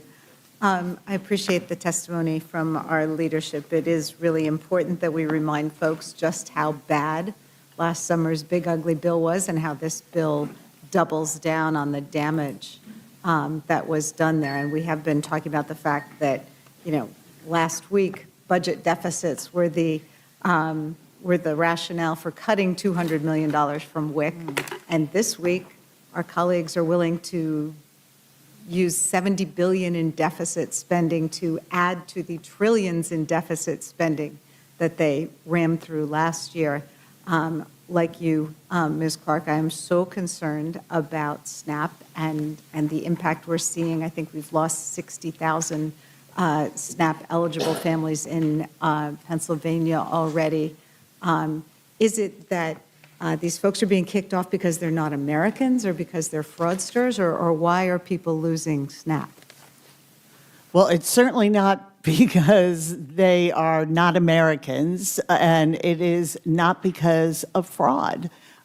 This is a choice that has been made to fund tax cuts for the extremely wealthy at the expense of feeding hungry people in our country.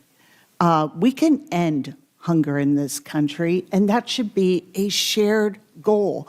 Like I said in my testimony, I don't believe any of you came here to hurt kids, to have them go hungry, whether that's seniors, veterans, our children. And yet, here we are.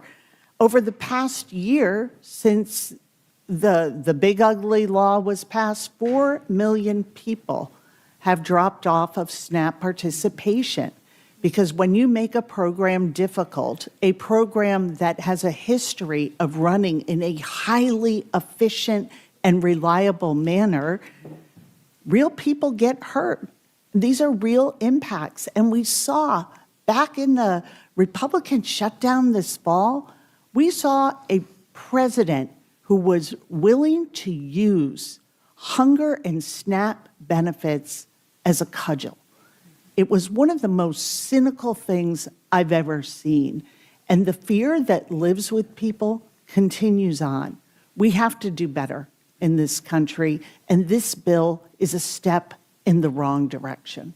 Yeah, I think what sticks with me is that people losing their SNAP eligibility and losing their Medicaid eligibility was not only predictable, it was predicted, because the states that have implemented this kind of not work requirements, but paperwork requirements, have seen the reduction in folks being able to prove their eligibility, not that they actually weren't eligible. So that's been really frustrating.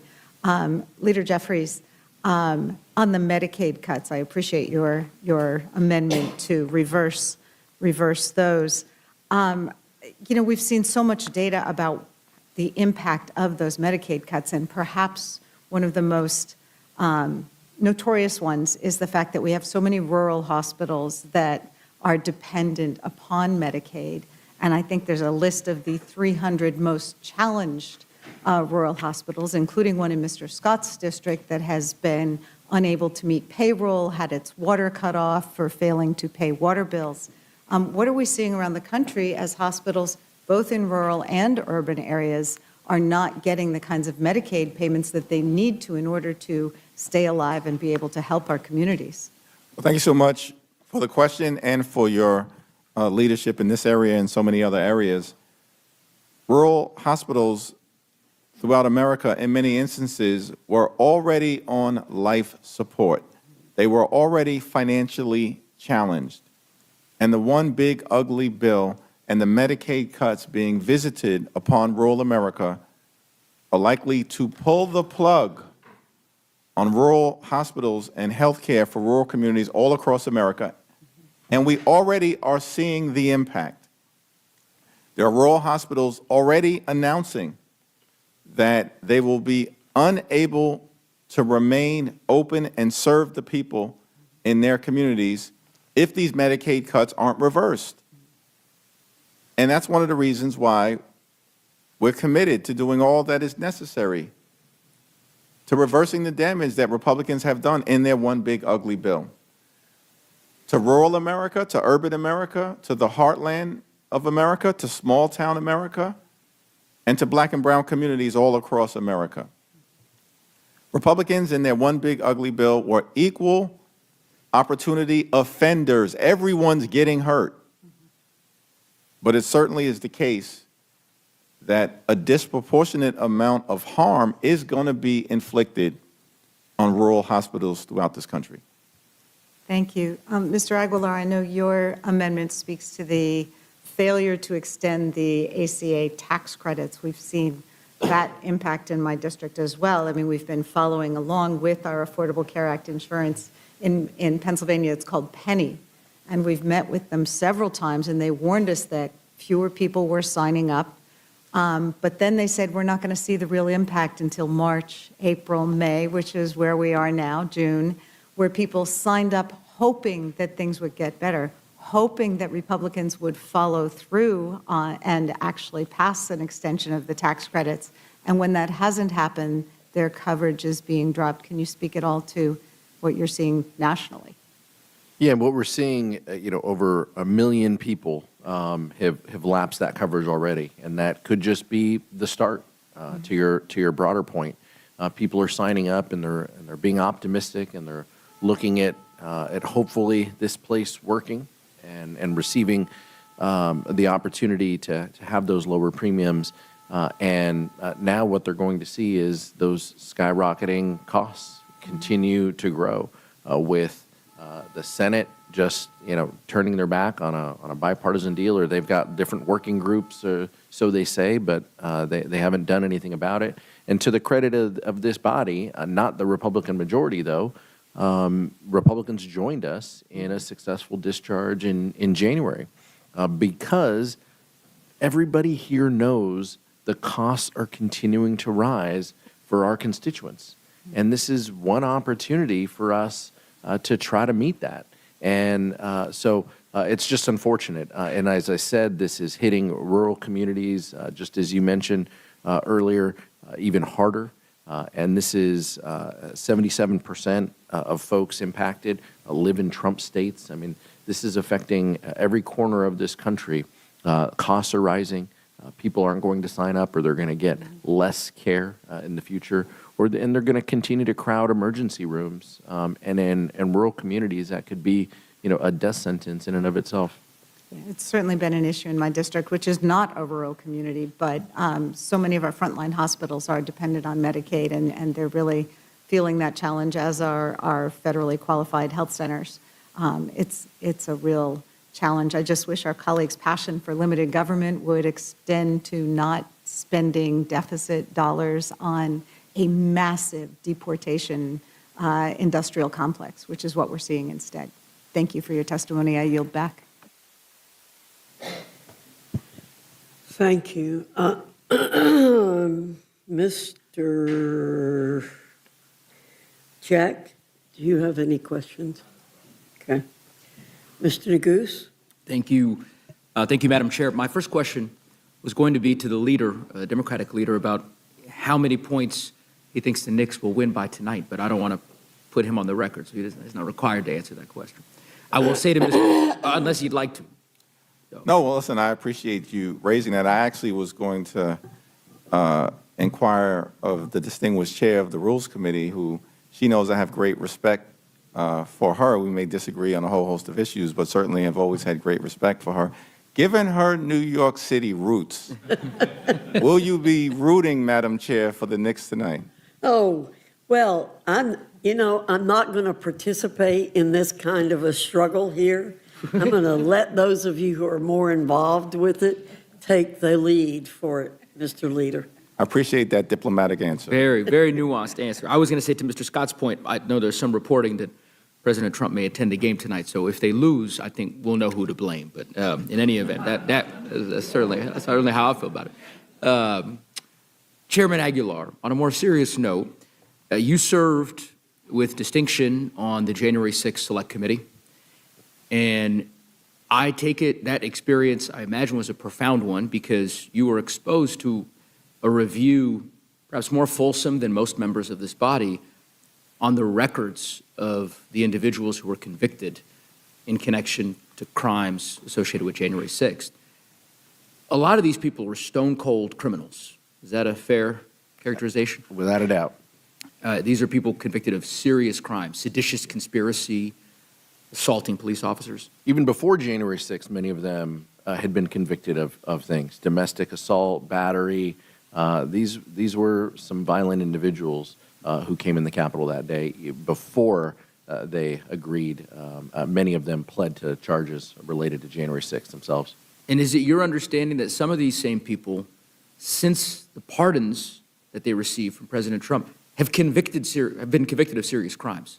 Many, and including new reporting indicating far more than we thought previously, have gone on to reoffend. And some of those charges, by the way, battery, assault, crimes against children, and the list goes on and on. These are individuals who Donald Trump pardoned. Many of them also, one of them, one story that has been publicized, the individual thought he was going to get a payout from the weaponization fund and went to the person that they committed crimes against and offered them a portion of a payout, not to testify. And so the presumption that these individuals had was the weaponization fund is going to fix all of my issues, including future potential legal issues that they would have as well. And so the 1,500 day one pardons, those are the types of people Donald Trump feels comfortable, feels comfortable around. Those are the people he lifts up. And given all that you just described, this goes to the point that the leader made, and I believe the ranking member made previously. This bill does nothing to stop that fund from materializing. Nothing. Nothing. For all the hand-wringing from some Republican senators over the last 3 weeks and boasts about their efforts to potentially try to claw this back or to stop the administration from moving forward, the bill does nothing. And we've got an interview with the president just hours ago, maybe taped on Saturday and aired yesterday, where he refused to rule this out in the future as well. This is something he feels passionate about. Not that police officers got beat up, not that police officers lost their lives. He talked about some of the rioters losing jobs. He didn't mention anything about police officers losing their lives, getting beat up themselves. That's just incredibly unfortunate. Well, I couldn't have said it any better than you did. I think it's shameful, and reason alone, reason enough, notwithstanding all of the myriad of reasons that the whip and the leader and yourself all articulated, this in particular is reason enough for every member of this body to reject this bill. It's just shameful. And I would hope my Republican colleagues would join us in coming together to draft some language to stop the Trump administration from giving taxpayer dollars to people who attacked police officers that guard us in this Capitol today. I just think that should be a red line. And I would yield back to the chair. Thank you very much, Ms. Leger-Fernandez. Mr. Langworthy, you have questions? I have no questions, but would like to share Go Knicks. Appreciate that moment of bipartisanship. Leger-Fernandez. Thank you very much. And thank you very much, Whip Clark, for raising the issue of how the Trump administration has screwed up the screw room.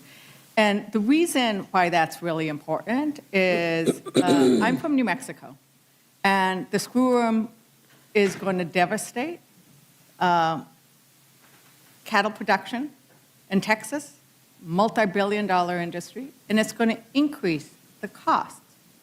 Everything Trump does increase the cost for American consumers, for our working families. And I think that the contrast is huge between what Democrats are focused on and what Republicans are focused on, and each of your amendments did that. And I would point out that Trump-Publicans, because this is done because Republicans are lockstep with Trump, Trump-Publicans are cutting $2 a meal. That's what SNAP provides.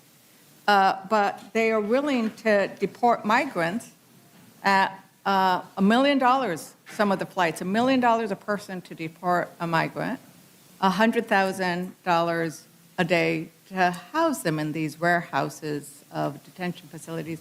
What does that tell you about where their values are with regards to the needs of the American people?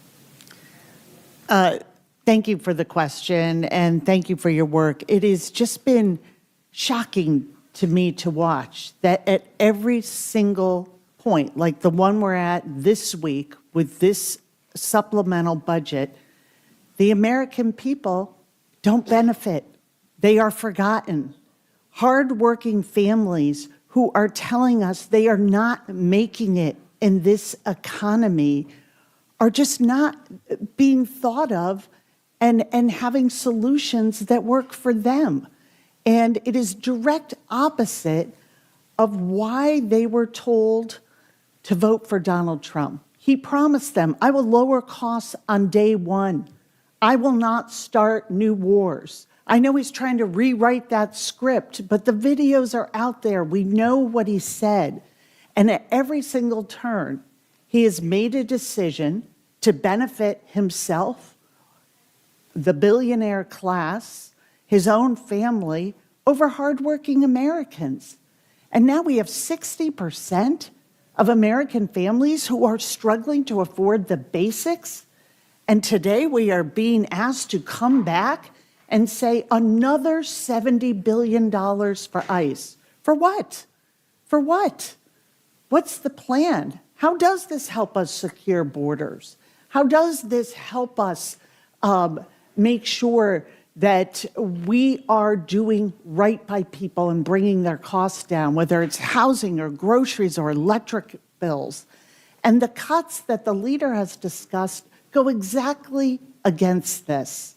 You cannot take away the fundamental right of a family to get health care for their children and themselves and say, we've got you in mind when we're drafting these budgets.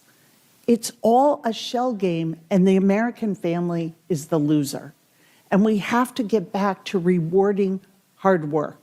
Well, there's lots of talk about the K economy and unsustainable wealth disparities, but what it all boils down to is we got to be on the side of American workers and fighting for them. We got to be on the side of people who are working really hard and not feeling like they can keep their head above water. And this bill is such a cynical betrayal of everything that we supposedly are trying to do. And when you have a bill that invests again in this deportation machine without a plan, without a strategy, how does this build security? Security for American families? We want national security for them. That is a shared value. But security really starts by knowing you're going to be able to feed your kids and take them to the doctor if they need to go, and make sure they have a good school that they can go to, and that you can find and afford childcare if you need it. These are the basics. And Democrats have solutions. And why aren't we seeing these on the floor? And this cruelty that exists in going forward, in continuing to fund ICE at the expense of all that the American people are telling us they need. It is hard to understand, and it's impossible to justify. Thank you. And Chairman Aguilar, both your amendment and the leader's amendment really goes to the need to prioritize health care, to make sure that people can go to a doctor, can get the help, can get the preventive care, can be treated for cancer, that women can get the care they need. And I was on the House floor when Representative Valadao, you raised the issues in California. I was on the House floor when Representative Valadao said, oh, I'm going to move forward on voting for this bill because his leadership, the speakers, have told me, oh, we're going to take care to make sure that people who are in Medi-Cal, right? It's on Medi-Cal, won't be hurt. That, Affordable Care Act won't be hurt. And I was so aghast when I heard that, because I know that in California, and especially in Representative Valadeo's district, as an example, and in others that you pointed out, these programs are essential. I don't know if you can speak to what it's like right now and how people are feeling that when somebody is supposed to be fighting for you, and they do the exact opposite of what you need with regards to Medicare, Medi-Cal, and medical funding. I appreciate the question. In that district, California 22, the highest utilization of Medi-Cal in the state of California. So for hardworking families of the Central Valley and for hardworking families across the state who were beneficiaries of it, what they received back was a paper promise, right? They had their member of Congress signed a letter saying, "Don't hurt my constituents," and raised their hand and said, I'm gonna help protect my constituents. And at the end of the day, all of them voted for this bill that harms our shared constituents, that harms people in our state, that kicks them off of care, that eliminates their supplemental nutrition, eliminates health opportunities, forces them to drive further for worse care. Will add more people to emergency rooms in that part of the state of California. Sometimes, it can take you an hour and a half, 2 hours, 3 hours to drive to a doctor to provide care. That's not the way our country should function. And we're giving the Republican majority an opportunity here to fix that, to fix that wrong that was passed legislatively. And we'll see what happens. But it's just incredibly unfortunate, the position that we're in. And Leader Jeffries, thank you for bringing forward the amendments that focus on healthcare and having the discussions about where are your priorities, and actually taking a look at the corruption. The rail off. I love how you alliterate. Because it's true, right? Their priorities are the rail off and the rail connected. And we had a discussion earlier tonight about the amount of campaign contributions that that are flowing to the Trump administration to run these private prisons, the Trump campaign to run these private prisons, to fly immigrants around the country at hundreds of thousands of dollars, $1 million, and that these are not the priorities that the Democrats hold. And so, I'll end with the last question to you of why should we adopt these amendments and how they highlight the difference of putting American families at front and center of what we care about, working families versus the corrupt class, right? Because this is corruption at its core in terms of you're giving us money and we are turning around and giving you contracts. It's an extraordinary level of corruption, and thank you, Teresa, Congresswoman Leger-Fernandez, for your continued leadership on all of these issues, particularly as it relates, of course, to health care and nutritional assistance, and at the same time pushing back against corruption, which we're seeing at an extraordinary level in real time. As House Democrats, our view is that America's too expensive. There are far too many people in this country, working class folks, middle class folks, hardworking American taxpayers, people who aspire to be part of the middle class, people who are working hard and they're playing by the rules, but they're struggling to live paycheck to paycheck, can't thrive and can barely survive. And life hasn't gotten more affordable for the American people under the Trump administration. Life has gotten more expensive. And the one big ugly bill has made things worse. The Trump tariffs has made things worse. Ripping away health care from the American people have made things worse. The reckless and costly war of choice that has skyrocketed gas prices in this country has made things worse. We believe, as Democrats, that taxpayer dollars should be used to make life more affordable. But what this Republican budget reconciliation bill represents is a $70 billion blank check to fund Donald Trump's violent mass deportation machine in ways that are inconsistent with the type of immigration enforcement that we should have in this country, which should be fair, just, and humane. We support strong, safe, and secure borders. We also support getting ICE under control so that they actually are conducting themselves like every police officer, cop, and law enforcement agency in the country. Thank you very much, because all we're asking for is that they follow the same rules, the same Constitution as every other law enforcement. Thank you very much for your proposed amendments. I wish we could vote for them on the floor, because I think each one of them would pass. And with that, Madam Chair, I yield back. Thank you. Is there anyone else seeking to testify on today's agenda? Seeing none, this closes the hearing portion of our meeting. Thank you all very much.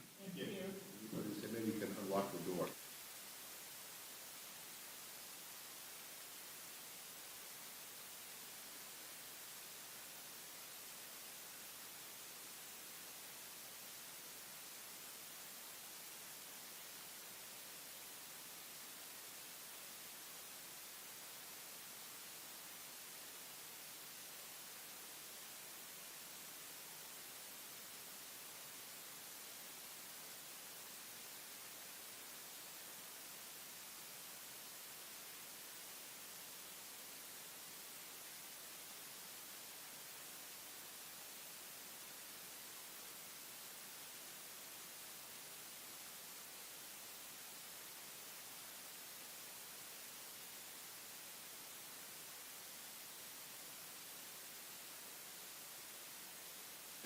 Madam Chair, I move that the committee grant H.R. 8312, the Fraud Prevention and Accountability Act, a closed rule.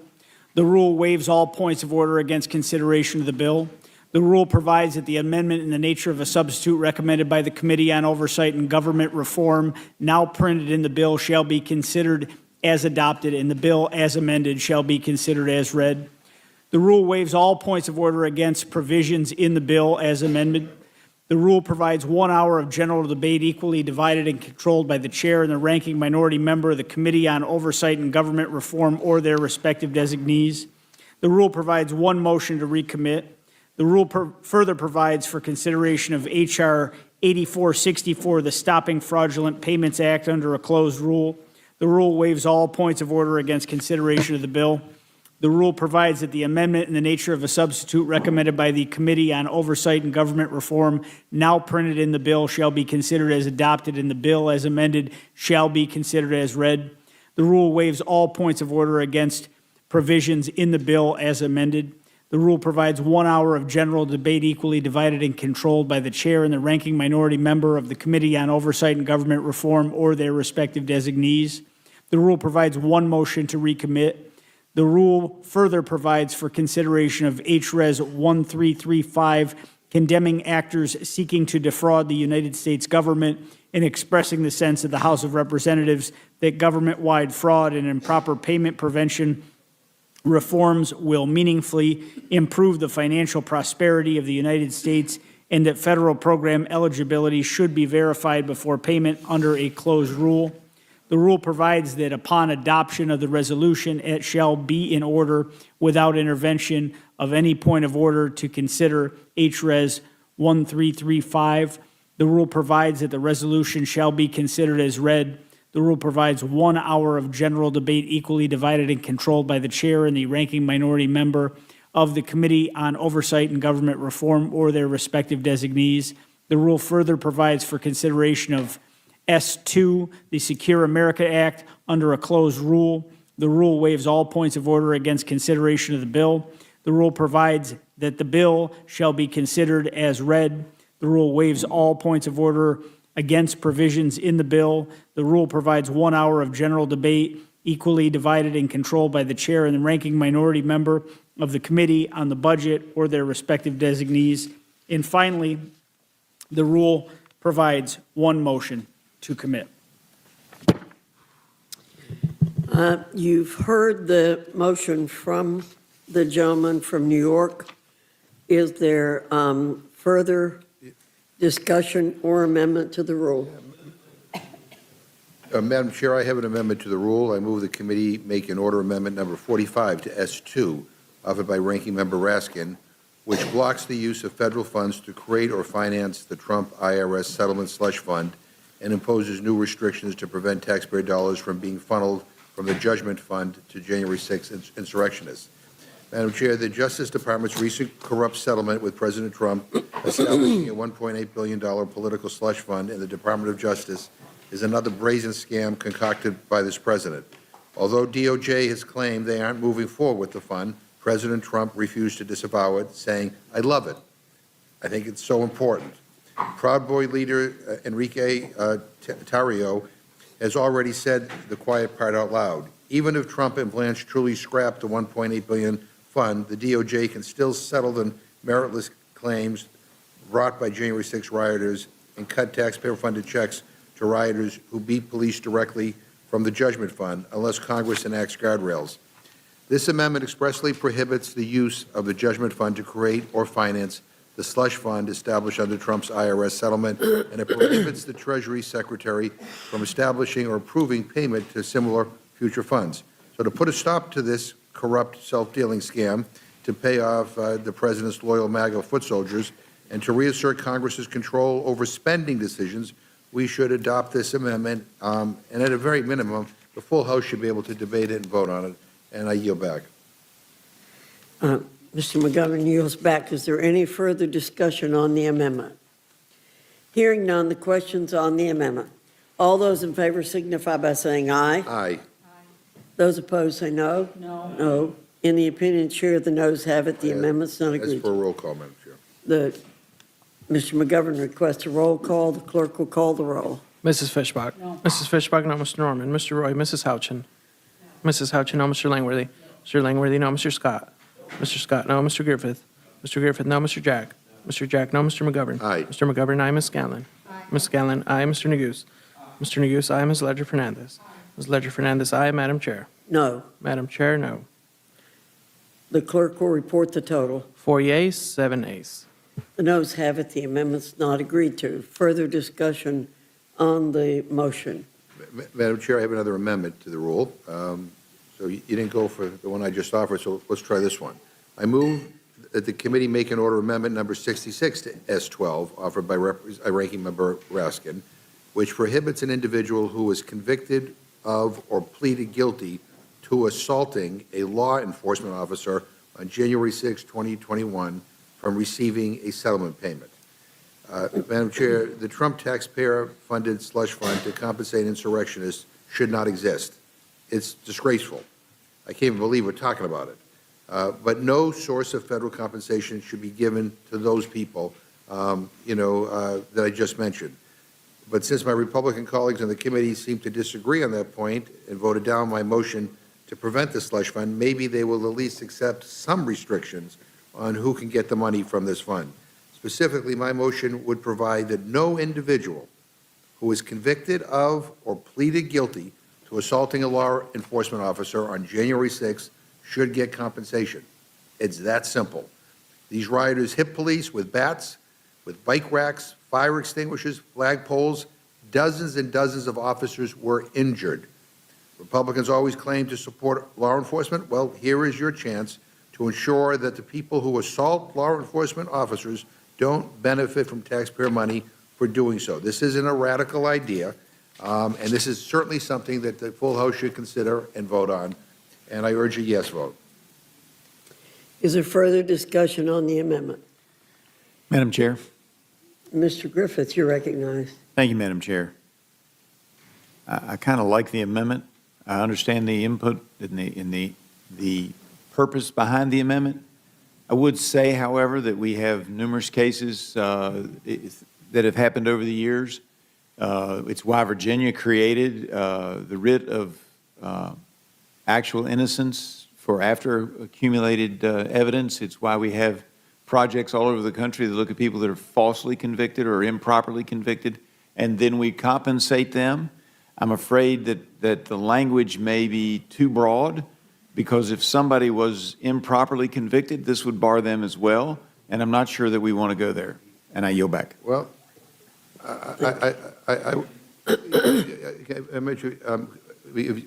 Is there further discussion? You'll meet 1 second? Yeah, I'd like to be heard on the amendment. Pardon? I'd like to be heard on the amendment. No, I'm recognized. Thank you, Madam Chair. I didn't want to proceed without the appropriate recognition. I would just say, what was the name of the the writ that you just described, Mr. McGriffith? If the gentleman will yield? Yes. In Virginia, we call it the writ of actual innocence. And my understanding of the writ of actual innocence is that the Virginia Supreme Court is the ultimate arbiter of that kind of petition, correct? That would be correct under Virginia law, but Yes. but under this, we would be prohibiting them from receiving any compensation, and that's what I'm concerned From about. this Further, fund. I'll further, reclaim my there are time. Mr. McGriffith, just to be very clear, and Mr. McGovern can clarify this if this isn't the case, this would bar someone who was convicted of assaulting a police officer on January 6th from recovering money from this particular fund. If someone who was convicted of a federal crime wishes to pursue some recourse under existing federal law in which a district court judge would opine as to that person's innocence, that is a completely different matter. Am I? You're Mr. correct. McGovern, is that You're correct. not the case? Yeah, so there's no corollary to the Virginia state example that you offered. There's a similar example in Colorado that I could provide. I'm unaware of any kind of fund like this in which the judicial branch, the Article 3 branch of our government, plays no role whatsoever. Basically, it's just Todd Blanche and Donald Trump deciding what money they'll hand out to these people who were convicted of terrible crimes. It's insane. I don't understand how this is even like up for debate. But Let me point something out to the I'll yield to members. the chairwoman. Let me point out something to the members. If we make any amendment to this bill, it will have to go back to the Senate. Good. And therefore, that sounds good. I want to call attention to my colleagues on the other side. So just to my colleague. My apologies. Just to conclude my remarks, I would That's say. right. Yeah, so just to conclude the point that I was referencing, and I appreciate the chairwoman's point, that is a different argument than the argument that the gentleman from Virginia, whom I respect, was making. And so if we're talking about the merits of this proposal, I just want to make sure that we're level set on what it does and does not do. Different argument as to whether or not, members might not want the bill to go back to the Senate, and so on and so forth. Mr. McGovern? Yeah, sure. I would just say, I'm a member of the House of Representatives, and I don't like the idea of always having to concede to the Senate or whatever they do. I don't like getting jammed by them. I mean, I think, we have the exact same power they do to influence legislation. And then the final thing I'm going to say is, if you want to, again, I think my colleague, Mr. Neguse, clarified this, but again, what we're asking here is that we have a vote on the House floor. That's all, a debate and a vote. That it's not just, because I'll be honest with you, this is not the first time we've tried to do these kinds of things. And every vehicle, you all block it. And we're just trying to have a full debate and a vote. That's it. And so, I thank the gentleman for yielding, and I hope you vote yes. I think the ranking member, and I would simply say, I recall an example not that long ago, perhaps less than a year ago, in which the chairwoman, to her credit, if I'm recalling this correctly, intervened because of a very pernicious provision that the Senate had attempted to include in a so-called must-pass bill to create a slush fund for senators to be able to access a payout for supposed violations of their civil liberties. You all might recall that. And the chairwoman, I know, intervened, and I suspect got a lot of perhaps very intense blowback or comments from her colleagues in the Senate or maybe in the House. But nonetheless, it was important for the House to express its will. And I feel the same way in this instance. I think it's just important for the House to express its will that the people who attacked the police officers on January 6th are not going to get a payout. Simple, full stop. I yield back to the chairwoman. Is there further discussion on the amendment? Madam Chair. Mr. Scott. I would like to yield to Mr. Griffith. Thank you, Mr. Scott. I would just say I understand, and I think this is an area for debate. Mr. Neguse raises some good points about the Virginia writ of actual innocence. You have innocence projects all across the country that find out that people were wrongfully accused and convicted, and there's court payouts. And I think that there should be some mechanism to recognize that as well. I understand the intent. I'm not sure we get there with this amendment, but I would also say that some of the concerns raised on both sides call for us at some other time in a bill to address the sue and settle process in this country, because it really should be something that is opposed to one party suing. If they have a friendly DOJ for their viewpoint, they get a big pile of money, and then that organization gets to spend that money. I think that we need to look at this across the board, and I look forward to working with my colleagues on the other side of the aisle to coming up with a solution that works for all of the American people in all of these situations.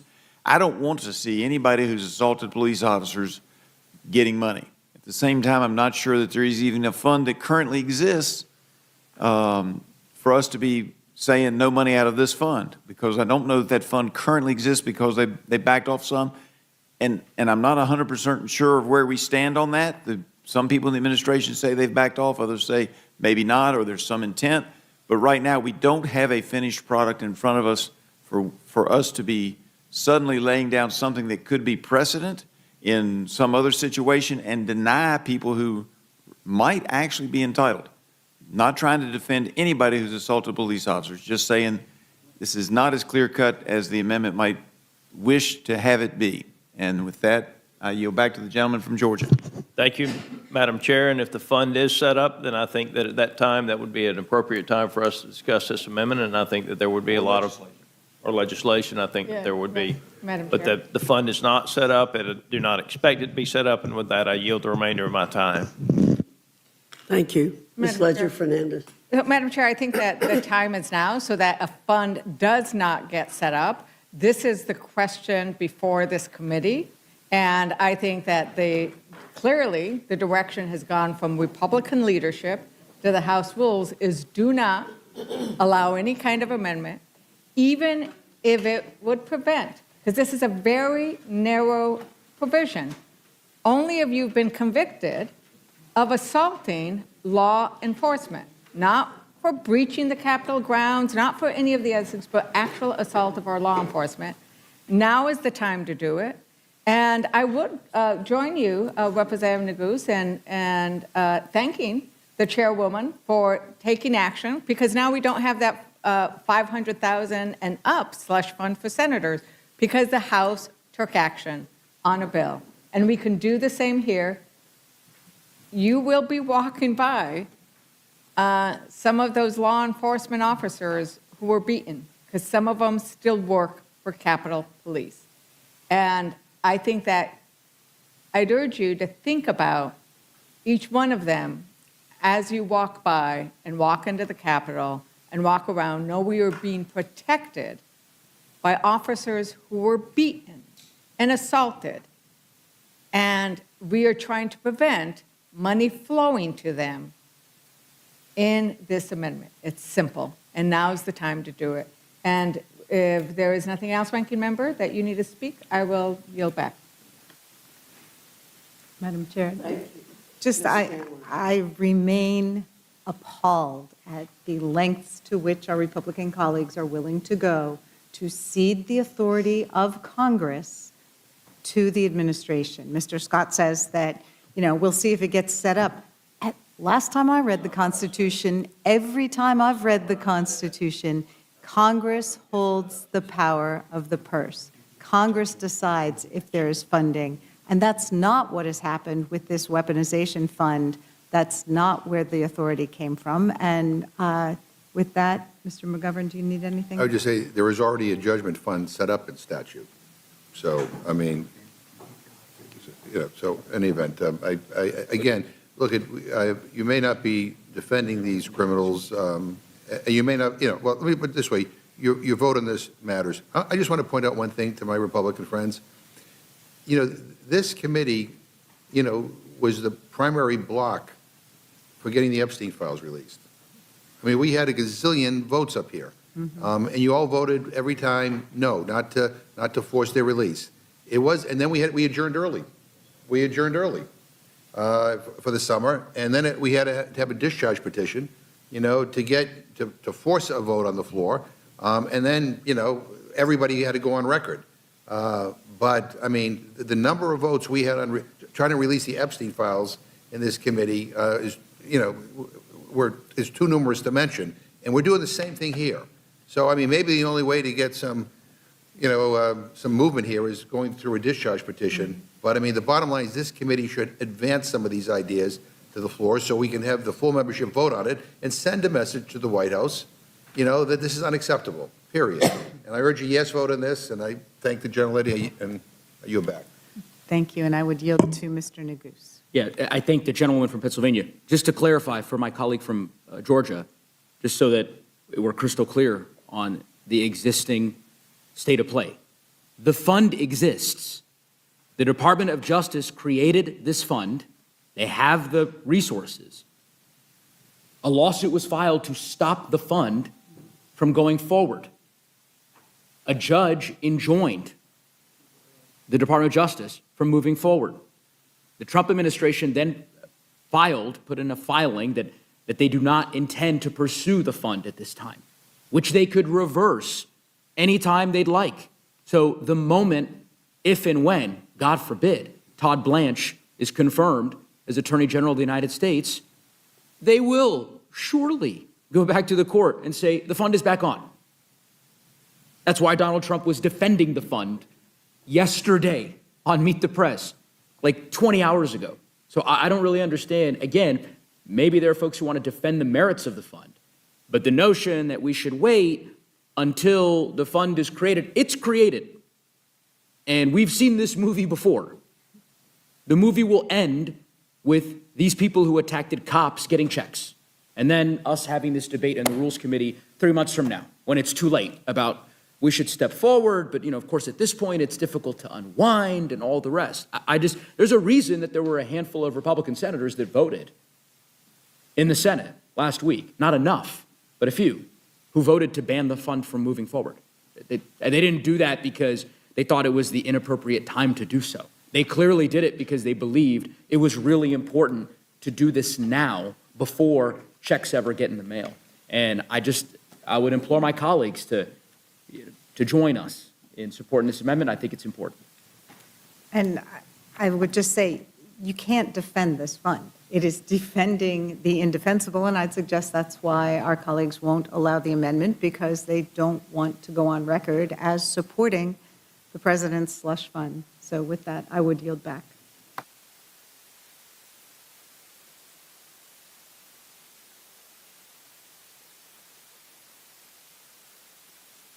Aye. Those opposed say no. No. In the event it's you, the noes have it. Ask for a roll call, Madam Chair. The clerk will call the roll. Mrs. Fishbach? Mrs. Fishbach, no. Mr. Norman? Mr. Roy? Mrs. Houchin? Mrs. Houchin, no. Mr. Langworthy? Mr. Langworthy, no. Mr. Scott? Mr. Scott, no. Mr. Griffith? Mr. Griffith, no. Mr. Jack? Mr. Jack, no. Mr. McGovern? Aye. Mr. McGovern, aye. Ms. Scanlon? Ms. Scanlon, aye. Mr. Neguse? Mr. Neguse, aye. Ms. Ledger Fernandez? Ms. Ledger Fernandez, aye. Madam Chair? No. Madam Chair, no. Clerk will report the total. 4 yeas, 7 nays. The amendment is not agreed to. Is there further discussion on the motion? Madam Chair, Mr. McGovern. I have an amendment to a rule. I move the committee make an order amendment number 67 to S2, offered by Ranking Member Raskin, which prohibits an individual convicted of an offense committed on January 6, 2021, and who received a pardon from receiving a settlement payment if they subsequently were convicted of a new crime. So, okay, here is where we are not, right? My Republican colleagues won't eliminate the corrupt slush fund. They won't prevent those convicted of assaulting police officers from receiving money from the slush fund. So maybe, just maybe, they will vote to prevent the worst of these people from receiving taxpayer dollars. Those who were convicted or plead guilty for assaulting cops were then pardoned by President Trump and then subsequently went on to commit more crimes. Several recipients of presidential clemency were arrested in connection with conduct that occurred at least in part subsequent to Trump's freeing them from prison, meaning that Trump's clemency order on the first day of his second term may have actively facilitated criminal conduct. These include crimes such as child molestation, grand larceny and burglary, and threatening a person with a gun. Should these people be eligible for this corrupt slush fund compensation? Of course not. So can we at least agree on that? You beat cops, Trump disgracefully pardoned you, then you went on to commit another crime. surely you should not be eligible for taxpayer money from the insurrectionist slush fund. So I urge a common sense yes vote on this amendment, and I yield back. Is there further discussion on the, is there further discussion on the amendment? Hearing none, the question is on the amendment. All those in favor signify by saying aye. Aye. Those opposed say no. No. In the opinion of the chair, the noes have it. The amendment is not agreed to. As for a roll call, Madam Chair. Clerk will call the roll. Mrs. Fishbach? No. Mrs. Fishbach, no. Mr. Norman? Mr. Roy? Mrs. Houchin? Mrs. Houchin, no. Mr. Langworthy? Mr. Langworthy, no. Mr. Scott? Mr. Scott, no. Mr. Griffith? Mr. Griffith, no. Mr. Jack? Mr. Jack, no. Mr. McGovern? Aye. Mr. McGovern, aye. Ms. Scanlon? Ms. Scanlon, aye. Mr. Neguse? Mr. Neguse, aye. Ms. Ledger Fernandez? Ms. Ledger Fernandez, aye. Madam Chair? No. Madam Chair, no. Clerk will report the total. 4 yeas, 7 nays. And the noes have it. The amendment is not agreed to. Further discussion or amendment? I have an amendment to the rule. I move the committee make an order amendment number 46 to S2 offered by Ranking Member Raskin, which nullifies the unprecedented super pardon bestowed by the DOJ upon the Trump family and all of their businesses, forever protecting them from any investigation, any audit, or any prosecution by any agency of the federal government for any violation of the federal law. This amendment would do what we all know is right, and that is declare that President Trump's super pardon for himself and his family contained in his self-dealing legal settlement with the Department of Justice null and void. This amendment would specifically prohibit a sitting president and the federal government from entering a settlement to recover money damages and require independent judicial review of the circumstances of a settlement agreement between the president and the federal government. Are we really going to act like this is like normal and this is like okay? The president sued his own administration, settled with his own administration, and as a part of that settlement said he could not be investigated for any crimes up to this date. This is like a banana republic nonsense. It's a level of self-dealing and corruption perhaps we've never seen before. It should be stopped, and we should have the power to do so. And I urge a yes vote, and I yield back. Any further discussion on the amendment? Hearing none, the question is on the amendment. All those in favor signify by saying aye. Aye. Those opposed say no. No. No. In the opinion of the chair, the noes have it. The amendment is not agreed to. I ask for a roll call vote, Madam Chair. Clerk will call the roll. Mrs. Fishbach? No. Mrs. Fishbach, no. Mr. Norman? Mr. Roy? Mrs. Houchin? Mrs. Houchin, no. Mr. Langworthy? Mr. Langworthy, no. Mr. Scott? Mr. Scott, no. Mr. Griffith? Mr. Griffith, no. Mr. Jack? Mr. Jack, no. Mr. McGovern? Aye. Mr. McGovern, aye. Ms. Scanlon? Ms. Scanlon, aye. Mr. Neguse? Mr. Neguse, aye. Ms. Ledger Fernandez? Ms. Ledger Fernandez, aye. Madam Chair? No. Madam Chair, no. Clerk will report the total. 4 yeas, 7 nays. The noes have it. The amendment's not agreed to. Mr. McGovern. Madam Chair, I have an amendment to the rule. I move the committee make an order amendment number 103 to S2 offered by Democratic leader Jeffries, which repurposes $70 billion to ICE and CBP to restore the $1 trillion House Republicans cut from Medicaid and the ACA. Madam Chair, last July, Republicans made the largest cut to health care in American history to fund tax breaks for billionaires. As a result, Americans are getting fewer health care benefits and paying more for care. 750 hospitals, clinics, and other providers have shuttered their doors or are at a serious risk of closure due to the law that Republicans enacted. In total, when the provisions are fully implemented, 15 million Americans are expected to be kicked off of their health care. And now Republicans are sending years and years of extra funding to ICE and CBP instead of addressing the needs of regular Americans. The emergency we need to be focused on is the health care crisis facing this country, and that's exactly what this amendment does. So a vote for this amendment repeals the devastating cuts to health care that my Republican friends made, and a vote against this amendment continues to lock in higher health care costs for Americans. And I yield back. Is there a further debate or discussion on the amendment? Hearing none, the question is on the amendment. All those in favor signify by saying aye. Aye. Those opposed say no. No. In the opinion of the chair, the noes have it. Mr. McGovern requests a roll call vote. The clerk will call the roll. Mrs. Fishbach? No. Mrs. Fishbach, no. Mr. Norman? Mr. Roy? Mrs. Houchin? Mrs. Houchin, no. Mr. Langworthy? Mr. Langworthy, no. Mr. Scott? Mr. Scott, no. Mr. Griffith? Mr. Griffith, no. Mr. Jack? Mr. Jack, no. Mr. McGovern? Aye. Mr. McGovern, aye. Ms. Scanlon? Ms. Scanlon, aye. Mr. Neguse? Mr. Neguse, aye. Ms. Ledger Fernandez. Ms. Ledger Fernandez, aye. Madam Chair. No. Madam Chair, no. Clerk will report the total. 4 yeas, 7 nays. The noes have it, the amendment is not agreed to. Madam Chair, I have an amendment to the rule. I move the committee make an order amendment number 107 to S2 offered by Democratic Whip Clark, which repurposes $70 billion to ICE and CBP to restore a portion of the $200 billion House Republicans cut from the SNAP food program. Look at, the bottom line is hunger is getting worse in this country, Madam Chair. And as the Whip pointed out, I mean, there is a new report out that only covers 12 states that basically indicates that over 700,000 kids, these are just kids, have already lost SNAP due to the changes in the big ugly bill. And now we're giving tens of billions of dollars more to ICE. I mean, again, a vote for this amendment is to vote to restore SNAP benefits for veterans, kids, and seniors. And a vote against this amendment is going to contribute to the increase of hunger in America, and we can do something about it, and I urge a yes vote. Is there further discussion on the amendment? Hearing none, the question's on the amendment. All those in favor signify by saying aye. Aye. All those opposed say no. No. In the opinion of the chair, the noes have it. The amendment's not agreed Ask to. for a roll call, ma'am. The clerk will call the roll. Mrs. Fishbach. No. Mrs. Fishbach, no. Mr. Norman. Mr. Roy. Mrs. Houchin. Mrs. Houchin, no. Mr. Langworthy. Mr. Langworthy, no. Mr. Scott. Mr. Scott, no. Mr. Griffith. Mr. Griffith, no. Mr. Jack. Mr. Jack, no. Mr. McGovern. Aye. Mr. McGovern, aye. Ms. Scanlon. Ms. Scanlon, aye. Mr. Neguse. Mr. Neguse, aye. Ms. Ledger Fernandez. Ms. Ledger Fernandez, aye. Madam Chair. No. Madam Chair, no. The clerk will report the total. 4 yeas, 7 nays.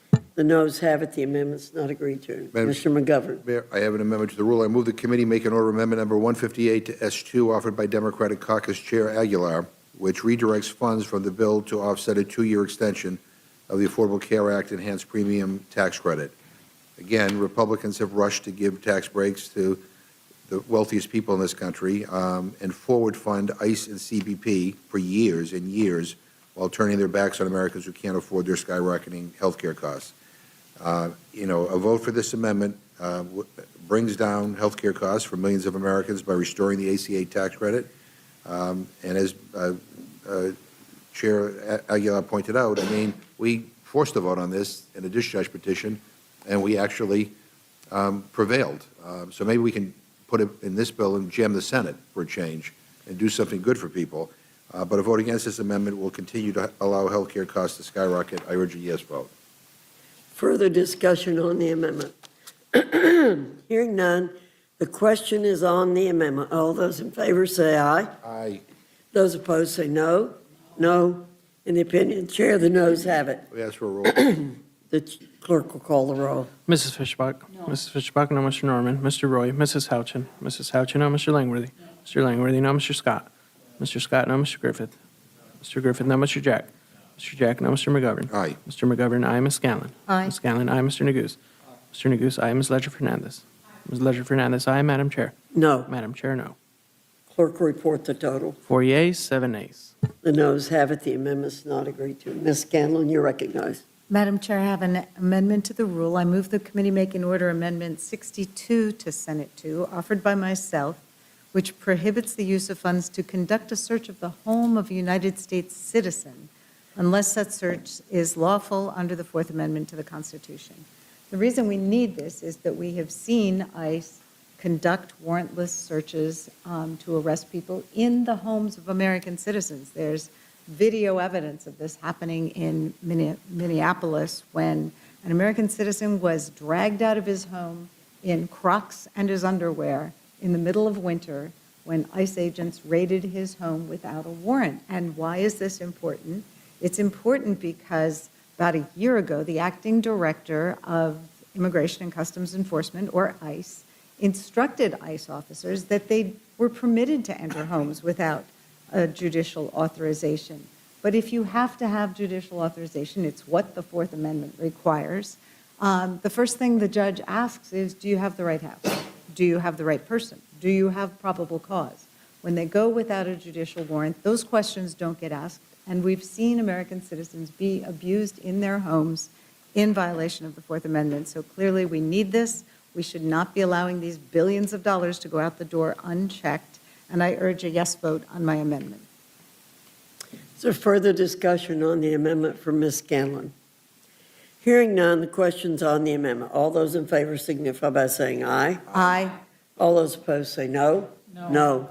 In the opinion of the chair, the request a noes have recorded it. vote, Ms. Madam Scanlon requests a roll call vote. The clerk will call the roll. Mrs. Fishbach? No. Mrs. Fishbach, no. Mr. Norman? Mr. Roy? Mrs. Houchin? Mrs. Houchin, no. Mr. Langworthy? Mr. Langworthy, no. Mr. Scott? Mr. Scott, no. Mr. Griffith? Mr. Griffith, no. Mr. Jack? Mr. Jack, no. Mr. McGovern? Aye. Mr. McGovern, aye. Ms. Scanlon? Aye. Ms. Scanlon, aye. Mr. Neguse? Mr. Neguse, aye. Ms. Ledger Fernandez?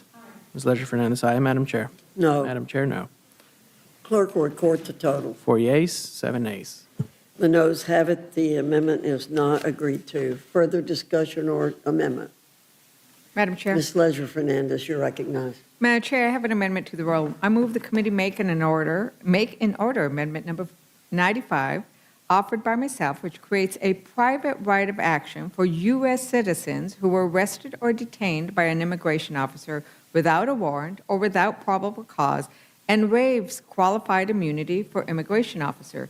It also assigns funds for Immigration Customs Enforcement from H.R. 1, the One Big Beautiful Bill Act. As Representative Scanlon just described, United States citizens are getting detained. They're having the doors sort of torn down in their homes, and there are no consequences. And the reality is ICE and DHA agents don't just get to violate the Constitution, including the First and Fourth Amendments, when they make stops, arrests, and detentions. They don't have immunity to trample civil rights. They don't get to detain people without cause, warrants, or accountability. These are basic understandings of what United States citizens believe they have. But ICE is acting as if they don't have any accountability. They continue to wrongfully harass and detain individuals, including many U.S. citizens. And oftentimes, as we heard earlier today, sometimes those citizens are jailed for weeks and weeks. And ICE denies that they have jailed United States citizens, and then we find out that, oh my God, yes, they're a United States citizen. And ICE acts as if though there are no consequences. We heard Chair Jordan say, oh, that doesn't happen, and acknowledge they shouldn't be doing it. Well, the way you make sure they don't do it is you create accountability.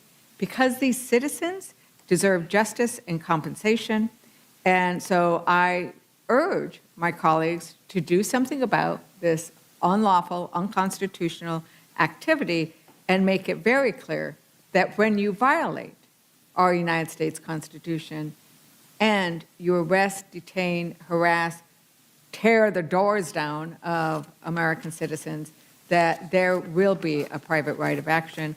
I urge a yes vote on my amendment, and I yield back. Is there any further discussion on the amendment?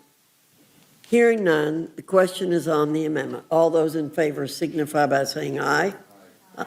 All those opposed say no. No. In the opinion of the chair, the noes have it. The amendment's not agreed to. Madam Chair, I have an amendment to the rule. Ms. Ledger Fernandez, you recognize. I move the committee make an order amendment number 72 offered by Representative Davids and myself, which inserts the text of H.R. 8742, which would require the Department of Homeland Services to implement training standards for immigration officers interacting with Native Americans and regarding tribal documents and IDs.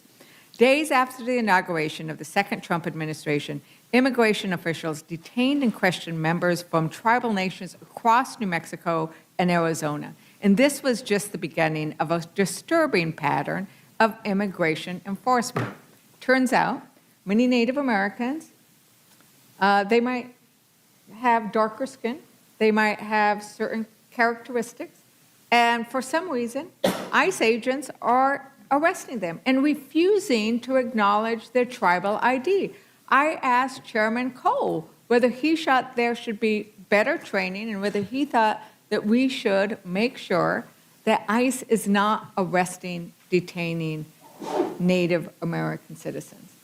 Well, the way to do that is to provide more training.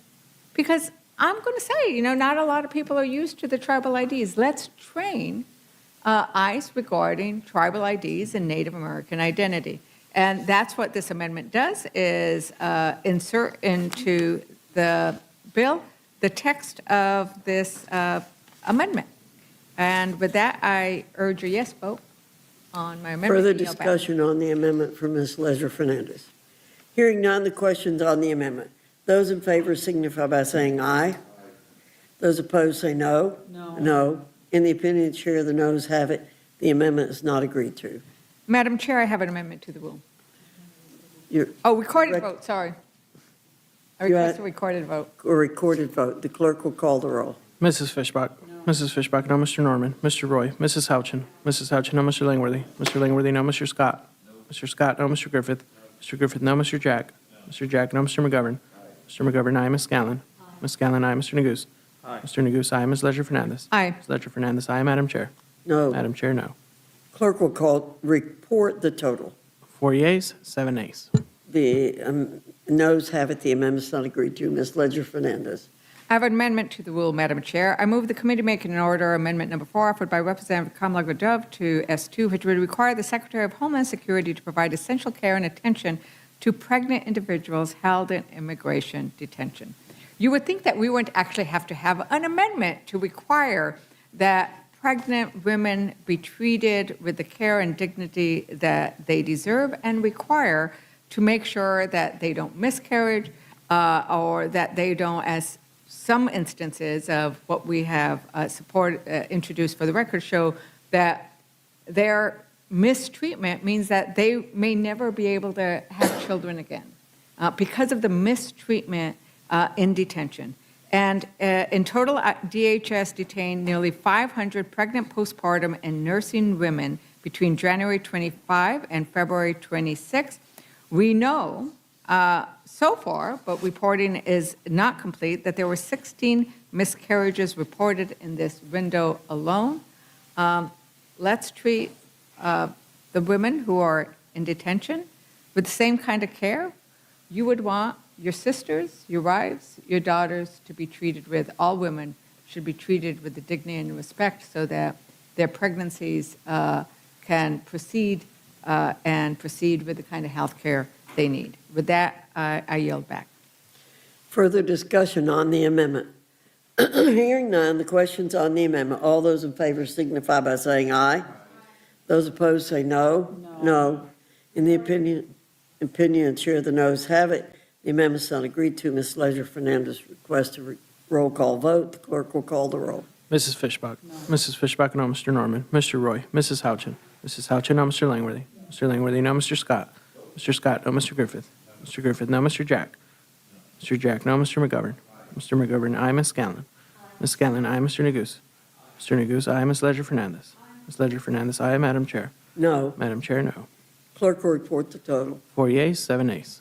The amendment is not agreed to. Further discussion or amendment? Hearing none, the question is on the motion from the gentleman from New York. All those in favor, please say aye. Aye. Those opposed, say no. No. In the opinion of the chair, the ayes have it. Can we ask for a roll call vote, Madam Chair, please? You may ask for a roll call vote. A roll call has been requested. The clerk will call the roll. Mrs. Fishbach. Yes. Mrs. Fishbach, aye. Mr. Norman. Mr. Roy. Mrs. Houchin. Mrs. Houchin, aye. Mr. Langworthy. Mr. Langworthy, aye. Mr. Scott. Mr. Scott, aye. Mr. Griffith. Mr. Griffith, aye. Mr. Jack. Mr. Jack, aye. Mr. McGovern. No. Mr. McGovern, no. Ms. Scanlon. Ms. Scanlon, no. Mr. Neguse. Mr. Neguse, no. Ms. Leisure Fernandez. Ms. Leisure Fernandez, no. Madam Chair. Aye. Madam Chair, aye. The clerk will report the total. 7 yeas, 4 nays. So the ayes have it. The motion to report is agreed to. Representative Langworthy will be managing the rule for the majority, And Representative Scanlon will be managing for the Democrats. and Representative Scanlon for the Democrats. Without objection, the committee is adjourned.